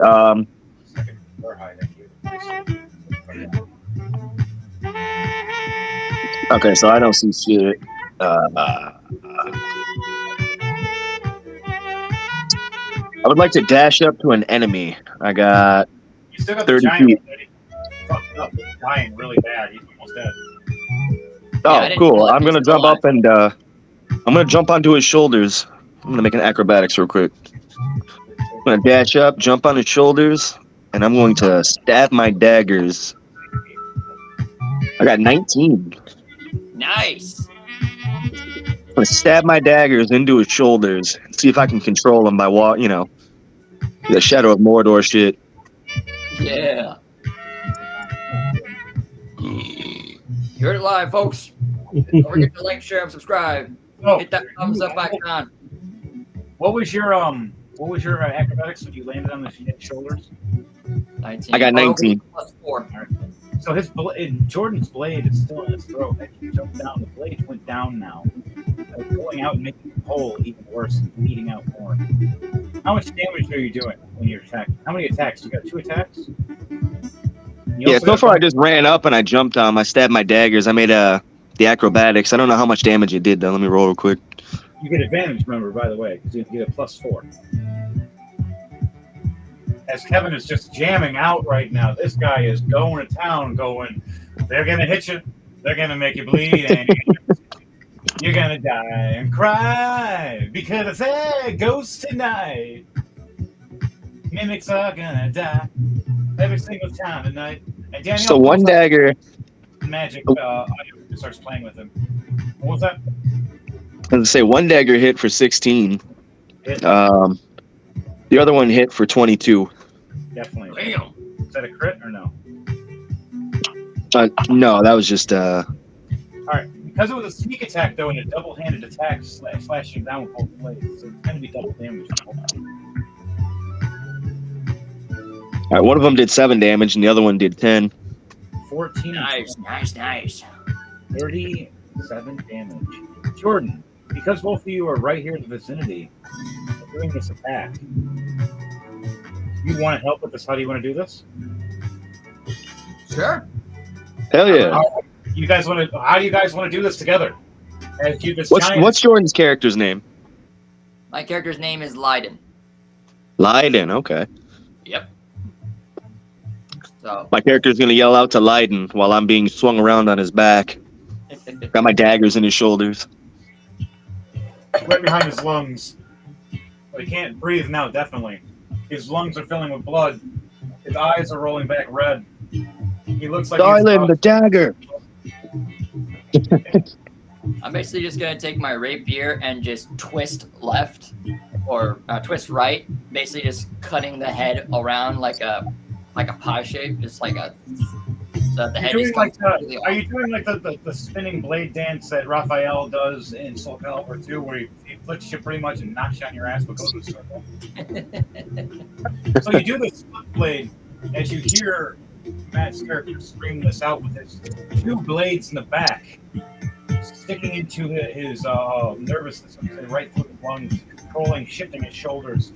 As you see Leiden, the next time the body bows down, he shifts the rapier through the throat, spins it around, and dances. And when he spins it around, the head comes right off, and Leiden grabs the long hair and holds the head as the rest of the body just drops. And the eyes just roll back, and the mouth opens up, and the tongue just drops out.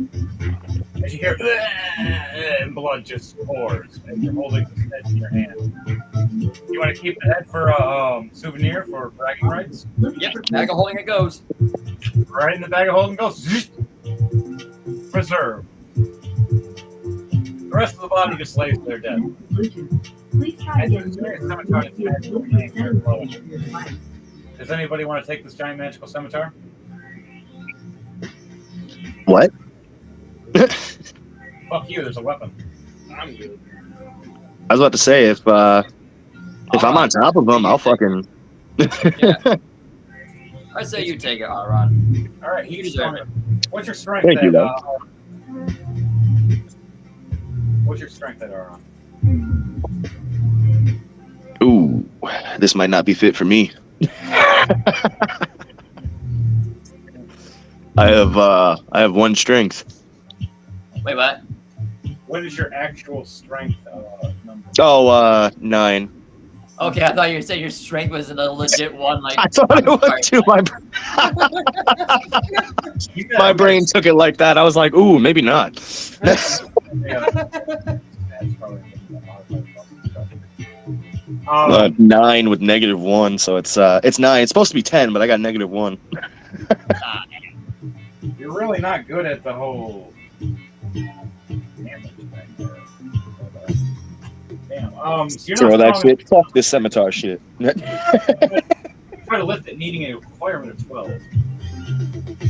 Realizing you can't. Heart's Mace walks up, grabs it, puts it on his back. Shit, I could wield it. I got a 15. He looks at you, going, "You want it? Nope. I like my rapier better. I already have one." We can discuss this later. We got mimics to kill. Oh yeah! Ah!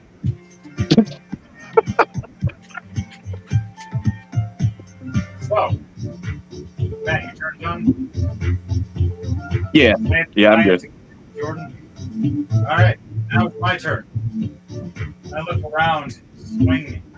I swing on the treasure chest, and I look at the little mimic bag going, "Be my little buddy or die!" Smash.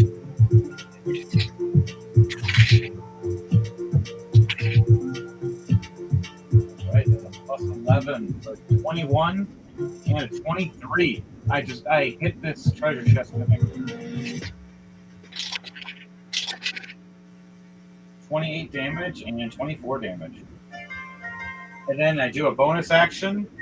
I look over at the mimic bag of holding, going, "Be my friend or die." My intimidation works with a rolls a 6 for him, and I roll an 18. You see the mimic bag hopping up to me, and you see it hop up and hook on my hip. And I pet it. Mine. Someone join in? I don't know. No. I'm just going crazy. Okay. Now one of the mimic bags is ours. The other one's dead. We have... Wait, hang on. We killed that treasure chest. Wait, no, it's still alive. It's just fucked up real bad. That's all that's left besides a giant closet sneaking up behind Danielle and Kevin.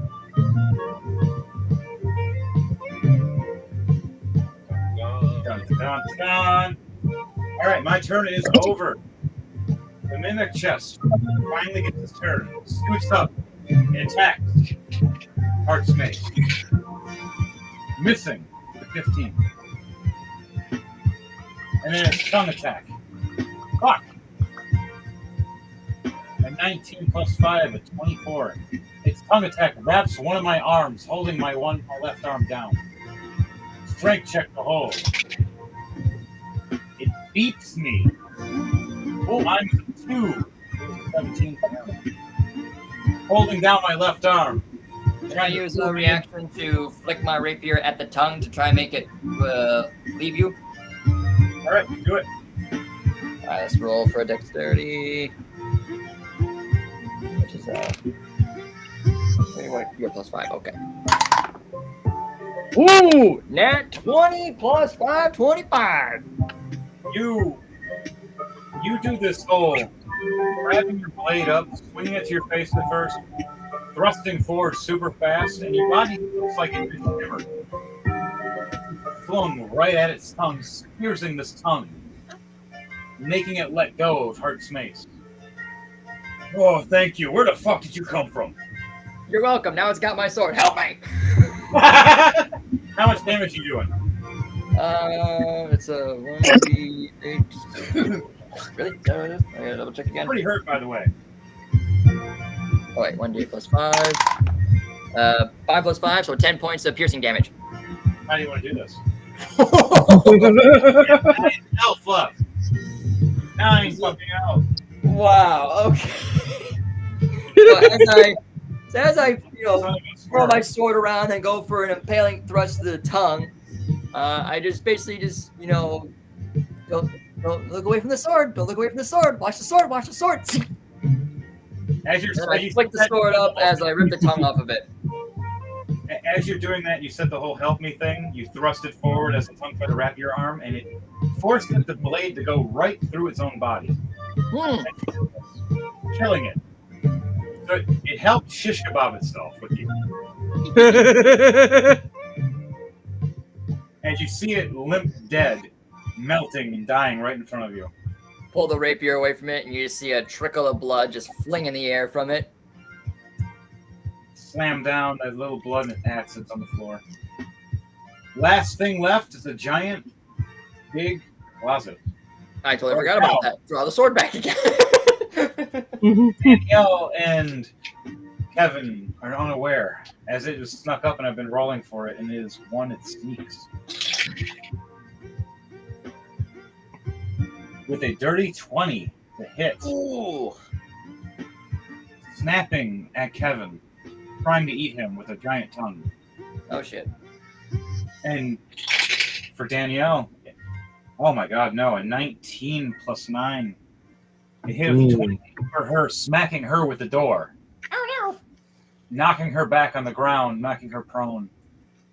Doing 12 damage to her as Kevin gets wrapped up and lifted in the air with a giant tongue. Oh shit, I almost broke my trip. Yeah. Doing 19 damage to him. Oh shit. Slamming him down to the ground, trying to pull him in and eat him from the feet up. But it needs a turn to do that. Its turn is over. So, Leiden, what kind of revenge do you want to do after seeing your buddy just picked up and slammed? It's your turn now. It's back to the top. So I have 2 actions. I'm going to use my rapier again. You're 10 feet away. Now I'm going to run towards it, and that'd be my first action. Second action will be attacking it with my rapier. Well, running is just a normal thing. You still got 2 actions. Walking is still its own thing. You're within normal walking range anyways. What is your walking range? 30 feet. You're perfectly fine. You only have 10 to 15 feet to go. Okay, that's fine. So first attack then. So you get a double stab. If you succeed with both these, you get a third attack. Okay, so first is a 8 plus 10, so that's an 18 to hit. You hit. All right, second attack. Where are you attacking with this first hit? Rapier, just rapier. Where are you attacking? What part of the body? I'm going to aim for the door. The door? Are you hitting the door? Yep. The door? Okay. And then second attack is a 19 plus 10, so 29. Oh, yeah, you hit. Okay, so where'd the D8 go? I just had it. There it is. So first attack is 7 points of piercing damage. Second attack is 9 points of piercing damage. Where's the second attack going? Also to the door. So it's just stab, stab. Like I said, you made 2 successions. You get a third attack. All right. This thing Well, be yeah, like the because whole. my 20 that I rolled at the start of the campaign, or brain, find the squirrel. Start of the session. Hit it hard. See what happens. That was cocked. Ooh, nat 20 plus 5. Whoa! Because of the nat 20, and it's already double damage. Normally, because of that 20, you're going to do quad damage. What is quad damage? That's 4. How much? That's 4. You're saying quad? That's times 4, 4, basically. yeah. 4 times damage. Okay. That's 7 times 4. Wait, 7 plus 5. 13. 12. 12 times 4 is... Oh, shit, I don't know. I have my brain. No, sorry, I'm wrong. 12. Yeah, 12, so 12 times 4 is 20, no, so it's 48. So 48 points of... Jesus. 48 points of piercing damage just from 3 attacks. You see the left door explode with 3 strikes. Damn. As it screeches, as you see the giant eyes now in the giant mouth and this tongue, as blood starts trickling down the left side of it. Your turn's done? Yep. All right, your turn is done. DJ Thunderbase. All right. So, where are the enemies at? There's just one giant treasure, or one giant chest, or pretty much chest left. It's trying to eat Kevin right now. Put him in and eat him. Yep, that's what you could pull up and show it in the camera if you want. Show everybody what it looks like. So wait, is the big giant guy down then? Yeah, he got fucking murdered by a double team with Matt and Jordan. They fucking Matt stabbed it in the back in his lungs and And Jordan stabbed with the rapier and spun it around his head and cut his head right off and threw it in the bag of holding. Okay.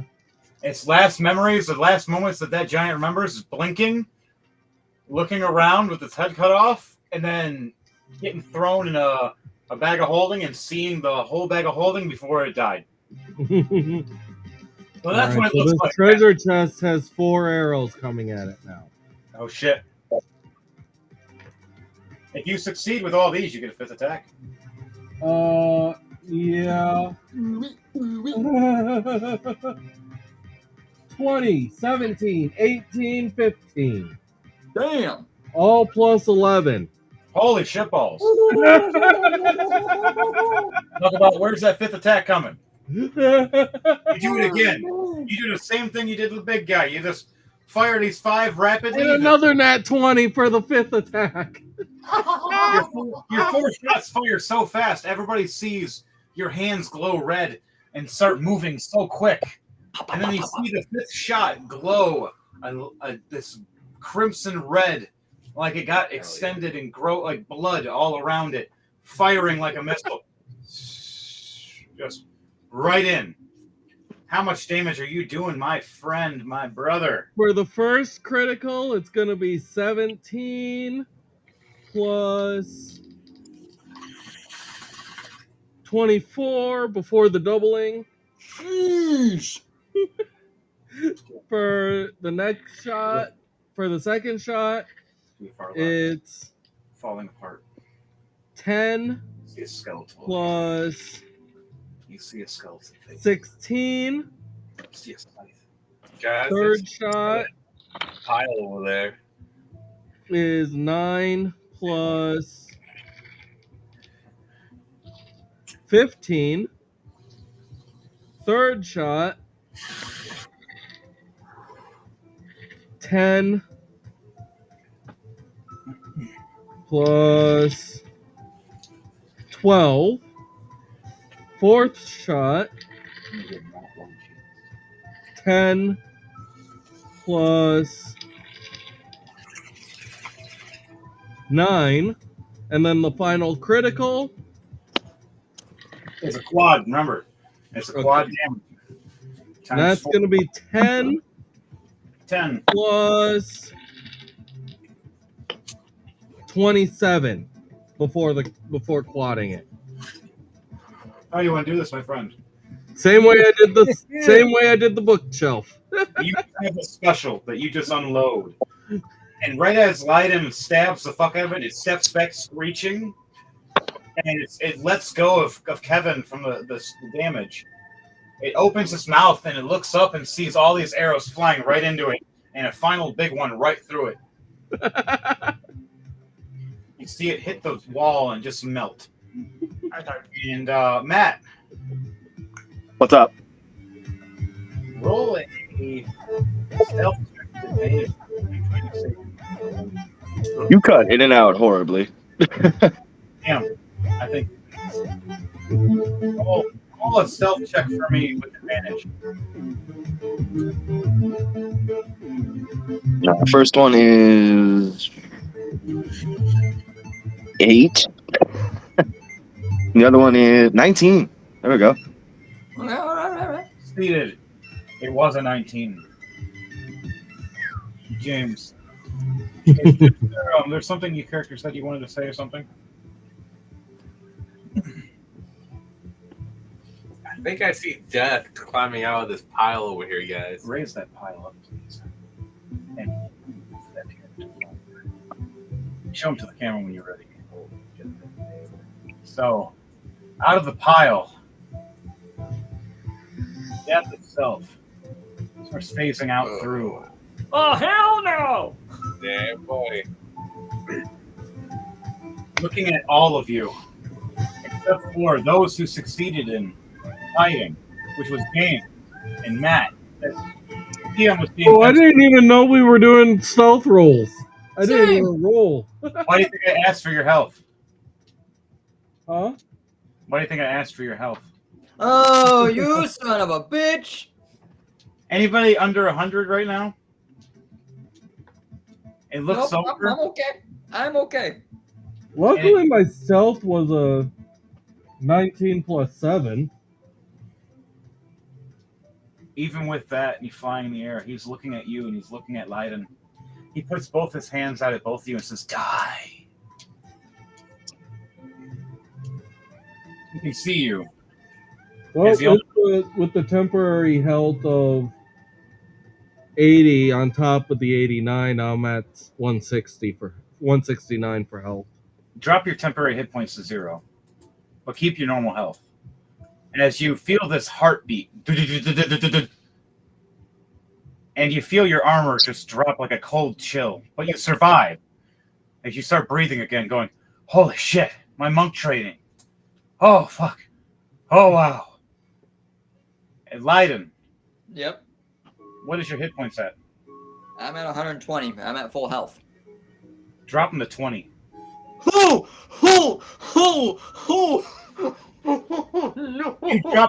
You drop prone to your hands. Oh no! Damn! I can just hear that freaking Pokemon sound from, you know, when you're playing Pokemon, your Pokemon's near dead.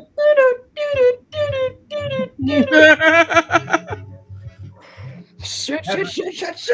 He's hiding. Playing his music and goes invisible. Rolling a nat 20. Danielle, with her health when she sent it to me, is 142. Death looks over at her and die. She drops to her knees, grabbing her throat, puking her brains out for a second, stands up, and looks at only 43 health left. What the? Oh my god! Guys! She grabs her sigil on her necklace. "We gotta go! Now!" Screams at you guys. Heart's Mace looks over. As he looks over at Heart's Mace, he smiles and throws his scythe right at him. "Hey guys, wait! Oh no. He rolls a 19 and a 14 for a double slash at me, and I roll a 10 for dodge. James, do you want to dump out of the way? Rolling an athletics? I did 29. Fuck! James gets a perfect dodge out of the way, spiraling, flipping right over, landing on the ground quietly. No one sees him. Heart's Mace looks over, pulls out his his mace is trying to block. Right as he swings down, the scythe is too fast. Right through him, you see Blade, like an anime. Shing, shing! As he drops to his knees, dropping his health all the way to 23 hit points. All his temporary hit points drop to 0 as the first hit knocks all his temporary hit points, dropping him cold. Second point drops his 100 health points to 23. Splatting blood all over the gold everywhere. Oh, fuck. Oh, shit. The blade's coming back, isn't it? As you guys hear, boom, boom, boom, boom, boom, boom, boom. Death is smiling. Devro, your hit points didn't drop except for your temporary, as a blade of scythe is coming at you. I want you to roll an athletics save to see if you dodge this. Okay. Fucking lucky son of a... Ow! Why? It hates me, but it loves you guys. The fate of the dice, man. Why we love your dice? Like they love 20 you. plus 7, 27. Ooh. You've seen Heart's Mace get slashed horribly, and you look over going, "Oh, fuck," and you see this blade, this shine right behind you. You flip your wings back, and you fling up higher and higher as you can, as the blades just miss your feet and swing back down right at Death's hands. It catches it as it looks back over all of you and smirks. "I'll give you one chance." All right, I want you to roll a d6 for me, James. This d6 for me on the map. And tell everybody how many turns Death is going to give you before to run away. Throw it on the map. There. So if you have enough, you might steal some treasure. If you're not, get the fuck out. 3. You guys have 3 turns as he raises his skeletal hand. We are leaving. Out. That means you have each enough actions to leave and maybe grab some treasure on the possibility of getting the fuck out. I'm content with the portions and necklace. Yeah, I'm booking it. You see a sigil starting to glow on the end of the door over here. As you look over and you see Danielle's eyes glowing ice blue, just like Elijah Snowwolf, as he's holding the crest in her hand as her hand is turning to ice, going all the way up her arm. As you see the wounds are starting to heal from the ice. As you see the blood from her mouth starting to freeze, she looks up. All I need is... You're fucking kidding me. Are you shitting me? 3? The third turn is when the full sigil is ready. Oh my fucking god. Oh, I Everybody roll get- to hide. Everybody wants to... And she's starting to scoot forward half movement speed because of her injury, unless anybody wants to help her move. I will help since I'm already rushing that way. All right. And Heart's Mace is down and needs is half speed too. I'm gonna run over to Heart's Mace. I'm gonna look at Death and be like, hepatitis, see you later, bitch! Where are you going, James? I'm going to that gold somewhere right here, that chest right there. All right, you're gonna go to the chest. Yeah. He runs over to the giant gold trove over here, and then so is Kevin. There's a Matt, what are you doing? Sorry. No, go ahead. Go ahead. I'm gonna rush over to the gold. All right, all three of you rushing to the gold then. So 3 of you rushing now. What are you doing, James? You're first. Well, I want to see if that chest is locked or not, and so I want to open it. Do a perception check for me. I do investigation instead. Yes, do investigation. You have advantage. You are a master investigation. 19. Perfect. You look over and you see it's already open. It's open with treasure pouring out of it. As this is the rest of the actual gold and treasure left. The mimics all came and they all died. Your guys' barrage of arrows of flaming death. And and slashes out of nowhere from Deus Metallic, and bolted arrows of death from Leiden, and Hearts may swing those maces of death. I'm going to cast Detect Magic, and Look for anything that's does valuable. anything look like a quiver? Is there like a magical quiver? All right, so I'm looking for. roll a D100 for me to see the rarity. Yeah, double chance. One with a real D100, one with your game 100. With a 69. 69, dude. 53. Both a succession. You look and you see within the treasure, about 3 feet in, a quiver that's actually a halfling quiver. You see these gold, elegant leaves on it. And you notice a shimmering diamond on it that makes it look like it's invisible, a diamond is. All right, Deus Metallic, what are you doing in this? Is there anything else, if you want to explain anything else magical, I'll tell you. If you want to. These 3 are there. I just quickly just point at a couple magical things, and then I just grab what you want. step to the portal. All right. You grab your quiver, which now holds infinite arrows. Arrows change elements by a d6. Each arrow, so every time you pull an arrow, roll a d6. And then roll a d3 for damage every time. So it's times 1 or times 3. Or times 1 or times 2. You get this magical halfling quiver. You can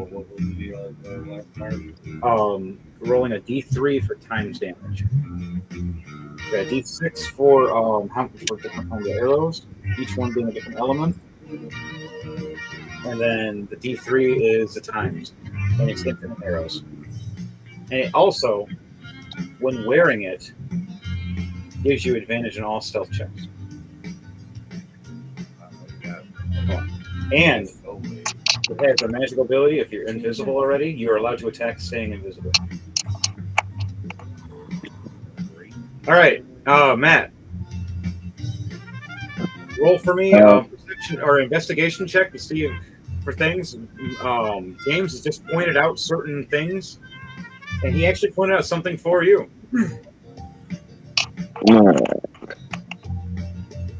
I got 18 for perception check. Perfect. You see a magical healing vase that has a cork on it for healing water. My bad, Think of it- investigation check, not perception. Go on. That's fine. You have pretty much an infinite healing potion. Oh shit. Infinite healing potion. It's pretty much it. You can drink it 3 times a day before you have to do a long rest for it to refill.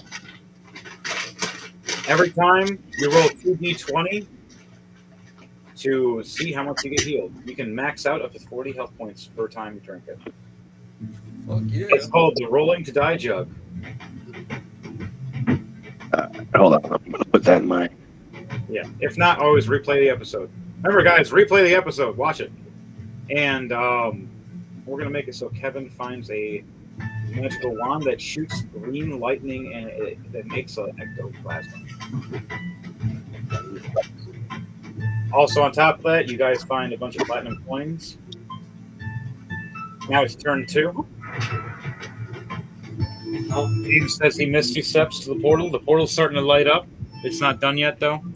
All of us are surrounding it. I have my little mimic bag as my pet now. You guys want to see what it looks like? That's awesome. I got to give it a base. I'll move there. All right, Matt.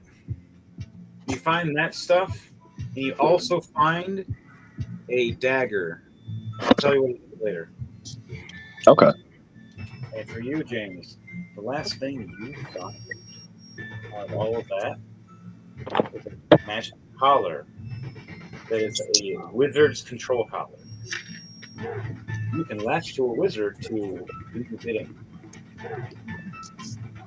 In a non kind of subway. Well, So all I heard was collar. My mind went there. anybody want to do a history check on who James's character is? Like, who is he related to? I'll do one. With a 20. 20 plus 11, so 31.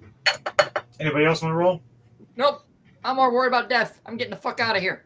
All right. I'll roll. I'll roll since I'm right there. What are we rolling for? It's a history check to know James's lineage for a second. Like, who is he related to? Why is he such a badass? Yeah, please tell me. I will. Want someone roll? Do you want to roll yourself too for a history check? Yeah, I'll roll. No. Roll your own. I wish to know myself. No, I got 16. I'll roll with advantage for you. You know your own fucking history. You should. Hey man, you could just be like Goku. All right. So that was I got 16. All right. Eden is the grandson of the Frog King. So, he has been trained secretly his whole life to be the perfect husband by his grandfather.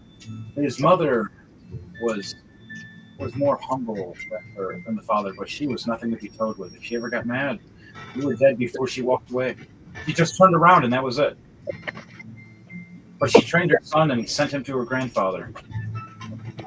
And he was trained by many frogs as well as many other halflings in combat of archery as well as swordplay. Stealth. That's each one of these. And occasionally, learning a book of spells that he forgets that he left in his bag of holding. No, I remember that. I don't know. He knows something that he can summon at any time he wants. This was his grandfather. He gave to him many years ago. You sent this. It saved me in the day. It will save you. You gave me that book? Yep. I'm not dead and I know you gave me that book. I got It's just sitting there next to the shadow book floating.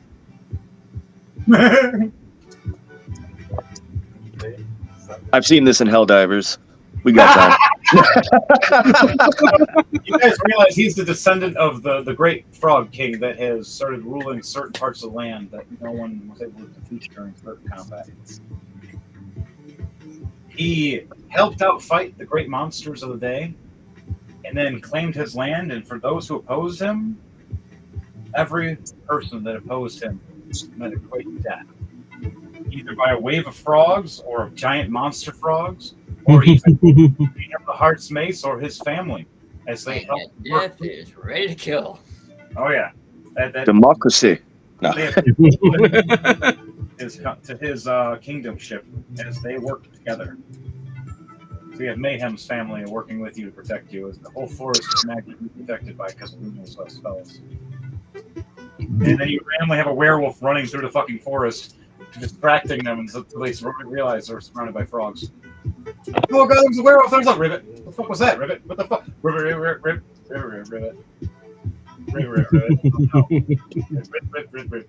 Ah!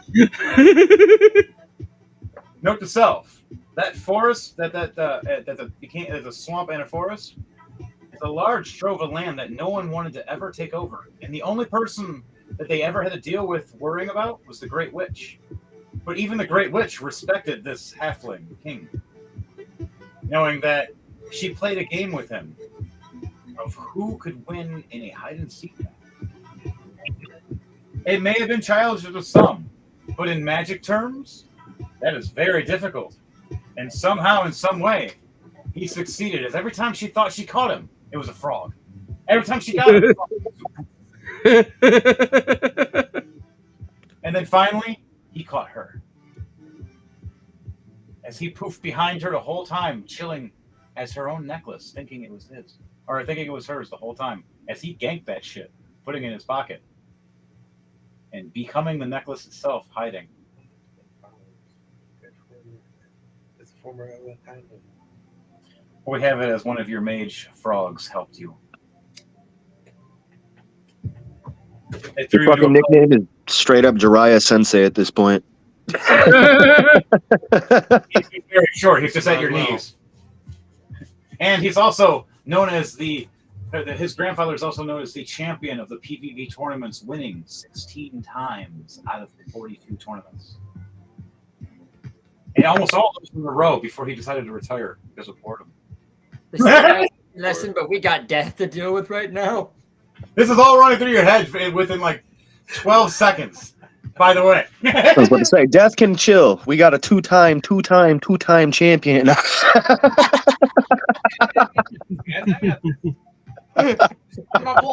One last turn. It's starting to glow. Started smiling at all of you. He's like, "I save you if I point at you to hit it." In fact, he swings back his scythe, getting ready to throw all three or all of you at once to hit all of you in a big combo. I'll just do. I am way too much of a rogue to let that happen. I would like to make a dodge. While this is all happening, will Danielle succeed in his final moments? It's up to Danielle. It's up to Danielle, guys. Dice, don't fuck with us. I'm gonna uncanny dodge into that portal. You beat Death's rolls. All right, what are we rolling? It was a roll to die, a roll of rollies, pretty much. 2d20 versus each other. Death rolled an 8 and a 2. Danielle rolled a 14 and a 4. I rolled a 6 and a 20. Grabs her necklace. She rips it off her chest and slams it to the ground. A little faster, please. All the light around all of you starts brightening up very fast as the ice shield raises up. As all of you hear in your head from Elijah Snowwolf, protection from death I can only do once. One time. And all the ice surrounds you guys in a big shield as you see a scythe stick into the ice. Missing all. It's all of you.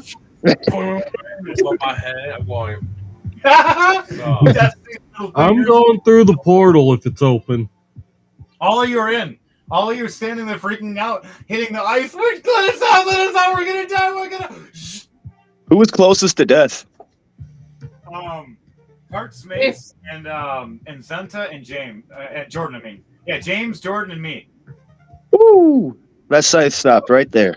All you see is the blade stopping right between Hart's mace and James's face, and Zenta. Leiden. Jordan, yeah, and Leiden and Eden and Hart's mace. Just the blade stops in a weird curvature angle that just looked like it would have cut all three of you, and just stopped, standing there going, "Oh, we teleport." I'm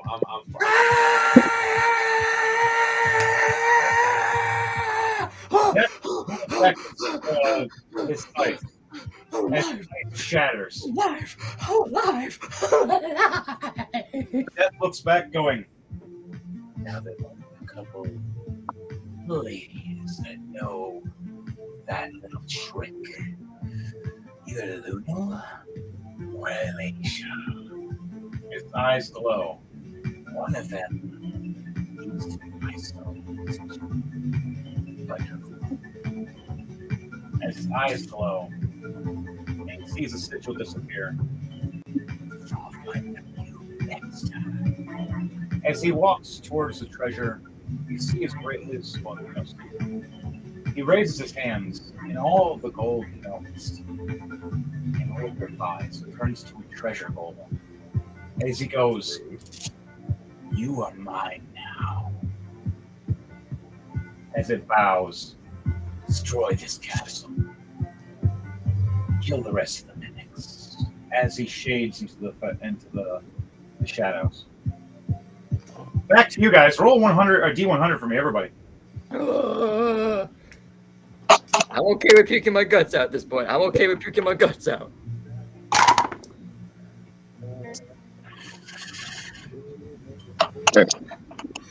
I finally saw I how got a a 90. D100 can cock. I got a 95. Holy shit. What'd you roll? 32. 27. Oops. Killed that dude. That's the first time I've ever rolled in the high 90s. 52. I just barely passed. What'd you roll, DJ Thunderbase? I rolled an 87.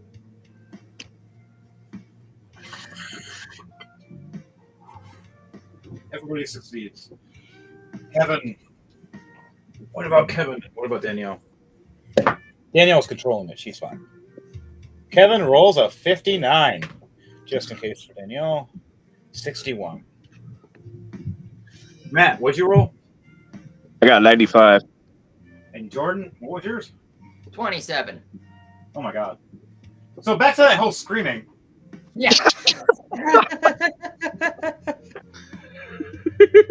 I'm not doing that again. Hey, man, you sounded perfectly like a blender for a minute. Oh, the portal opens up really fast.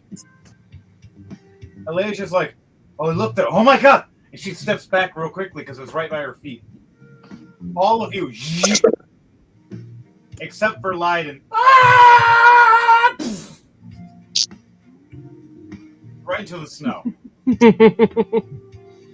Right to an ice sculpture that was a person that's dead now and just shattered in little pieces. That had to fucking hurt, man.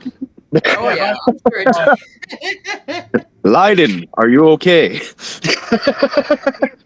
Points of fall damage.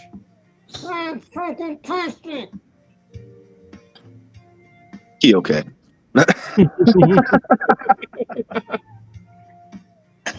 You know, I have an elixir here. Take this shit, actually. I'm going to give him my elixir of... Roll a d20 when you take it.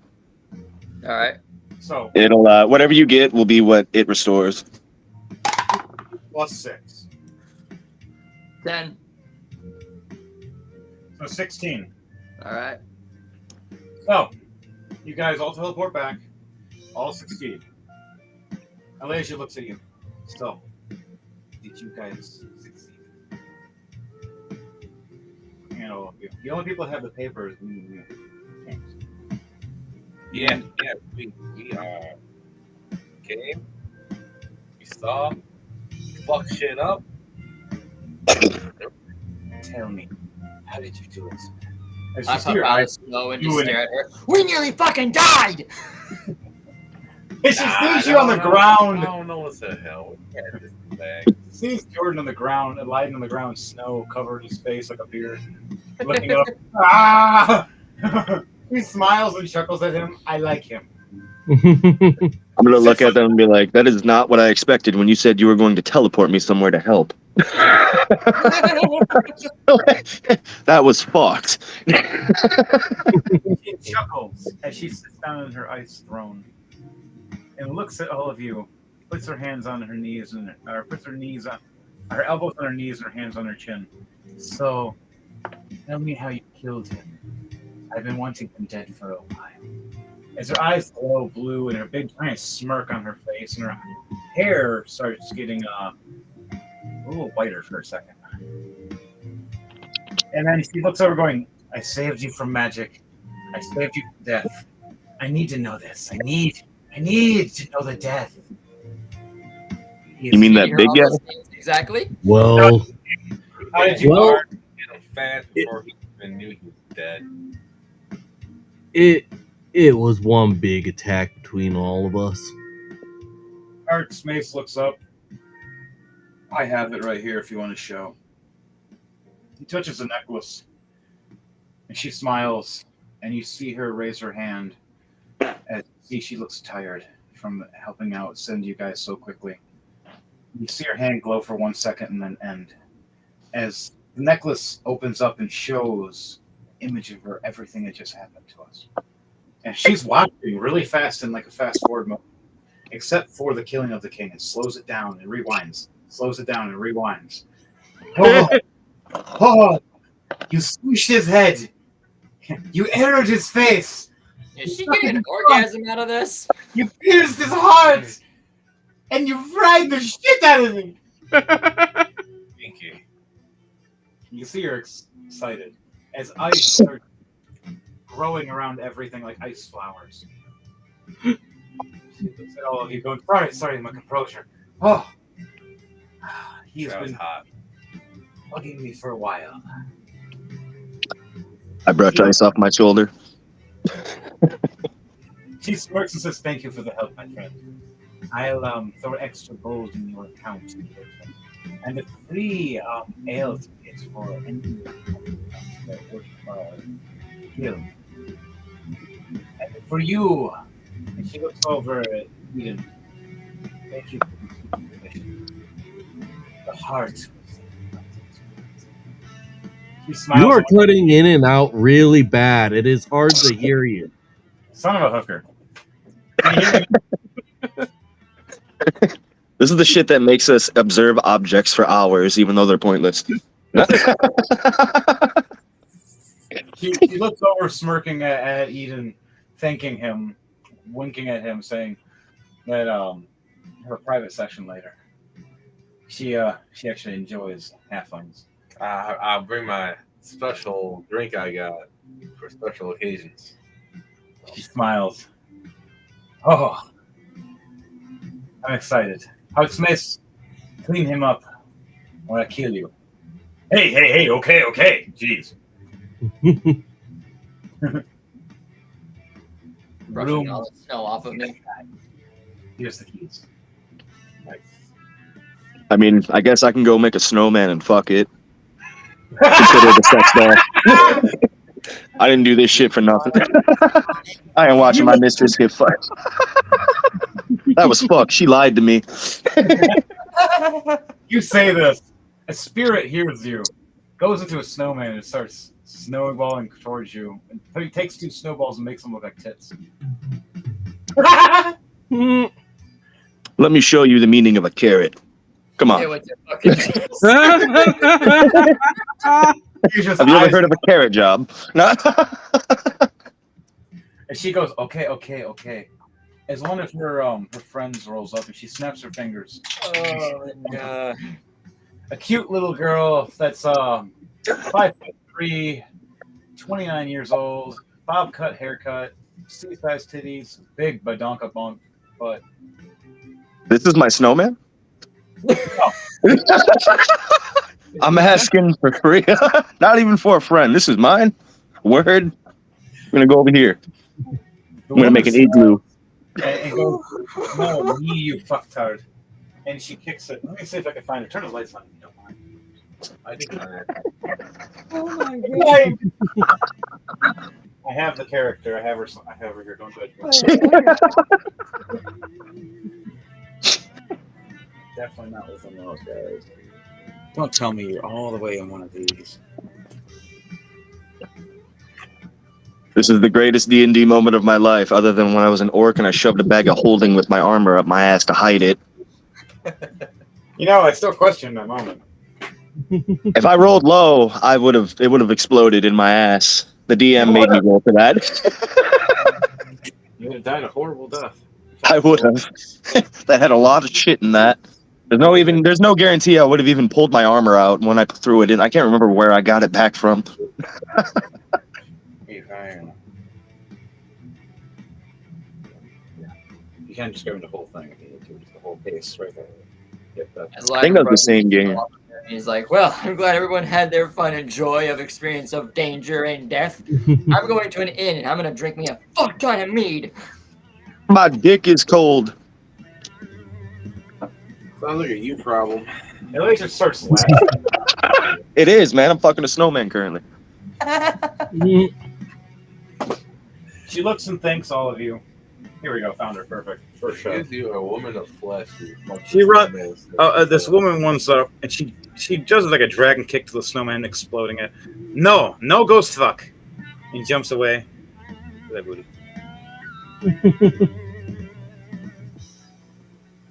and smiles at you and goes, "I am her apprentice. She summoned me for something." She smiles and goes, "You're going on a date with him." She smiles and smirks and then it goes, "Wait, don't I know you? Aren't you that guy that in the bar that does that thing with daggers?" Zips up pants? Why, yes. Fuck that snowman. Let's talk. She walks down the stairs with you as you guys talk. Deborah, for you, for Ukas, she smiles at you and Elijah looks and goes, "For you, I appreciate everything. Another royalty. A tally mark it is.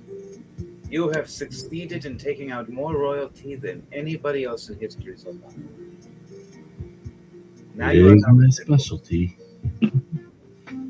She smiles at you and she hands you this case of arrows, this quiver. Goes here. And occasionally switch between these and your other arrows, they'll help you. As they're magical frost arrows.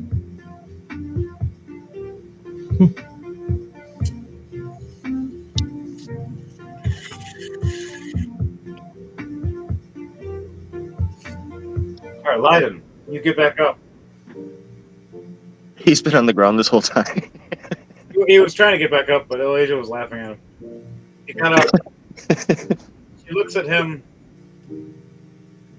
You, my friend, need a little more spitfire for yourself. She looks at you and hands you this little gauntlet that goes on your hand where you fire your crossbow.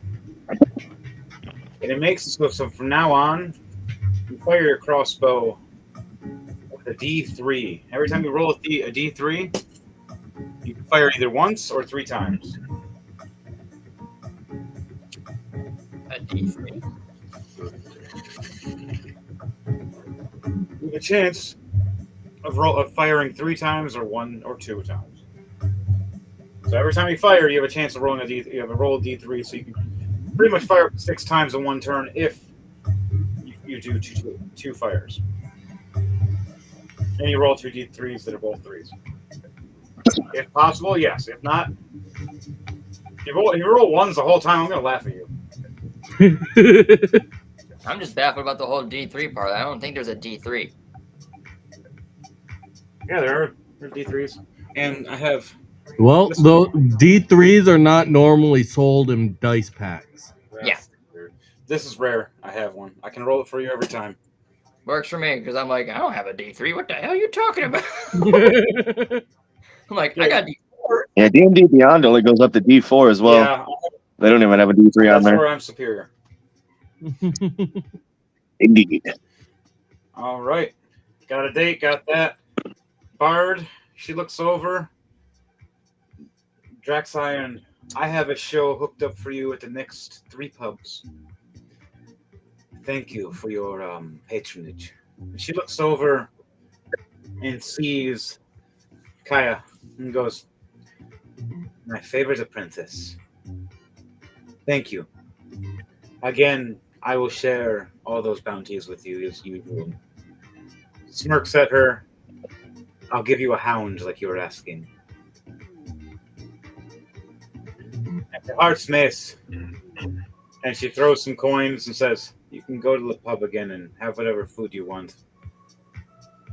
Sweet. I get food!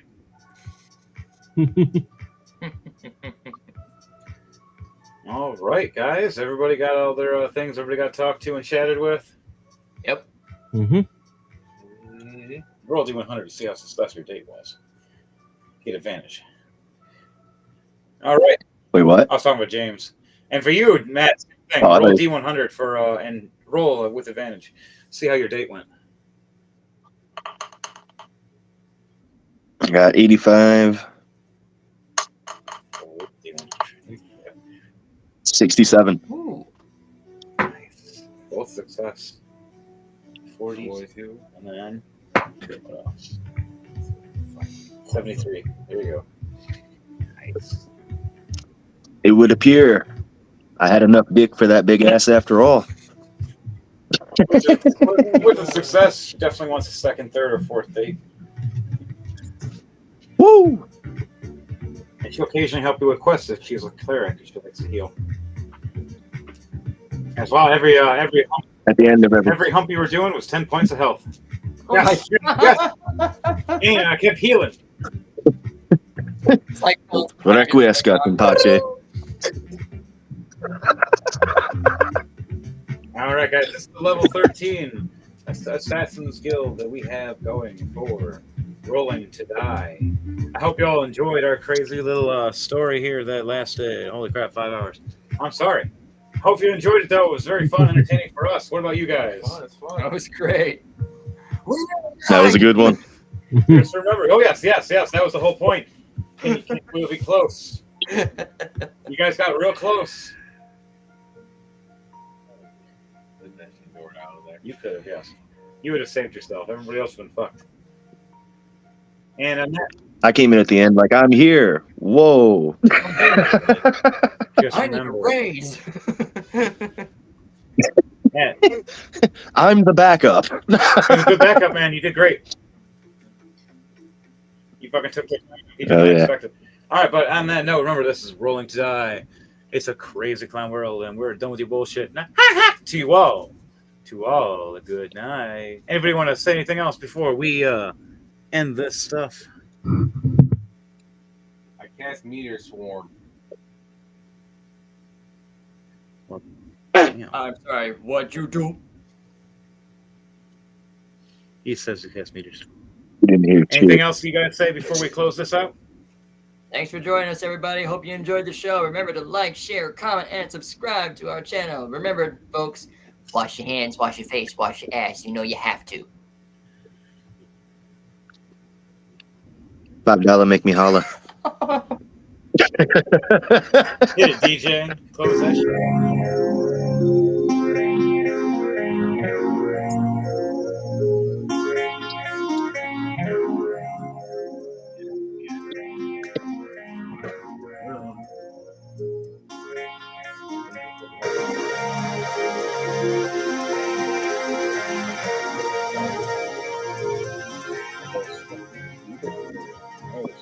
That was a fun story.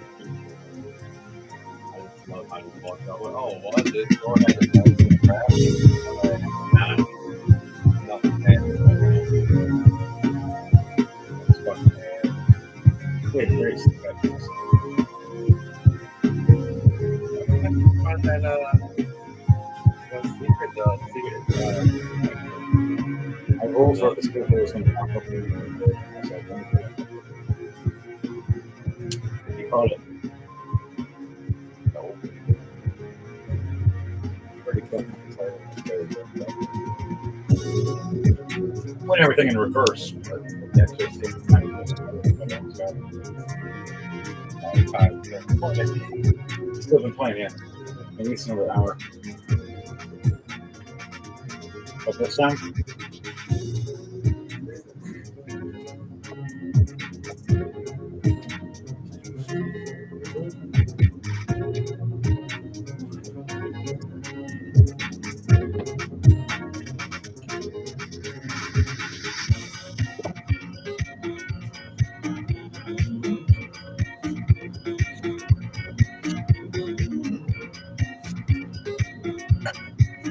might do one more goal.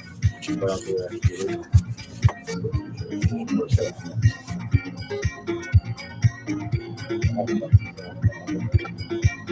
Oh, I enjoyed it.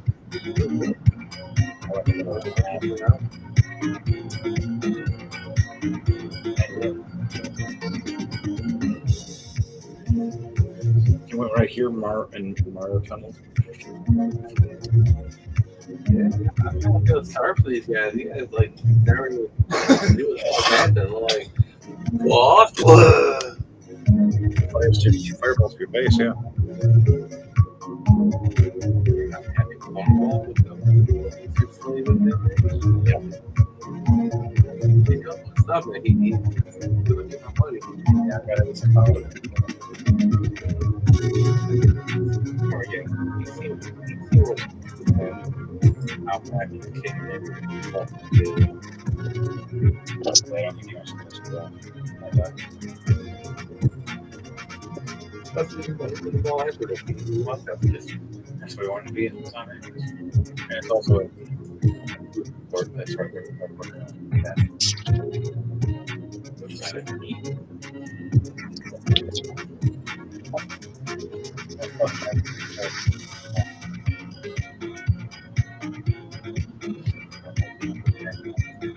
Yeah, there's three of them. It's going to be a story about it. Three dragons. Any level? Level?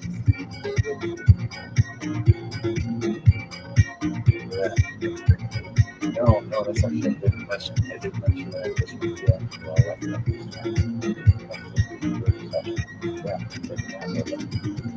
Tell them now.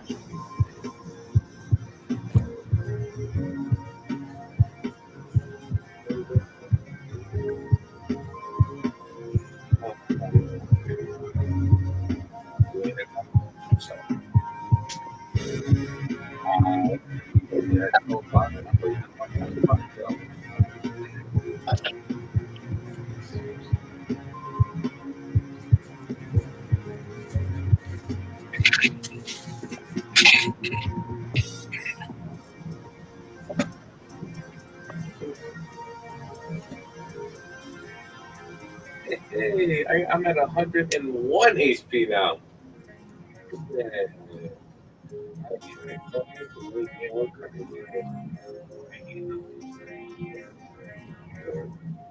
Oh, I got blinds.